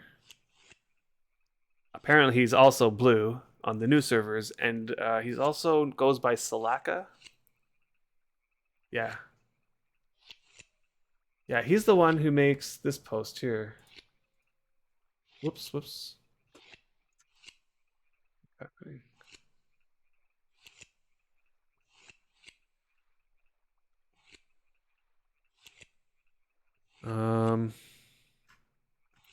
I use this post a lot on the tool belt, game guides, the community assistant game guide section of the forums. The grinding everything post, this one. So let me just see here. Coal piles. What is that for? Coal making, right?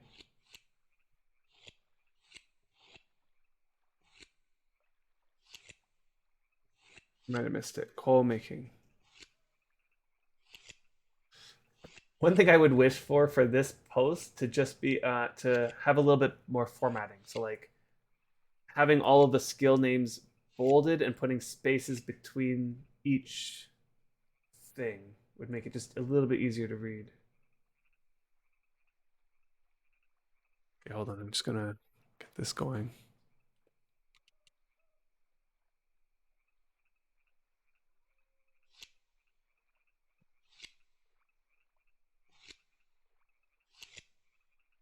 Here's somewhere coal making.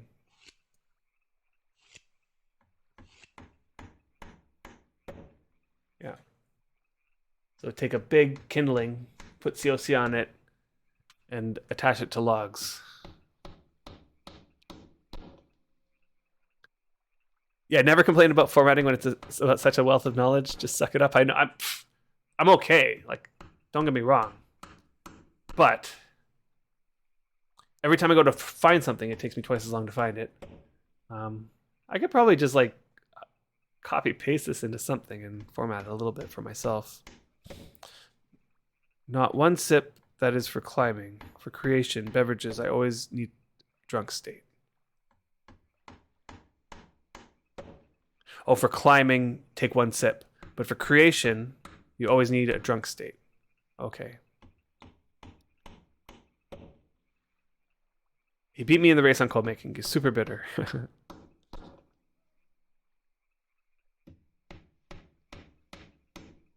It could do with a little bit of formatting, but I'm okay. Like I use the post nonetheless to its fullest extent, so I'm not complaining. I love the fact that he shared all this knowledge. It's very, very generous of him to spend the time to make the post in the first place.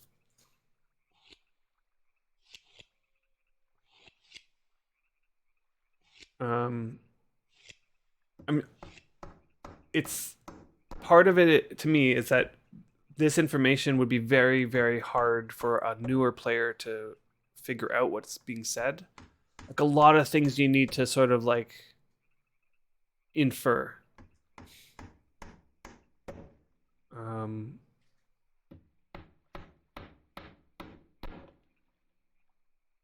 Yeah, a lot of things you need to infer.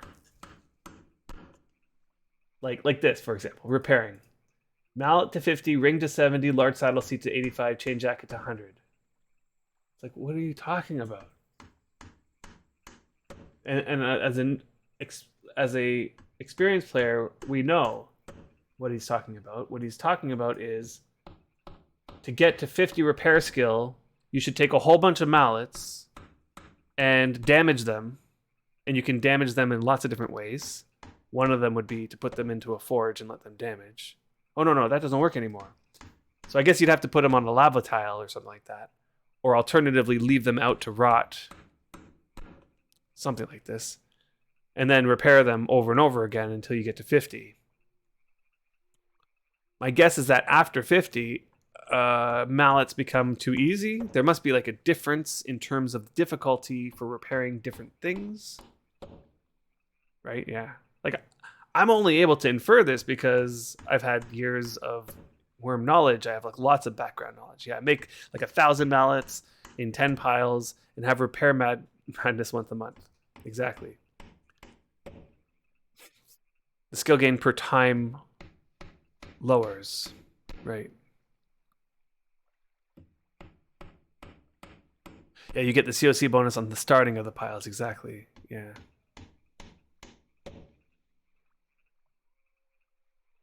But like, just imagine the end result of that skill gain would be thousands upon thousands of unfinished piles. The other problem with that method is that you're going to have to continually make kindling. Madnath used 1,500 rugs to get to 100. And on a lava tile, like, was he just putting them on a lava tile, letting them damage, and then repeating that over and over again? Or did he just have 1,500 rugs that he would just leave out, wait for them to damage enough? Or he'd go repair them every day? Backpacks full on lava tiles. Yeah, that's exactly it. You have 3 trash heaps. I have weekly session to destroy 300 logs. 1 crate to make 300 piles I throw into heaps. Goodness.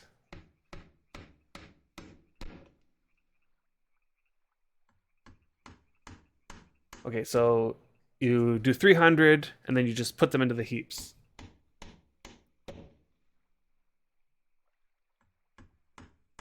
Okay, backpacks on lava tiles because his rugs blew up due to a bug. Oh, God. 300 amounts to about 0.2 more skill at 95 plus. Boy. That's craziness. And that's all just to make steel, right? Like, just high quality steel.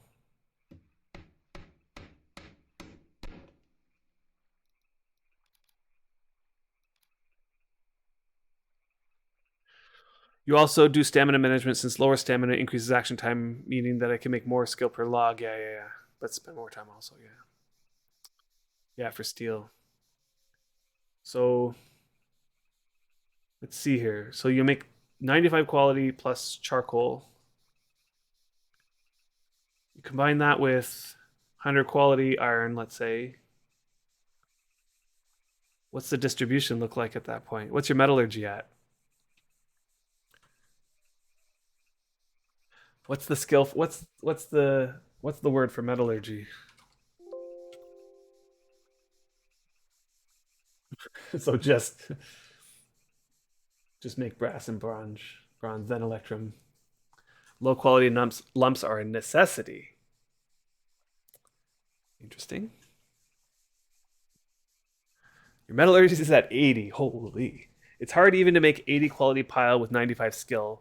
Walnut adds quality, so I tend to use 90 quality mats to make good piles, which vary between 65 and 70 quality. Holy. And then the lumps, the charcoal only comes out at that quality. Oh, walnut adds to the quality. Okay. So then it'll come out like 10 more quality or something like that. The active lump determines the difficulty. So you want low quality active lumps for skill gain. Yeah, okay, so that's for the bronze lumps, yes. Walnut adds, was it 10%? So 70 polyol makes 77 coal. Right. Yeah, but that just seems bad, right? Because, like, right, I was just about to say, like, you could get 100 quality coal by going out and getting and killing hellhounds, hell scorpius, lava fiends. What else? What else drops coal when you butcher it?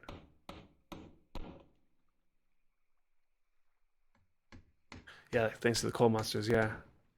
Oh, the hell scorps don't give coal. It is true. Okay. Oh, lava spiders. That was the one. I knew there was like some kind of insect. So lava spiders, hellhounds, and lava fiends.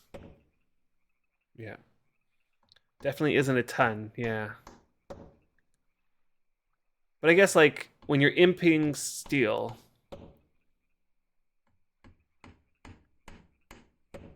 like it's the quality of the lump that matters with the max quality of the steel, right? So if you're using a 100 quality lump with 70 quality charcoal, you still have a chance at getting a 100 quality steel if your metallurgy is high and the random number generator is in your favor.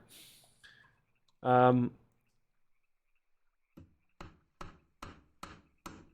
more than likely, you're going to get like a smattering of distribution of like most of your steel is going to be like, 70, 80, or whatever it is, depending on your metallurgy skill. Yeah, max quality of the steel is the iron. Yeah, charcoal affects craft rate percentage. Yeah. So, and you only need that really high quality steel when you've imped the item up to that point. Like, let's say you imp to 90. Now you need 90 plus quality steel to keep going. I saw on the forum somebody was, maybe it's still there. There was an auction right now. Let me see if I can find it. No, what am I doing? I'm getting distracted by this Wurm VR picture-in-picture suggestion. Okay, let's make this a little bit bigger because here. Somebody was auctioning something that was impressive. At least I felt like it was impressive. Here it is. The Supreme Steel Pickaxe. 95 quality. So I was thinking like they had to improve this to 95 quality using 95 plus quality steel. This is on the new servers, right? So like somebody had to work their way up relatively quickly. That's one hell of a pickaxe, I must say. But the only like it would be a pain to have to get this re-imped, Like the way I use pickaxes, this is going to be 85 in no time. Right? All your pickaxes are steel, yeah. The iron is the log. Yeah. I see. So 92 to 96 range steel production makes you a ton of 70, 80, 85, 90 steel. Yeah. Right. You scrap the steel. You imp scrap steel to 70 to 80 by creating anvils and anchors and smelting. That is a thing. Charcoal is a tool. Okay, so I think I made that. I read that. Imagine making planks where the iron is the plank and the saw is the coal. Charcoal is the tool. Okay, I see. So the charcoal gives the percent, like the increases or decreases the difficulty. The iron is the cap on the quality. Yeah, 95 steel pick is beauty. Yeah, I know. He does archaeology, so he may have gotten it from that.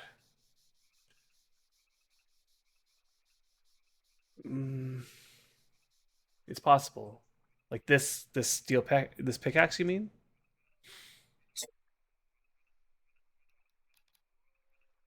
I mean, while it's possible that he got the supreme pickaxe from archaeology,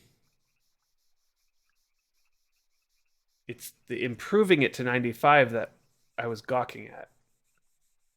Making a supreme pickaxe, I knew people who every week they would pop out a supreme pickaxe along with a dozen or so rares. And that's all the gameplay was literally just popping out supreme pickaxes, you know. So they would like I'm not like a supreme pickaxe is nice. I would love to have one. They are relatively rare because there's not that many people doing the thing that I'm just mentioning here. But there are people who like literally pop out a supreme pickaxe every week. And he could have gotten it from archaeology. That's lucky, to say the least, but still not. But it's like imping a steel pickaxe to 95 quality.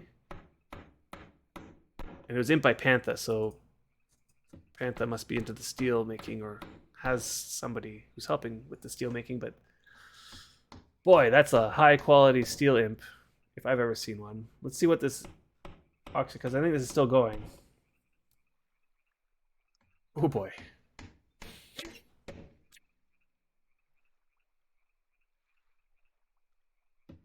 It's at 1.5 gold right now. Is there time still left on this auction? 4 hours. So Panther refuses to put his skills on Niarja so other people don't feel bad. I know. I know.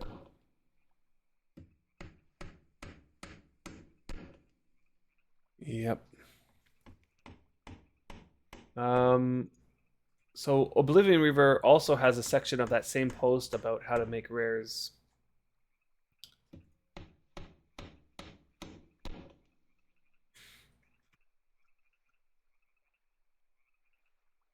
The rare window is like very random. So it's not like you can time when the rare window is going to happen.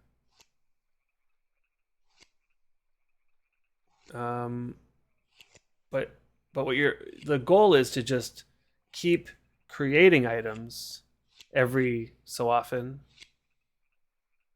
so that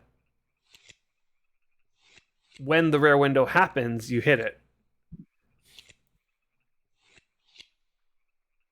So it says here, for rare spamming, you want as many alts as you can handle. Okay. So what he's saying is basically do this with multiple alts and eventually you'll get it. So this people will probably do this. They'll have like 8 alts sitting there and they just alt tab between them. At regular intervals, they're creating something, so they have them all set up to create something, and then they just do this for hours. And you're gonna get a rare that way. Like one of your alts is going to make a rare. And ideally premium to get supremes because premium has 0 effect on rare rolls, but 4 times as likely to get a supreme roll. Personally, when he did it, he ran 9. As 9 64 kilogram lumps fits in a sized rune forge. Okay, so he'd have 1 forge. I don't understand why you just wouldn't use more than 1 forge, but at that point. Okay, but I still have to load Xander up and get him coming back. So let's actually do that. But yeah, it's like it feels like all you do is just have them making an item every so often.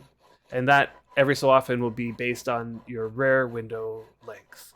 By default, the rare window length is 20 seconds. So when the rare window opens, you have 20 seconds in which to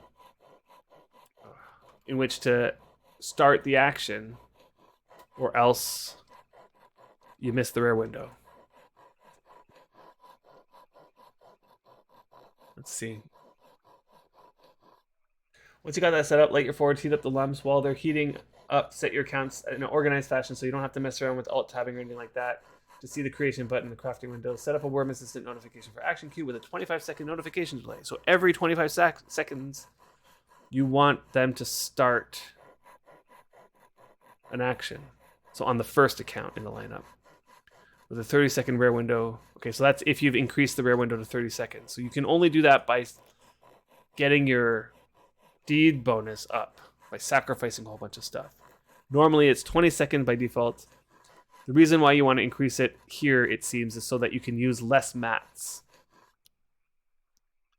Sacrifice 5 Falray items or a bunch of decent quality coordinates to get 10 plus on the village bonus.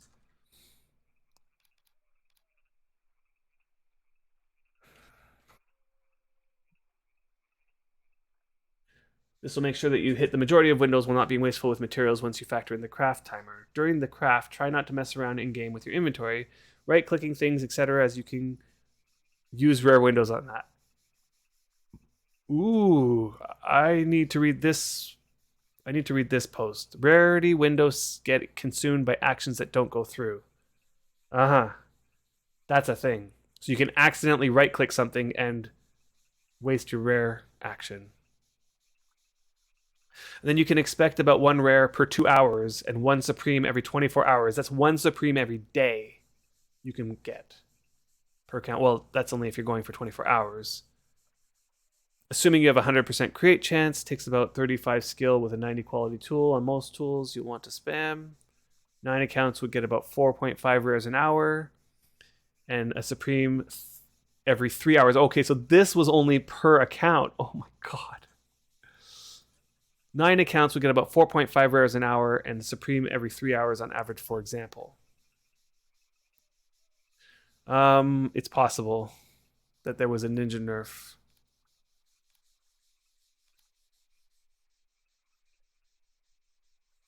It is possible.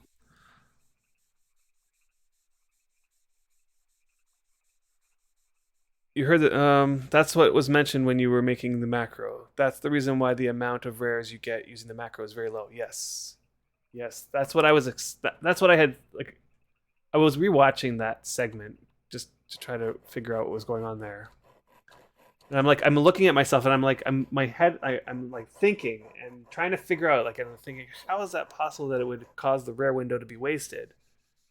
And then it was like, click, I got it. Like, it must be that, let's say you activate the mallet and you try to improve something that doesn't need a mallet, that might waste the rare window. Yeah, read the post and I'll know. Okay, so let's read the post. Okay, this is also Oblivion Reaver. And this must have been while he was, spamming rares. Not really sure if this is entirely a bug or if it's a really weird system that's working as Rolf intended. Or only some are bugs, but rarity windows will be But rarity windows will be consumed by actions that have no chance of rarity and don't go through, and have no actual action in game. Basically, anything that gives action performed right-click menus. Anything that gives action performed right-click menus or action class time will consume rare windows.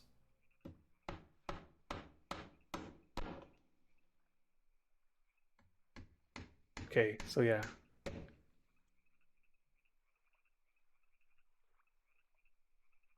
So this is some things I could understand being a thing, even if they're stupid or annoying, such as using a G-series key to try to one imp with all your tools consuming the rare window on a failed imp with the wrong tool and cutting your rarity chances by 1/5 due to only the first imp attempt being able to get the rare windows. Yes.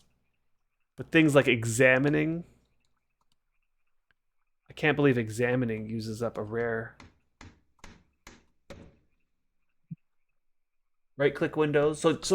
So are you saying, is he saying that just by right-clicking that could have used up my rare window? Like just opening up a right-click menu.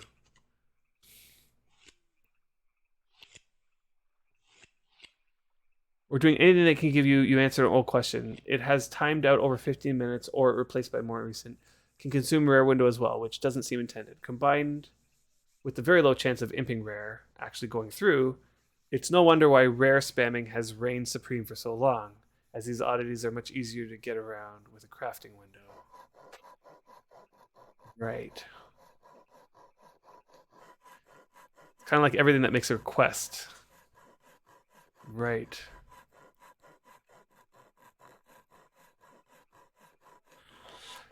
You're right that the rare windows happen, right? So like let's say a rare window happened right now, okay? I now have 20 seconds in order to start an action. That action will consume the rare window. But what Oblivion Reaver is saying is that right-clicking and opening up a menu, that consumes a rare window. So if the rare window opened and then I click this, the rare window now got used by the right click menu, and then I go and improve this thing, which should have gotten the rear window, but it's like that's just dumb. Yeah, just that when you're doing nothing, you don't get to see it. That's right. If you're doing nothing, you miss it completely. But the rear window opens, and what Oblivion we were saying is that there are some things that you do, like opening up a right click menu or examining. Like if I examine this thing, that will use up the rear window, and then it's gone. Even if I go to improve something or combine something within the 20-second window after that. How do I get to these hammers? I don't see how I can make the hammers be on top. I think it's just easier waiting until you actually hit a rare. All this seems too much work. Well, I mean, while it is easier, like the question is, do you want to have 4 rares every hour? Do you want to make 4 rares every hour? I mean, sure, it's going to be harder, but you'll make 4 rares every hour. Oh yeah, totally. You can kill the horse. That's all I would have done, is kill the horse for the leather. And I'm standing here with Xander. Okay, I'm just gonna do the unhitching. I just want to make sure I'm still on a perimeter here. The problem here, this is a deed. So if I unhitch and the horse starts walking up this way, I lose the horse because they're not branded. So let's just do one at a time. I have my thing ready. I'm going to unhitch and lead right away.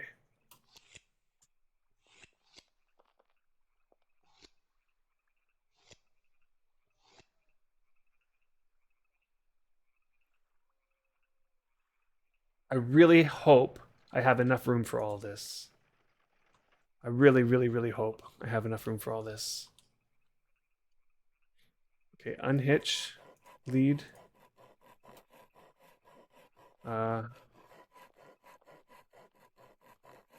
And load. Nope. I'm going to push that one. Push.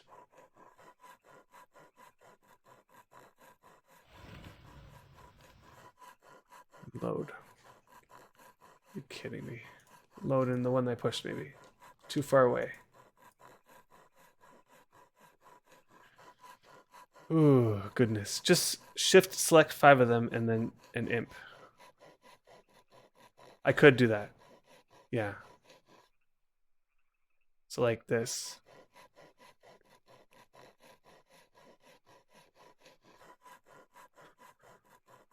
All these files, though. The file has the least amount of circle of cunning. I am about to hit 44, though. Okay, so that's in there. And what I'm going to do is I'm just going to load the ones that have the horses in them.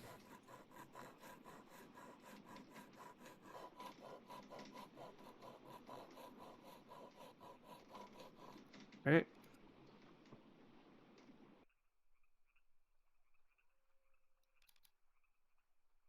Shift select.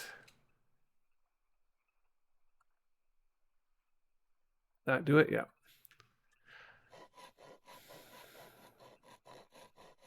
Okay, where am I here? I'm on here. Okay, so this is the harder part. Okay, good. That worked.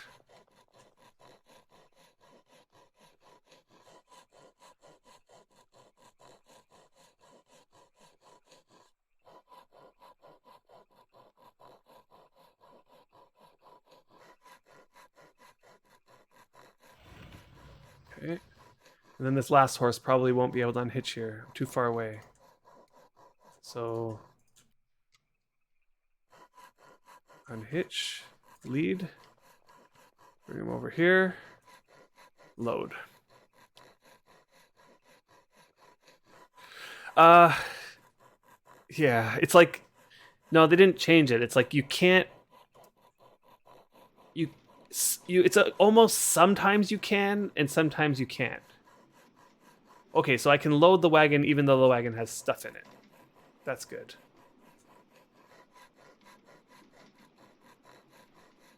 So even though the wagon has stuff in it, it seems like I can load it. That's awesome. Okay. So now the question is, you know, I think I'm gonna come back and bring back that creature cage for you before I go. And I should have thought of that before.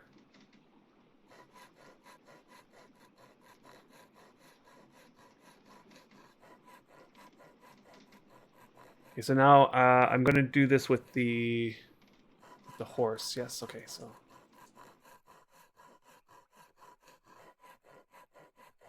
Okay, so I'm gonna need to take out the horse. Let's just make sure I'm in the perimeter still.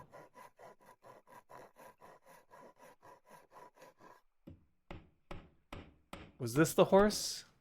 Yes. Okay, and then this one.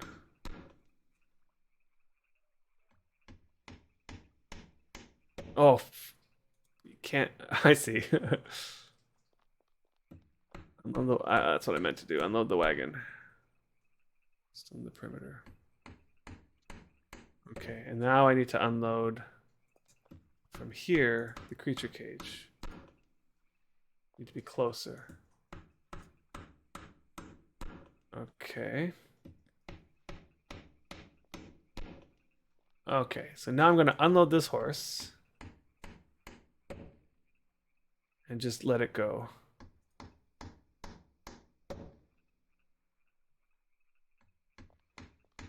This horse is like about to die anyway. And it's a super old horse that I don't use anymore.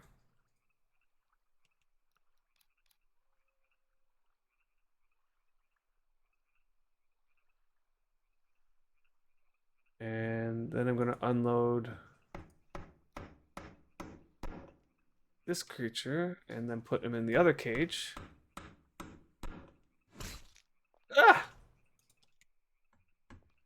It's still attacking me. No! No! Okay, hold on.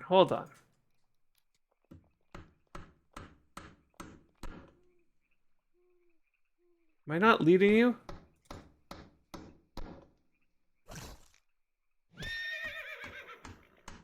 God! Now it's damaged. And it won't be able to be put in until it's not damaged anymore.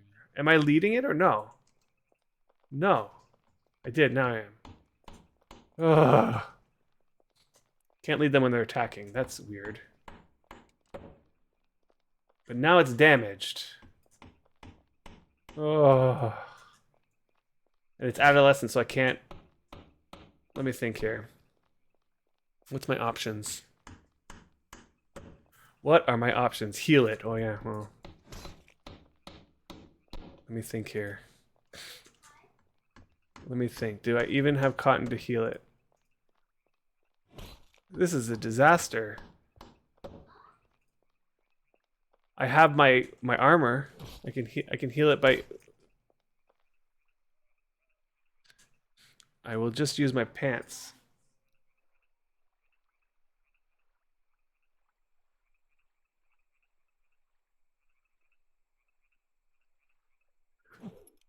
Don't heal it with armor. Well, what am I going to heal it with?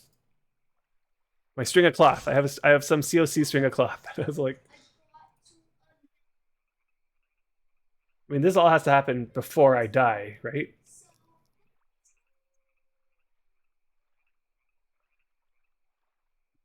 Which is going to happen at some point.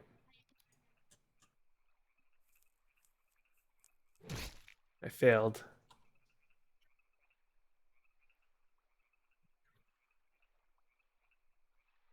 Okay. It's healed.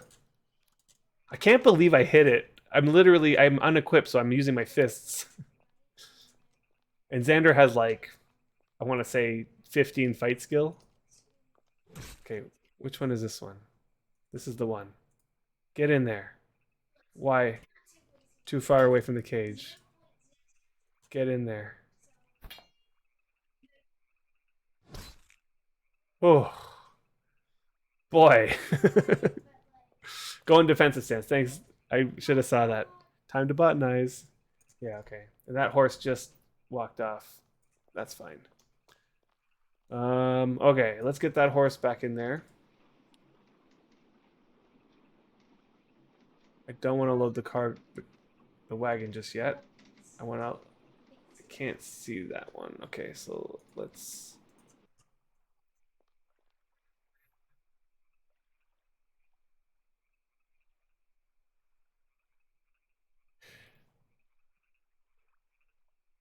To get the thing back to you, I'm gonna need to use a couple of the horses.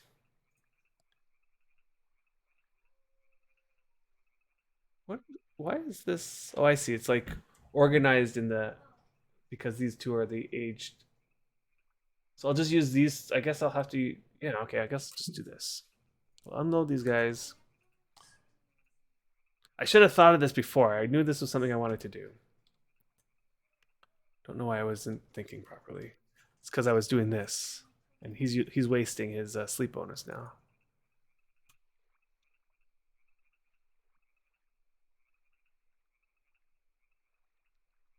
I might just turn off my sleep bonus here while I'm doing this in a second.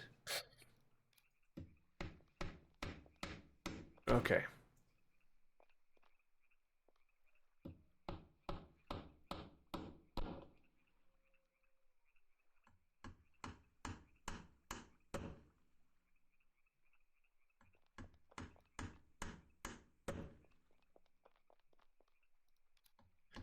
Can't believe I hit it, honestly.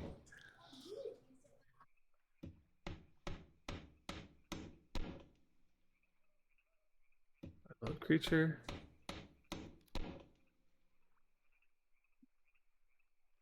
Feed. Hitch. Open. Unload creature. Yeah, the juggle struggle is real. I know. Lead. Hitch. Okay, I think I'm good. I'll just load these for now. You're setting up a self-serve market since you reminded me that I should probably do that. That would be so cool. What? The creature cage needs to be on the ground. Okay, I'm just going to turn this off for a second. No more wasting sleep bonus.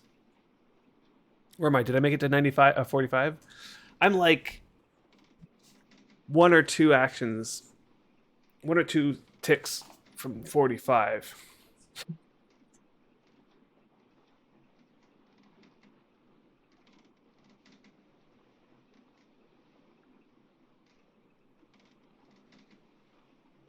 Right.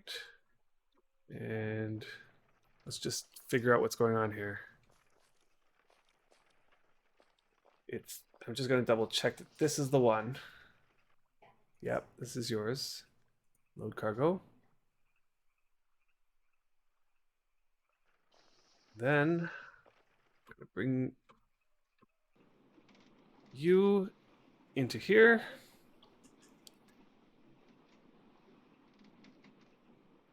And whew, all done. Okay, here we go. On my way back. And so I will just take your advice, set him west, and now I can come back here. Okay.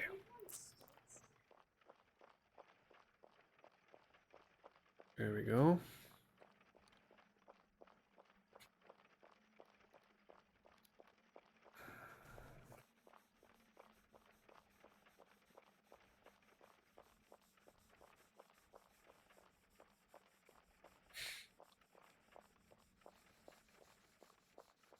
It's actually even possible that these are higher like the trellises are higher, too high difficulty for optimal gains. It's possible. So once I get here, I might see that the self-serve market that you're setting up is not the traditional cages people generally set up. Okay. Interesting. Like traditionally, it's like 1 by 1 pens.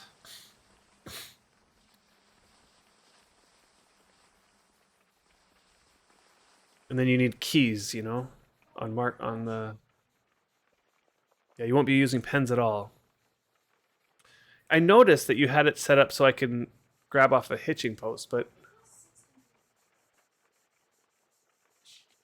so Drogos, I'm pretty sure you need really high, like it might even be 99 or above. Yeah, I think it might even be above 99. Somebody put it, yeah, 99.6. There it is. Thanks, Jin Gecko. Okay, so you don't have leading permissions on your deed, yet I was able to lead. Right. I did notice that. I was able to lead those hell horses. I was able to go to the hitching post, right click them and unhitch.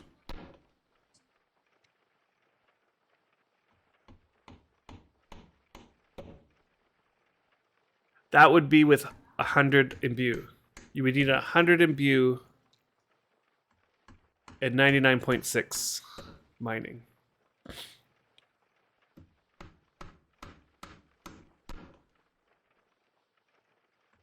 And ruined, yeah. Yeah, I know. The lead permissions on deed, that's not good. Exactly. So how was I able to lead then?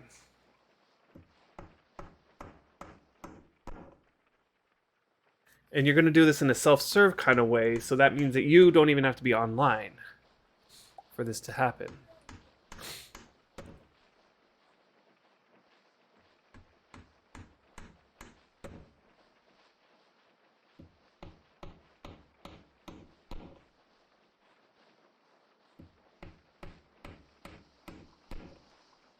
See, what I don't understand is how you would make it so that it's self-serve. Like, how would you make it so that somebody's able to give you money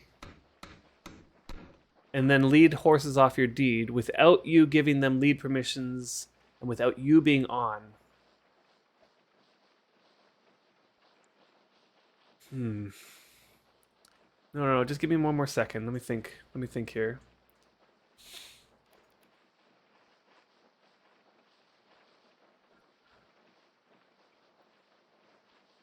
You would still need them to go to a merchant, right? And put money there. That's still, you would have to have that, right?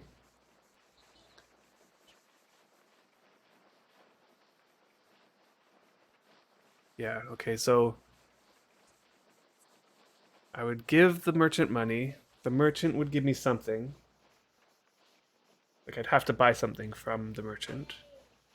That would give me access to a specific horse that I want to buy.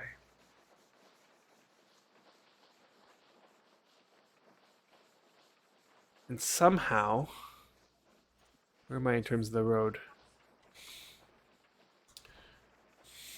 Hmm.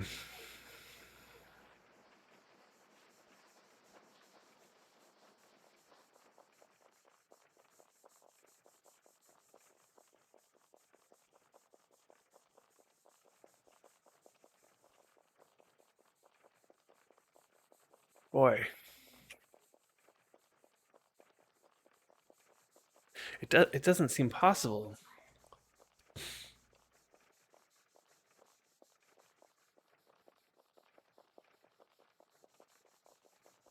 Like somehow you let me lead those horses without lead permissions, but and without. Yeah, and yet it's a superior way of doing it, yet nobody uses it. Nobody does it. But how do you ensure? Like, it has to be a way that ensures that I'm only able to lead the horses that I just purchased.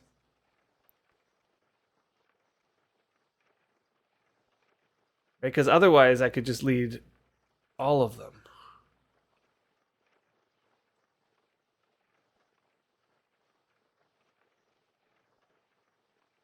And it's not like I can purchase ownership to like a.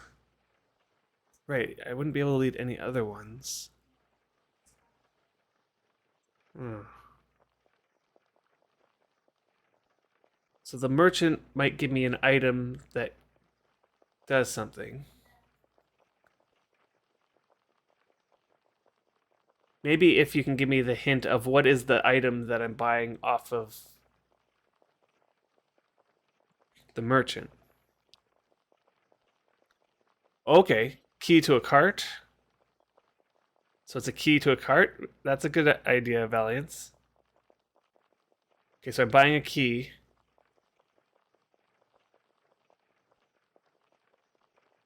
Is that the answer? You have them hitched to a cart? No, well... My cart's not being used. So I buy a key. Is a hitching post have a key?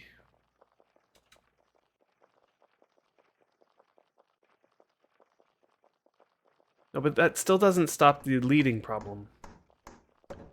Still doesn't stop the leading problem.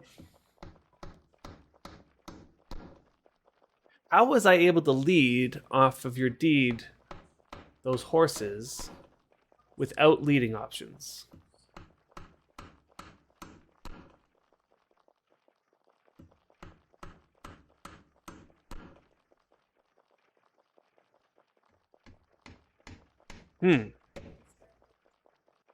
Maybe, so Dizzy Lurker, you're saying if you unhitch a horse, then you might have ownership of that horse.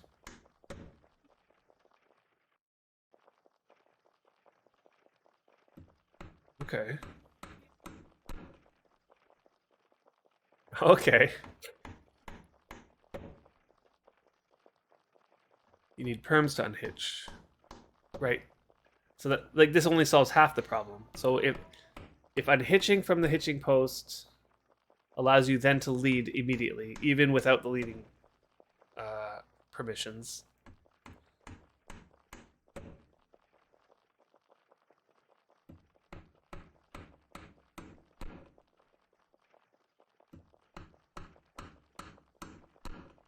You don't get ownership, but you're able to lead it. Nobody will be able to lead it except me and the owner of the deed.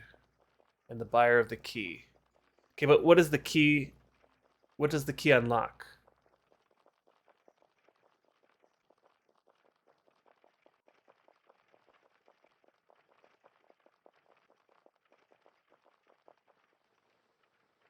Okay, so the hitching posts have a lock. So that's okay, that's the other piece that I needed. Yeah. Interesting.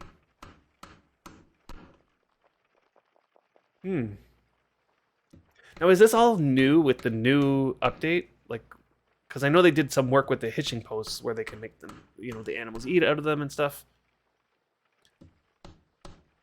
You know, clue? Okay. Because it might be just that this is something that was added. Definitely not new. Okay, so the hitching post always had a key, and it always was the case that when you unhitched a horse, that you were able to lead it even on a deed that has the no leading permissions. Interesting.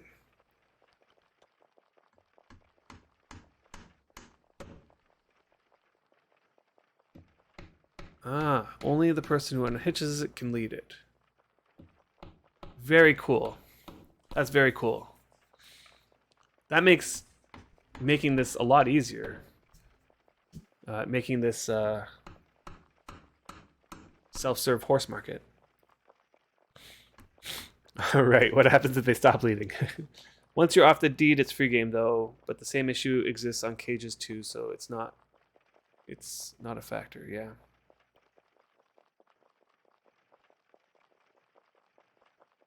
Okay, they can still relead it again once they stop leading. That's interesting. It's like it's almost like not it's like they by unhitching it, it's like it becomes your horse. That's weird though.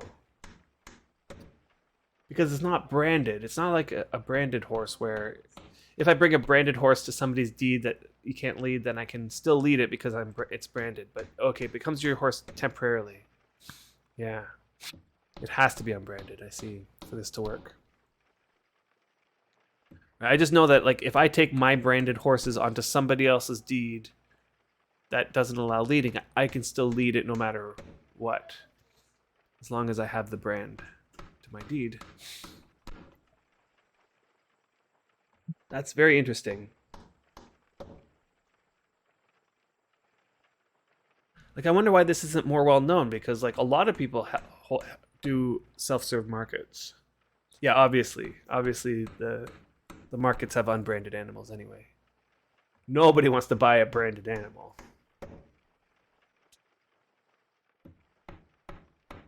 But if it's unbranded, and that's the case, that somebody can unhitch. So it's almost like if you want, like, see, this opens up a permissions problem, because let's suppose you have a new player who doesn't know this, and they're just playing away, and they are breeding their horses, and they have, let's say, their hitching post, like they have a hitching post up here with their horses attached to it. If they accidentally unlock it, so you go and unlock the hitching post.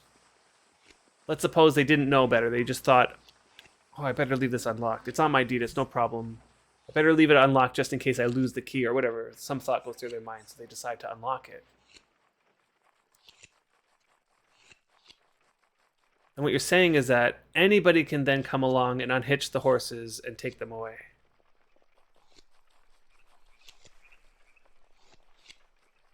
Same issue with the large carts in the back in the day. And Feyran, you're still listening. Working hard.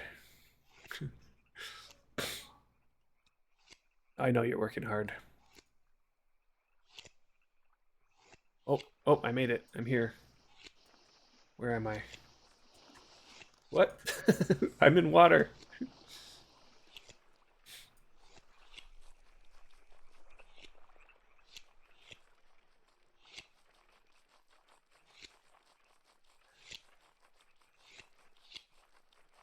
If it was unlocked, the permission stopped them, I think.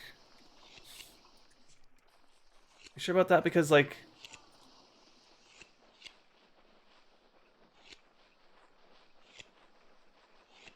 So do you think it's the act of unlocking it? Well, permissions don't stop if it's unlocked. Yeah, that's what I was thinking. I'll have to test that. Hold on, before I get myself lost here, let me queue up some more actions. Okay, now I can get lost. Where am I? What did I do? What did I do wrong? Is that's probably it over there. Okay. Didn't do anything wrong. I'm just confused is all.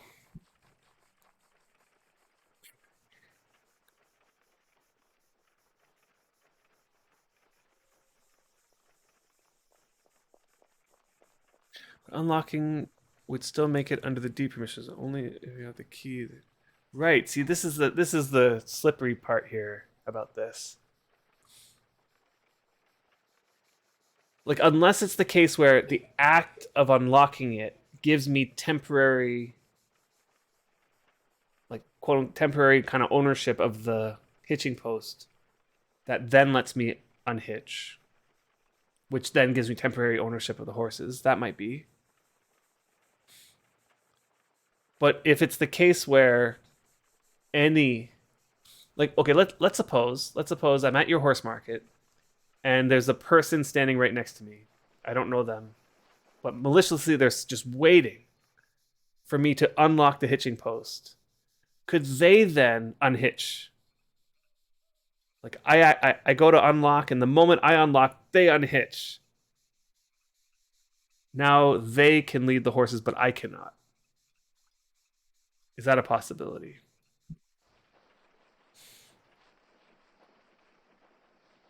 Isn't the key just permission related?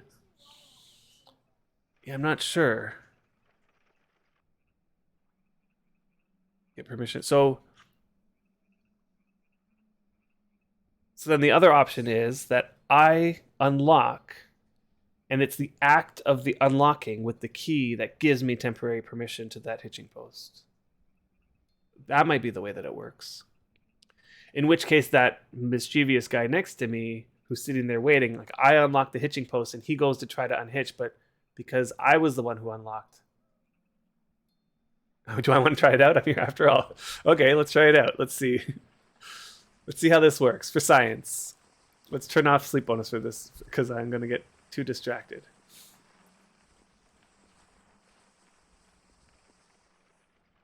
I have 4.5 skill points to go. I'm going to have to end the stream soon, but we'll try this.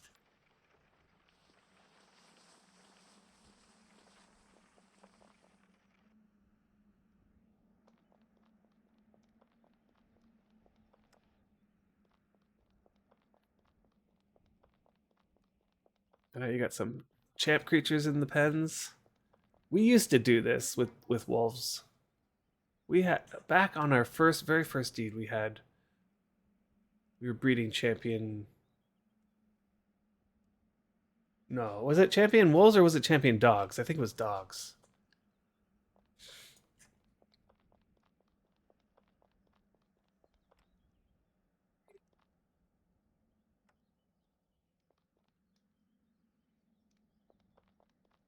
Although, how are we going to try this? Like, what is the, oh, there you are. I see. What is the test for this?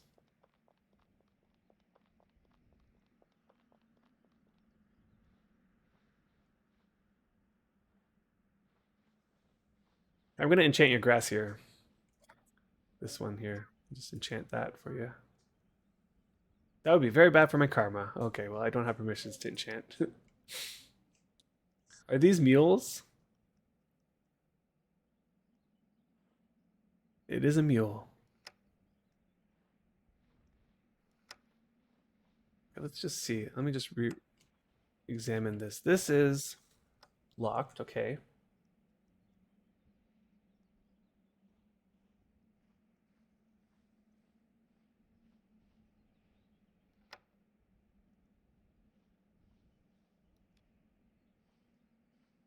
Okay. Let me think. When you make a hitching post, because I've never made a hitching post. I don't know where this hitching post came from. Probably Brian made it. The one up here. When you make a hitching post, does it come with a key when it's made? Or is it like a cart where you make the cart and it has a lock, but it doesn't, right? So it was probably more like a cart. Then what's the method for making a key for a cart? Is it that you have to make a completely new lock? You must have to make a new lock, right? Yeah. And replace the lock that's on it. New lock. Yeah, exactly. Okay. New lock.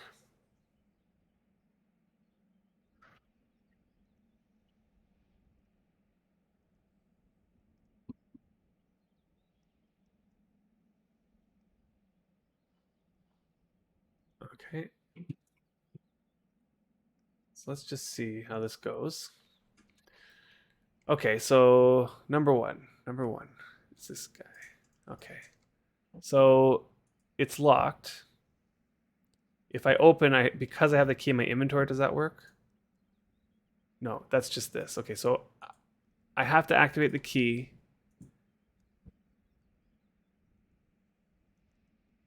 What do I gotta do?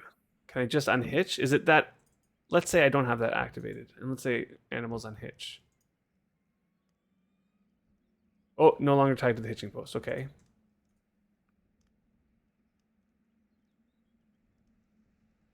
Wait a minute, but I can't lead it now.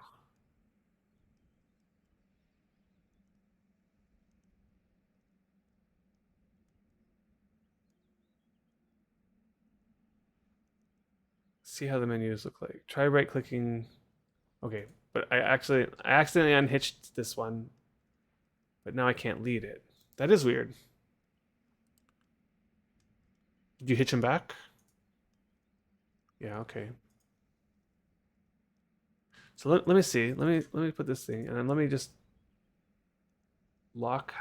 I guess it said it's locked.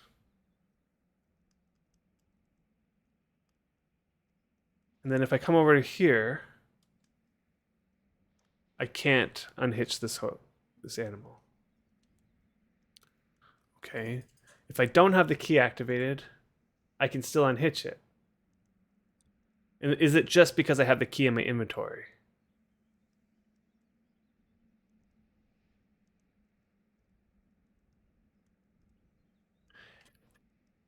Yeah, every container with permissions comes with a 1 quality lock with no key. Yeah, okay.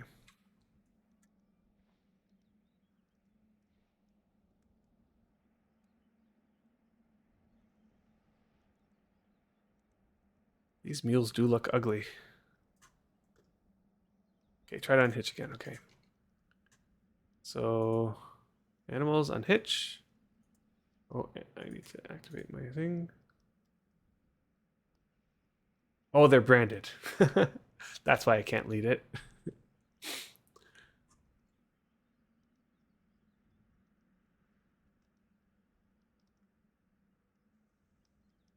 Okay, so these are draft mules. How do draft mules compare to draft hell horses? I did see somebody post some draft mules. They're worse. Well, I mean, obviously they're worse, but how much worse? Because like the trade-off is like, let's say mules go 80% of the speed. Yeah, I know there was that auction. Oh, it's yours. Okay, so the auction's yours. And you had done some tests then. Let's go look at it. Because there is a trade-off. Hell horses go faster, but they also unhitch. Whereas a mule, you could care for the mules and then they'll last forever. Right, so there's that. Oh yeah, it is you. I almost bid on this, but I wasn't sure. Okay, so and I was looking through these numbers. And let's just look at the no shoes, right? Like the no shoes difference is only 2 kilometers per hour.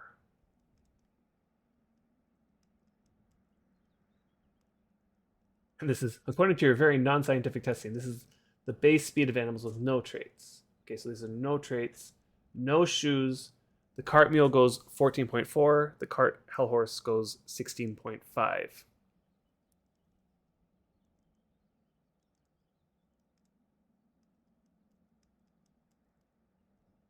Lasting forever isn't much of a property.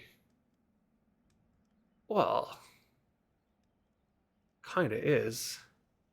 Because let's say I get a pair of hell horses. I know that in 101 days or whatever days, I'm going to have to go out and buy new hell horses.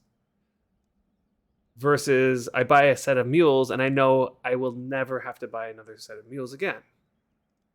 Once the AA situation is finished. Okay, but this is from a non-breeder's perspective. And you're right, like 15 copper, but then there's the whole process. I got to go out there and I have to go with my creature cages to the market, and like there is a benefit to having, let's say, even if it's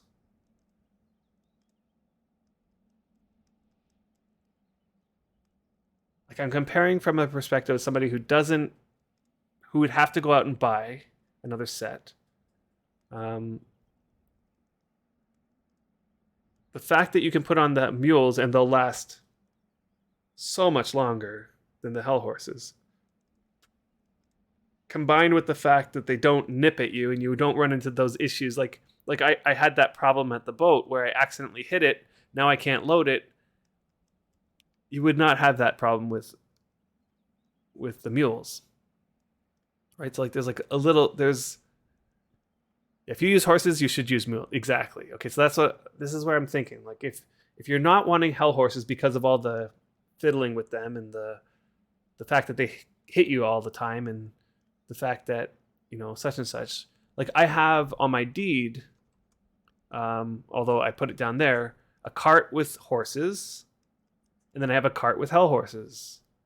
The ones with horses is for just doing the construction, right? So like, I don't know if you've ever had a hell horse cart and you're in the building trying to do construction. It is such a pain because every so often they start hitting you and you have to you're carrying all the bricks and you have to like waddle yourself over to the cart and load yourself up, come back down, and now you have wounds. You got to bandage your wounds, and then you can get back to your constructions, right? So it's like you don't want the hell horse cart for your construction cart. You want horses there so that they don't attack you every 2 seconds. So what you're saying is that mules are a straight upgrade to horses. Okay, so the horses are branded now. So let's try this again. Okay, so if I go to 2, oh, you undid 2. Okay, so oh yeah, okay. So this guy's on 2. So if I go to 2, I don't get anything. If I go to 1, activate the key for 1. No, did you replace the key?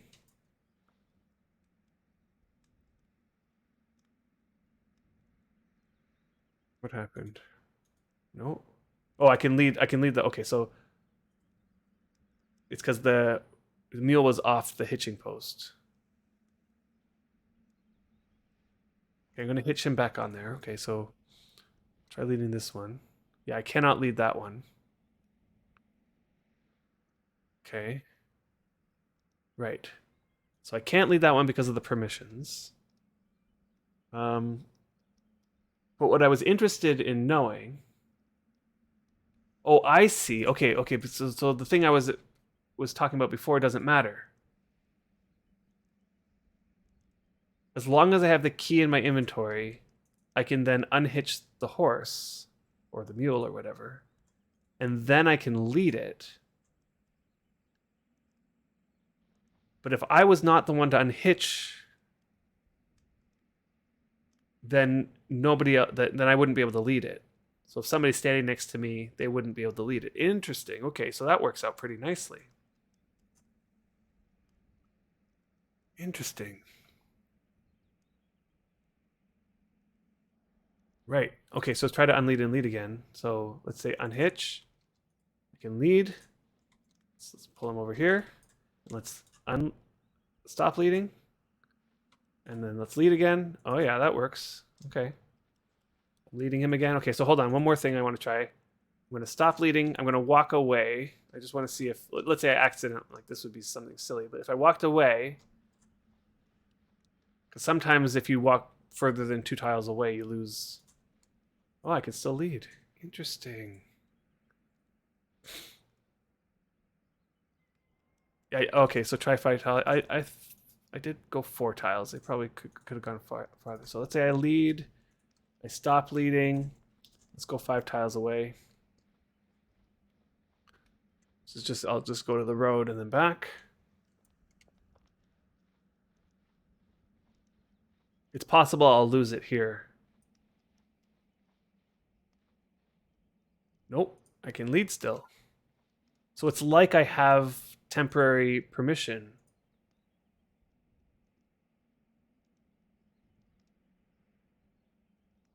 Okay, one more test.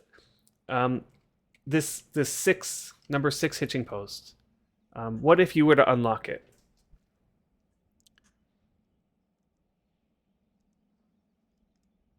Let's say you're like a newbie character and you're like, oh yeah, right, there is no unlock.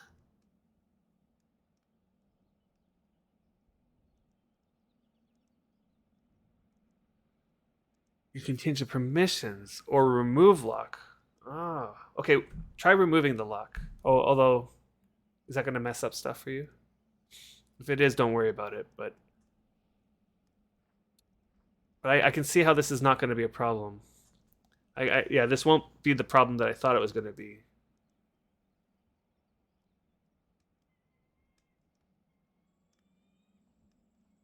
Because a new player most likely wouldn't remove the lock. They probably wouldn't think. More than likely, they would know to add their friend, let's say, to the permissions. Okay, so that. Yeah, so you don't. Yeah, you don't. Okay, know how that is. Okay, lock removed. Okay, and let's suppose now. Oh, I can't.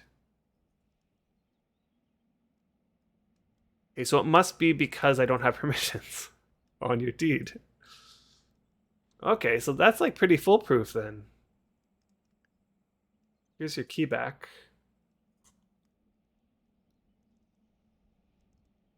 Number 1. But yeah, All right. Well, thanks for letting me test that out. That's actually really nice. I like how you're setting this up because then you'll have 2 animals per tile, which is pretty optimum. It's very cool. I might be back soonish to buy some draft mules from you.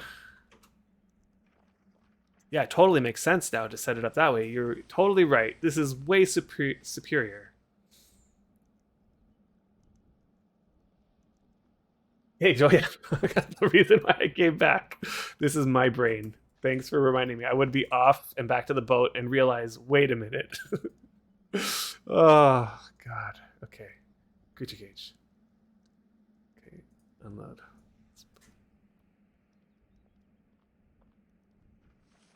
Thanks for reminding me. There you go. There's your creature cage. Oh yeah, owner 2. Yeah, yep. You were right, totally. Missions. Manage. Um, change the owner.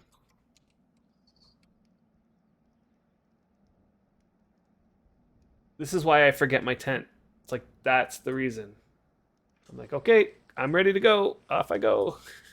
Going home now. Like, completely forget that I actually have to do something before I go. Okay, double check that that worked before I go.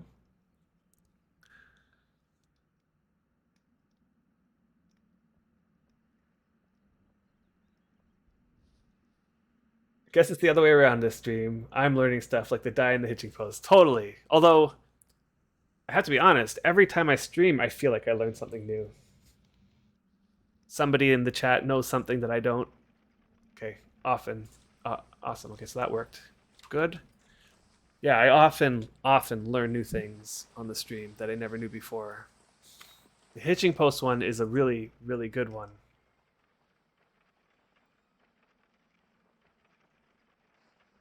And understanding how the permissions work is kind of important to making sure that you don't you don't lose stuff off your deed. And so you got to say on this stream you've learned more than you have in a whole month. In Valiant, streaming is often a live advanced advanced wiki. Yeah, totally. That whole hitching post just cleaned up our dock design a bit. I know. I mean, hitching posts are relatively new. They're not. They're not as old as the creature cages, let's say, or the. So I guess it's just taken people testing them and figuring them out. I know this information will be valuable to Catspur, who is starting the construction of the new horse market. She hasn't made the horse market yet. So, and she has tons of hitching posts, like tons of them. So, this will probably save her a bunch of time. So much easier to get horses than to try to learn to try to get a horse into a one tile pen. Yeah.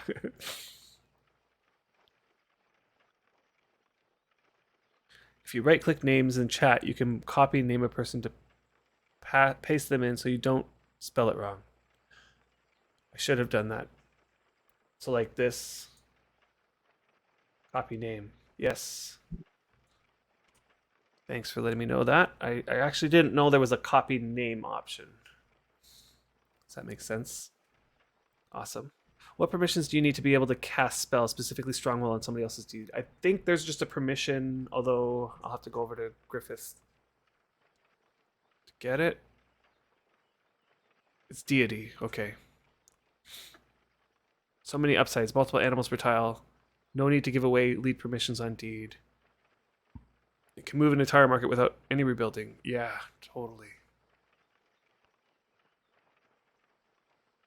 Trying to think. I feel like Kat's had a way of not having to have the lead permission. Although maybe she has to. Denali.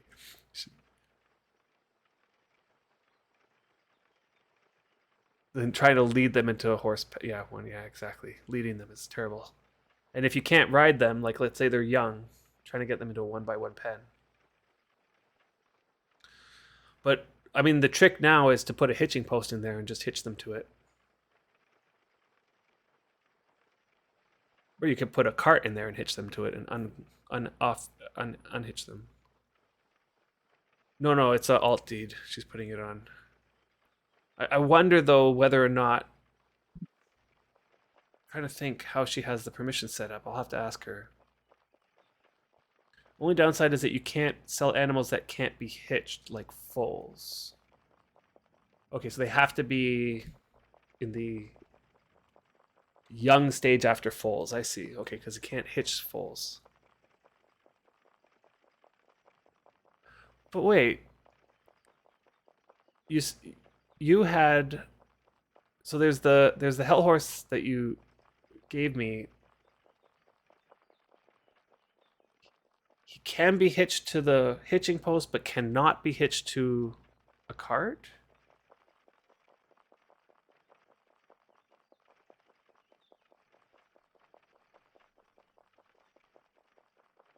Or was that one there that you gave me not hitched to the hitching post? I must have missed that. Yeah, it's the small foals. You had to run it into a pen, then move out and move around the fence without the horse following, then back up. Yeah. And that's only if you have it set up so you can get around to the other end of the pen.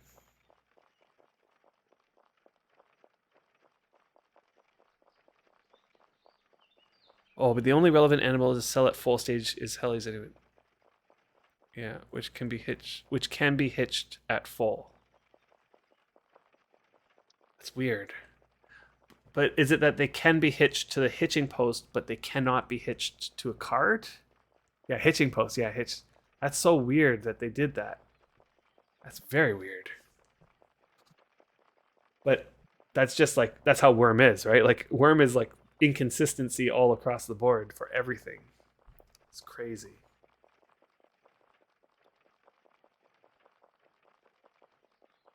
Like, we're going to make this rule apply to everything but that thing. So strange. All right.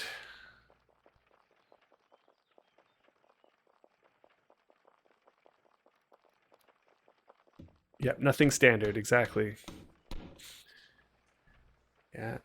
Not always easy equals messy dock, which will now be exchanged for hitching posts. I know. Yeah, this is like a really nice nice feature. Like imping with any leather quality, exactly.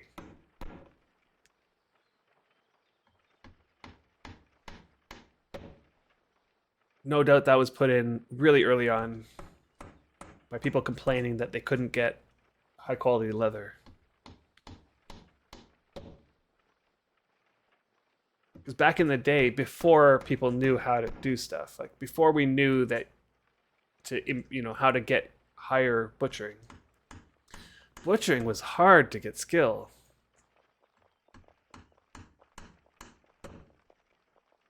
Will I be streaming any of my riff runs, or will it be too early for? I don't think I'll be streaming them. I don't think so.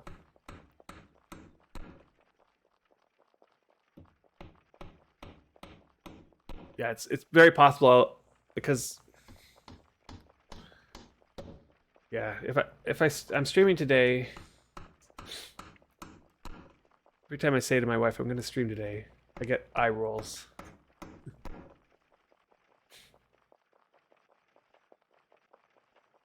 So I'll probably be doing other things at the same time as doing the riff runs. Yeah, you hear that.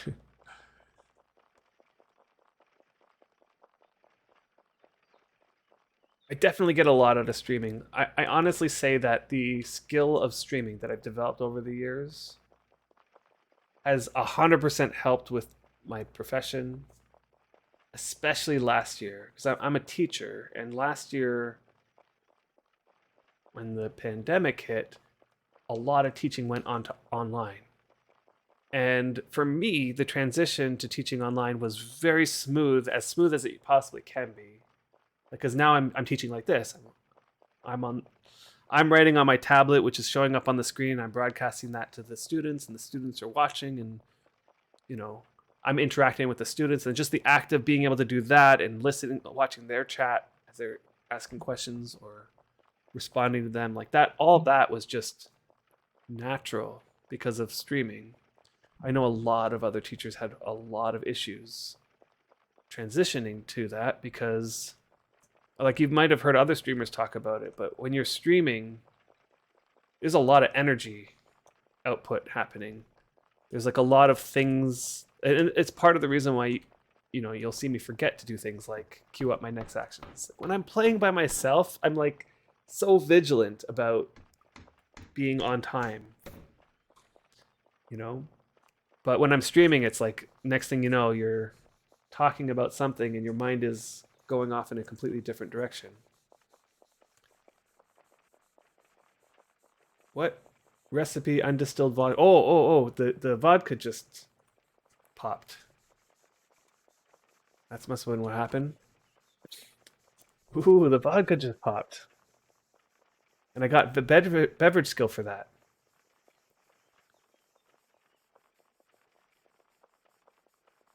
And the vodka popped again. Oh no. Never mind. This is the same one as from before. All right, go check on that now.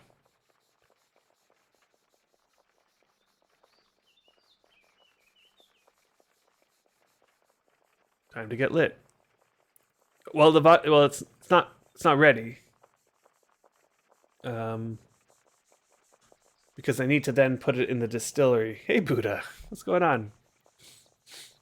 You always show up like right at the end. But yeah, I'm about to stop streaming soon, but something just happened that makes me want to go do something else. So let's turn this off.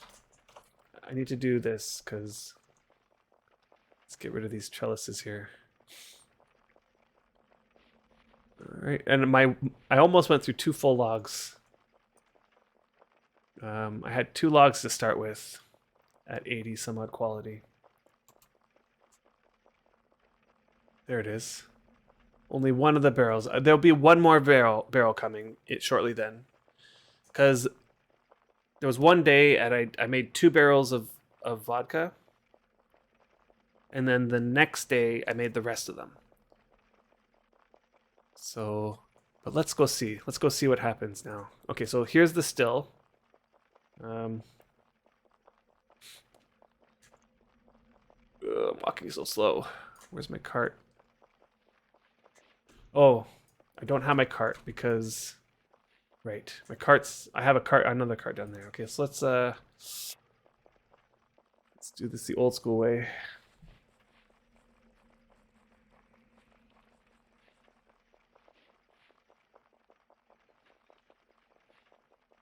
Bring it over to my. I'll have to do the proper moving stuff, but my wagon's over here with Xander on cadence. Okay, but let's get this still in here. So Buddha, I'm doing the beverage making stuff for the very first time. Never done this before. And I set up a room for my brewery, or my whatever you call it, the place where you make alcohol. Okay, that's a pretty good position. I'm going to line this wall with stills all the way across and then possibly another row of them. It looks like I can fit 2 per tile or so if I squeeze them in widthwise, and then I'll put 2 rows of them. That looks like I'll probably get about at least 20 if I do 2 rows, like 10 and then another 10. I'll need to get some stuff to burn. Let me leave the barrel there. Yeah, undistilled vodka, that's right. Okay, so let's put the barrel there. Just make sure I'm not going to hit anything. Well, those mules were just a showcase mules. Just 3 draft mules, not good enough for me to sell. I got like 7 or so 4 draft mules at full stage waiting to grow up, which will go there once they're grown up. Ah. I've done that before. It's rough making that many stills. Yeah, I know. I'm going to have to go mine out some copper, and it's the rivets. Like, there's lots of rivets to add. But I mean, I made this many trellises just yesterday, and granted, there's not as many materials to go into each trellis, but I did it in one sitting. What am I going for? I'm going for fuel.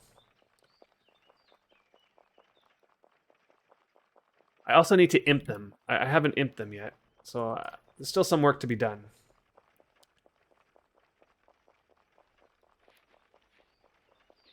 But that's part of what makes this game so fun. There's always something to do. And to get anything, like any accomplishment, like to any like I want to create a cellar full of just alcohol. Well, to do that is going to take some work, but I have to figure it out. Like I don't know how. I've never used a still before, so no, I don't want to burn. I want to light it. Okay, so it's probably this. The default action is not light. Your brain can only manage so much learning per day. Good night. All right, see you, Denelli.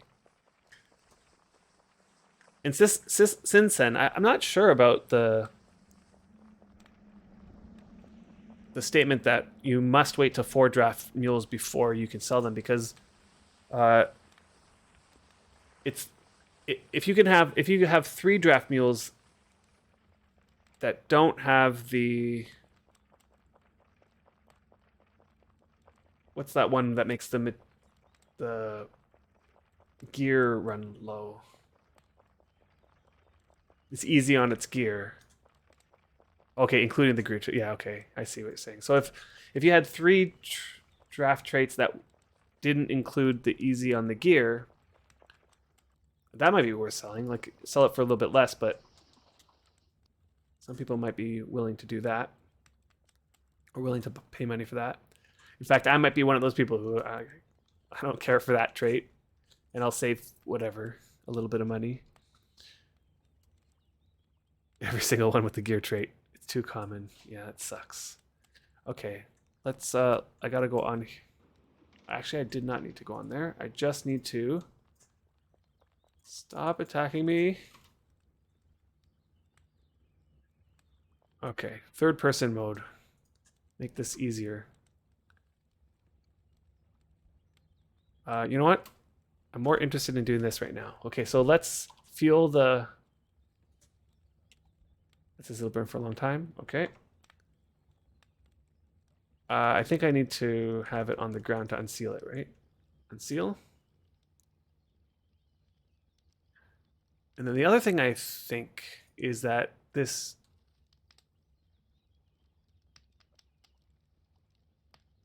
Ugh. I want to open. Why was it that when I pressed space, it took it? Okay, anyway. I think I can just... Okay, what do I do? What do I do? I'm going to guess into the boiler. And then...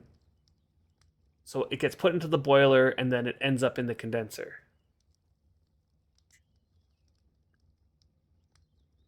Okay, let's take a look.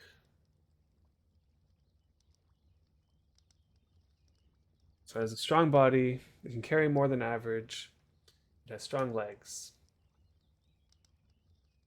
Yeah, totally.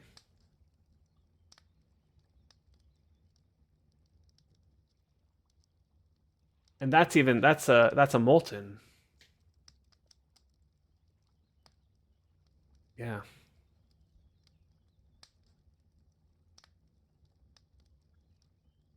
That's a nice one. Yeah, it's one of the terrible groupings taken open. I know. And Jingekko, I guess you're saying correct for I put it into this boiler and then it ends up in the condenser. I'm hoping that that's how it works.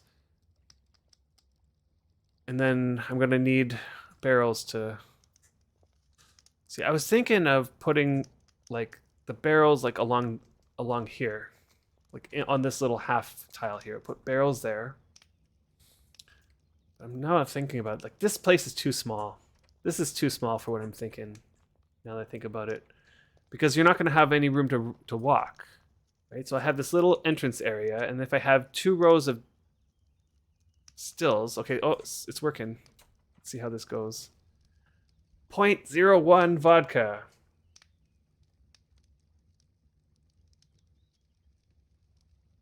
I use small barrel racks. Yeah. Yeah, I will be using small barrel racks. And the hope is that I'm storing it somewhere else. This room would be just used for the actual process of filling up the stills and making sure they keep burning. I'm going to need to improve the quality so that the burn time lasts much longer. These are just creation quality. Okay, so the quality of the still determines how much you get each tick. Do you mean how much skill or how much vodka you get? Yeah, probably how much vodka you get.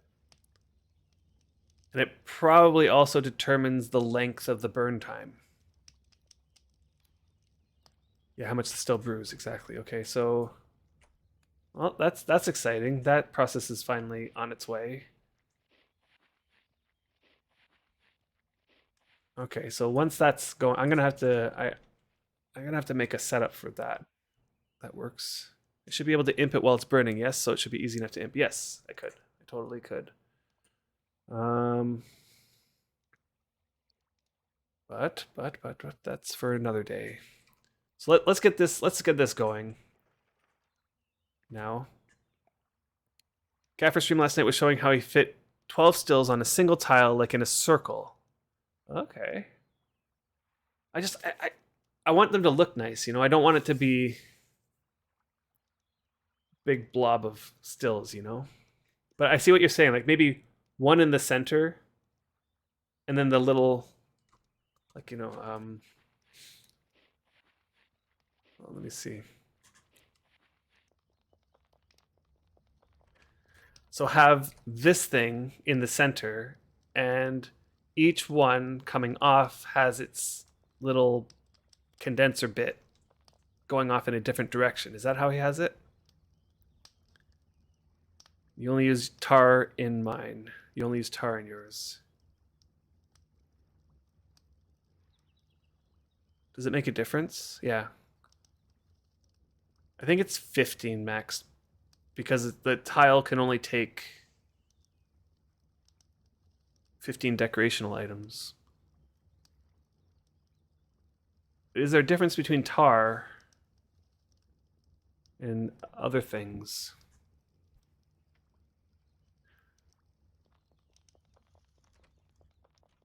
Anyway, I'm gonna just give me 1 second. I'm gonna take a quick bathroom break. I'll come back.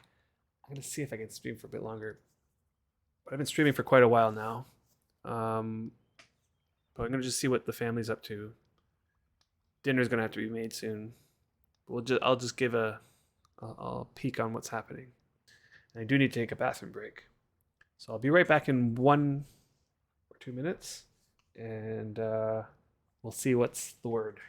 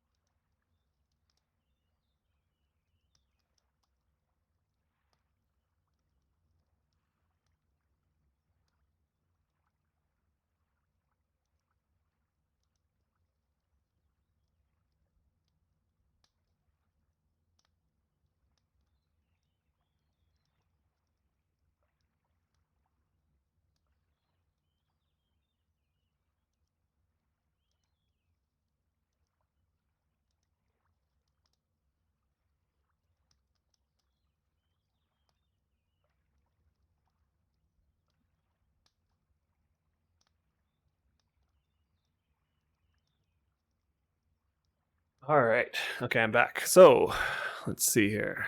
What time are we at? I do indeed have a little bit extra time. Probably another 15, 20 minutes. So, let's see what you guys are saying here. Yeah, it looked nice. It was supposed to be like that. Okay. So you're talking about like the orientation of the stills. That's actually a really good idea. I think that does look nice. So I think I might set something like that up. That actually will save a lot of space. So let's say I put 12 on each tile, and there was 3 tiles there. So was there 3 tiles? 4 tiles. Let's say there's 4 tiles, 12 on each.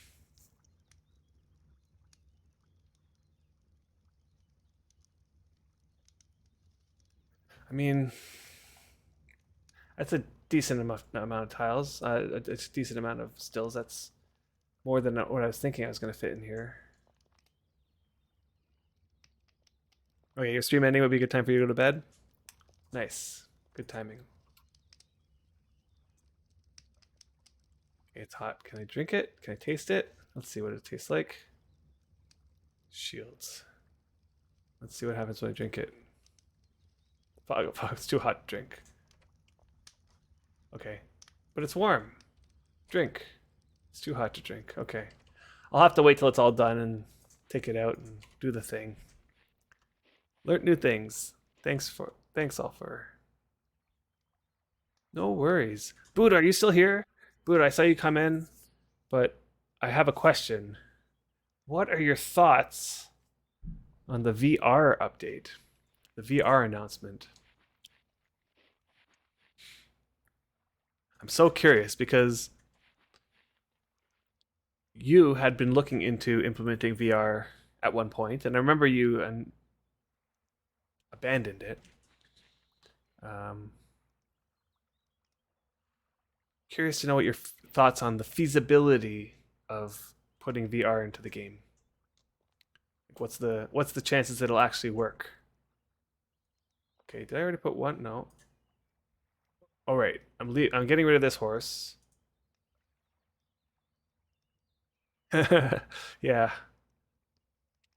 Okay, but let's suppose, because Brian and I on yesterday's stream, and you might be interested in listening to our discussion on it because we discussed it quite in depth yesterday. So I finally got Brian on the stream, and we talked about all of our thoughts about it. But the question I have now is, what do you think if let's suppose all that it is yeah, we did. I put on my VR headset, okay, and now I'm in the world, right? So I can turn my head, I can look around, I'm inside the world, okay. But I'm still sitting at my desk where I have my keyboard and my mouse in my hands. Yeah, getting it into VR isn't hard. Okay, so that right, exactly. So the playability part is the part that I'm like, yeah, I can only imagine getting it so that my head is in the world and I can look around. That part is probably already not a big problem. But then, what if all of these windows are on some virtual sort of like screen, some virtual screen that I can use my mouse and I have the cursor, and when I'm like in the world, I can see my cursor. The cursor's on that virtual screen. It's not really a screen, it's like invisible, but it's where all the UI elements will go. And my mouse can scroll along that, so all the inventory stuff is on this virtual screen, but I'm in the VR world. So you had it in VR and walking around, that's it. It was cool for looking around, but playing in VR wouldn't have been good. Because honestly, I'm thinking this, like a full VR is probably not what we're going to be expecting.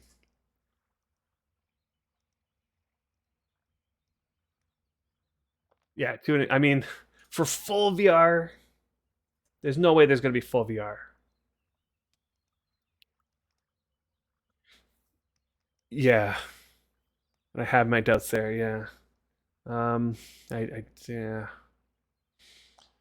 Like full VR definitely is going to be off. Like you're not going to be able to reach out and grab with your hand stuff and hold it in your hand and hit the thing with your, hit the anvil with your hammer and chop the tree with you. Like I have no I have no delusions that that's what's going to be the case. But what I can imagine it being, like you kind of need a way to have these UI elements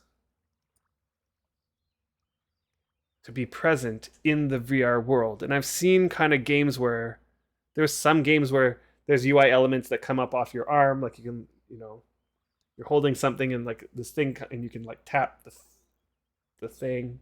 But I've never played a VR game where there's a mouse cursor, and I'm not sure. It might be fine for exploring as long as the movement system actually works. It doesn't make you sick. That is true. The sickness is real for sure. Okay, so somebody earlier was asking like, I thought you weren't able to unhitch the horses in the front, right? So it says you're too far away to do that. But I found that if you angle them in a way, I just don't want it to be off on that. You can unhitch it.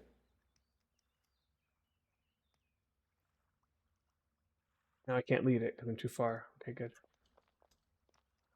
So that's the way I do it anyway.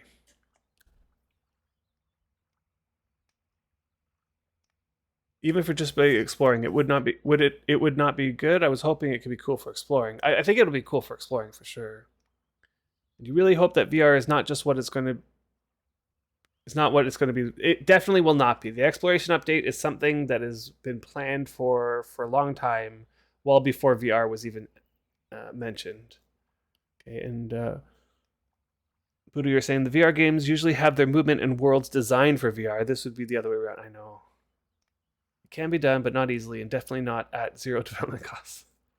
So, I overheard. I dug into some things, and I saw that Game Chess Group took out a sizable loan recently. Right? Because they're a public traded company, like this type of information is usually there. You can find this information. They took out a sizable loan.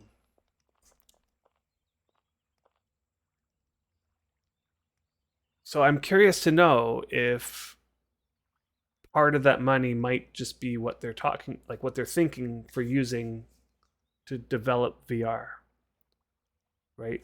Hire a temporary contractor or some person who's like a VR development expert and get them on the case.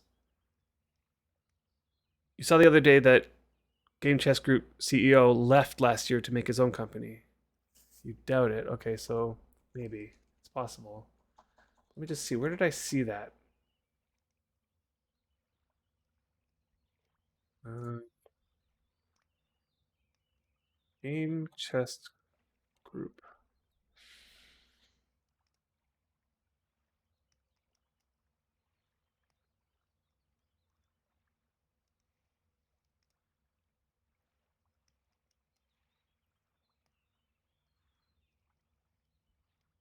Just read this. Actually, I have to translate that. Um, this is first quarter.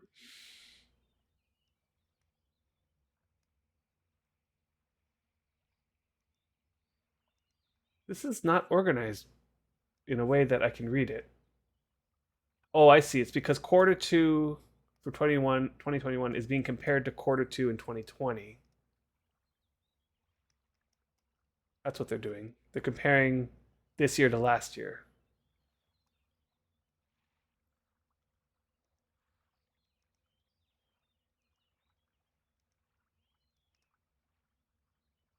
This doesn't seem to add up. The first half of 2020 they made 2.5. This full year 9.6. But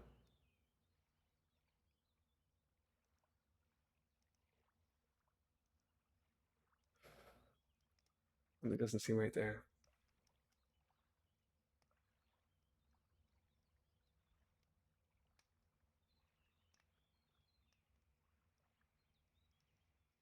Half year.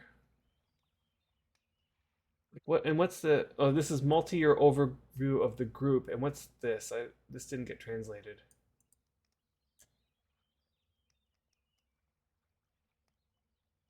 Some of these things didn't really get translated properly. Like what's this? Balance slutning. I don't know what I'm looking at. Okay, and but the CEO. Let's see here. See, I think this gentleman, Robin Backlund, has always been the CEO, hasn't he? Here, I'll send you a link. I mean, again, I'm only looking at. Oh, translate that to English.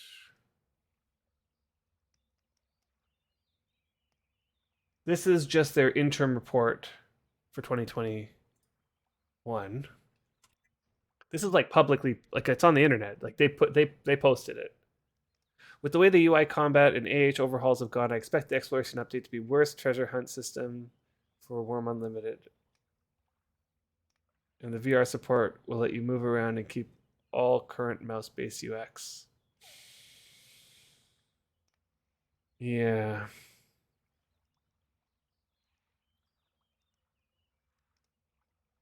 I really hope the exploration update will not be a worse treasure hunt system than Wurm Unlimited. I don't want a treasure hunt. I want exploration.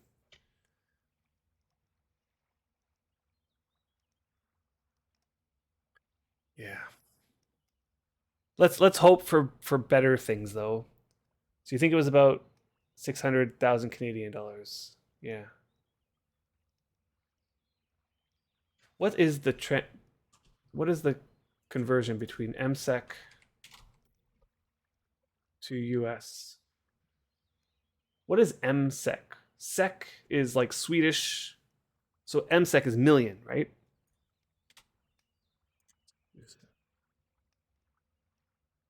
Swedish krona. Yeah, and that M would be million. Oh, yeah. Right. So I think what I saw was a 4.2 million SEC loan. So 4.2 times 0.11 is 460,000 US. Yeah, it was four. Yeah, so you saw that what I saw. Okay, so I don't know where I saw it. I can't seem to find it in. I thought it was here, but it's might be one of these things. Like, was it in this one?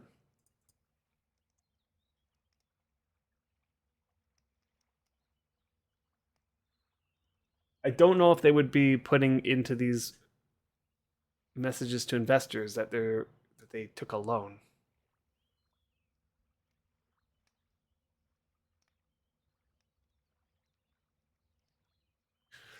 In expansion of the company's organization has been focused in order to establish a foundation required for the development and launch of the company's games on demand platform. Okay, so that's their a different platform. It has now been about a year since the relaunch of the company's computer game Wurm Online in the Steam distribution platform. As previously communicated, this launch was successful, and over the past year has been a large part of the company's growth of paying subscribers and sales. The group is actively working on upcoming releases and updates, both within context but also towards additional platforms. Okay, so they already knew at this point about the VR in June. They actually kept saying this additional platforms, but nobody was even thinking that that meant VR. During this month, the group had seen smaller decrease in paying subscribers and currently has about 5,000, whereas 5,500 in May. As previously communicated, this decline in subscribers is entirely in line with the company's expectations during the off-season of summer period. During the year, we have promoted the company's platform Friday Plays through several different channels. In the future, the company will dedicate additional resources towards the channels that have generated sustainable cost and effective growth. Currently a laced organization with proven business model. Now upscaling is in focus. Within the organization and all its platforms and services. Okay.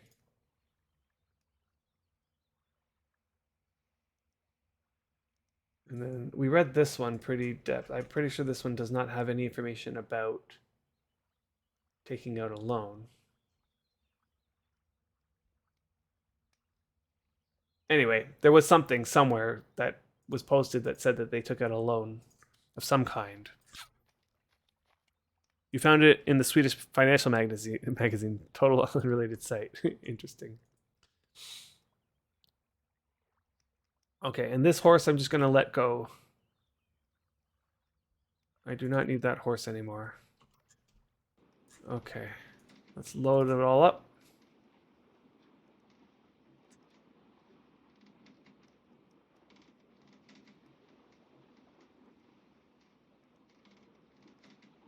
Starts to load the wagon. Did I not load this one?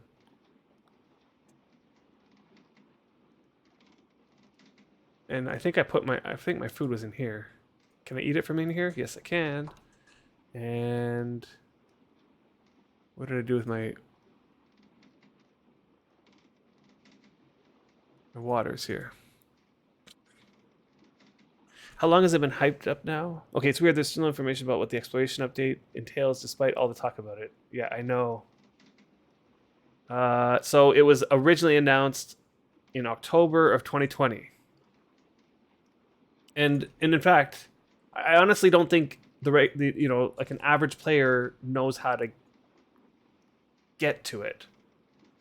Okay, so if you want to know everything that's been mentioned about the update that's coming, apparently it's coming soon-ish with, I think they announced autumn, fall. It's coming in fall, which, as Brian pointed out yesterday, could mean December 20th, because that's technically still fall, December 20th. And I would probably estimate that we're going to see it somewhere around that time, like beginning of December, if I had to guess. But there's no information about exactly when. In fact, there's not even information about when we're going to see the fix for the animal husbandry. So this update on development, which happened recently, you can find the information that they're planning to release a smaller update next month. So this was posted August 17th. And so next month would mean September. So that's when we're going to get the update to the animal husbandry bit. The multiple tweaks pending, blah, blah, blah. And there's some details about what those tweaks are. Before the exploration update, and that will include those animal husbandry tweaks as well as some content additions. So that's all we know about the exploration update, is that it's going to happen not next month, but after that. Now, in the Game Chess Group post, where they were talking about Wurm Online has started developing support for VR, they did say something more, which is the announced exploration update expansion with a launch aimed at autumn this year. Okay, so autumn, this is where I got the autumn mention. Okay. VR doesn't seem to be anytime soon because it says further information on the development and launches will be communicated in the future. However, I honestly don't feel confident that we're going to get that much information about the development side of things. I really wish, though, that there was some more information on the development coming in the future. Let's hope for it. They did say it there. Now, if you want to know anything about the exploration update and what it entails, it's all in the Wurm Online roadmap in October 7th, and they haven't said a peep about it since then. So if you go into that post, it says, and you have to scroll through it, like you have to read through a bunch of stuff. But it says right in this paragraph here, included in those updates will be a large exploration focused update intended to make the wilderness of Wurm more interesting to explore. I really hope that means more than just treasure hunting. With different random encounters to be had around the world. So random encounters is very vague. Something we're looking at it as well is a unique creature rework, as well as some more chances to brush up on some less used skills. This update overall should provide a less grindy alternative to other features of Wurm and generally make PvE gameplay more varied. So they're gonna update some skills, they're going to rework the uniques, they're going to make some random encounters. Maybe Buddha needs to return to the team. Come on, Buddha. We're all counting on you. Yeah, I know. All right, I think I got everything.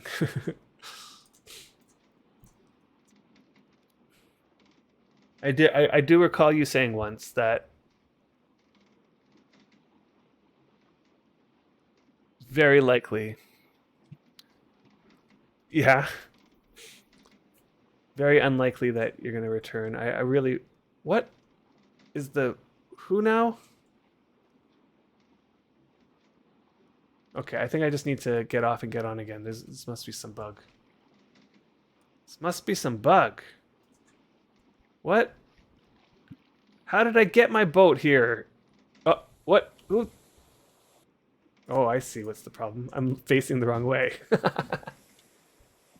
That's the bug. I'm facing the wrong way. And who is it? Who is it that you talk poorly about? Hold on one second.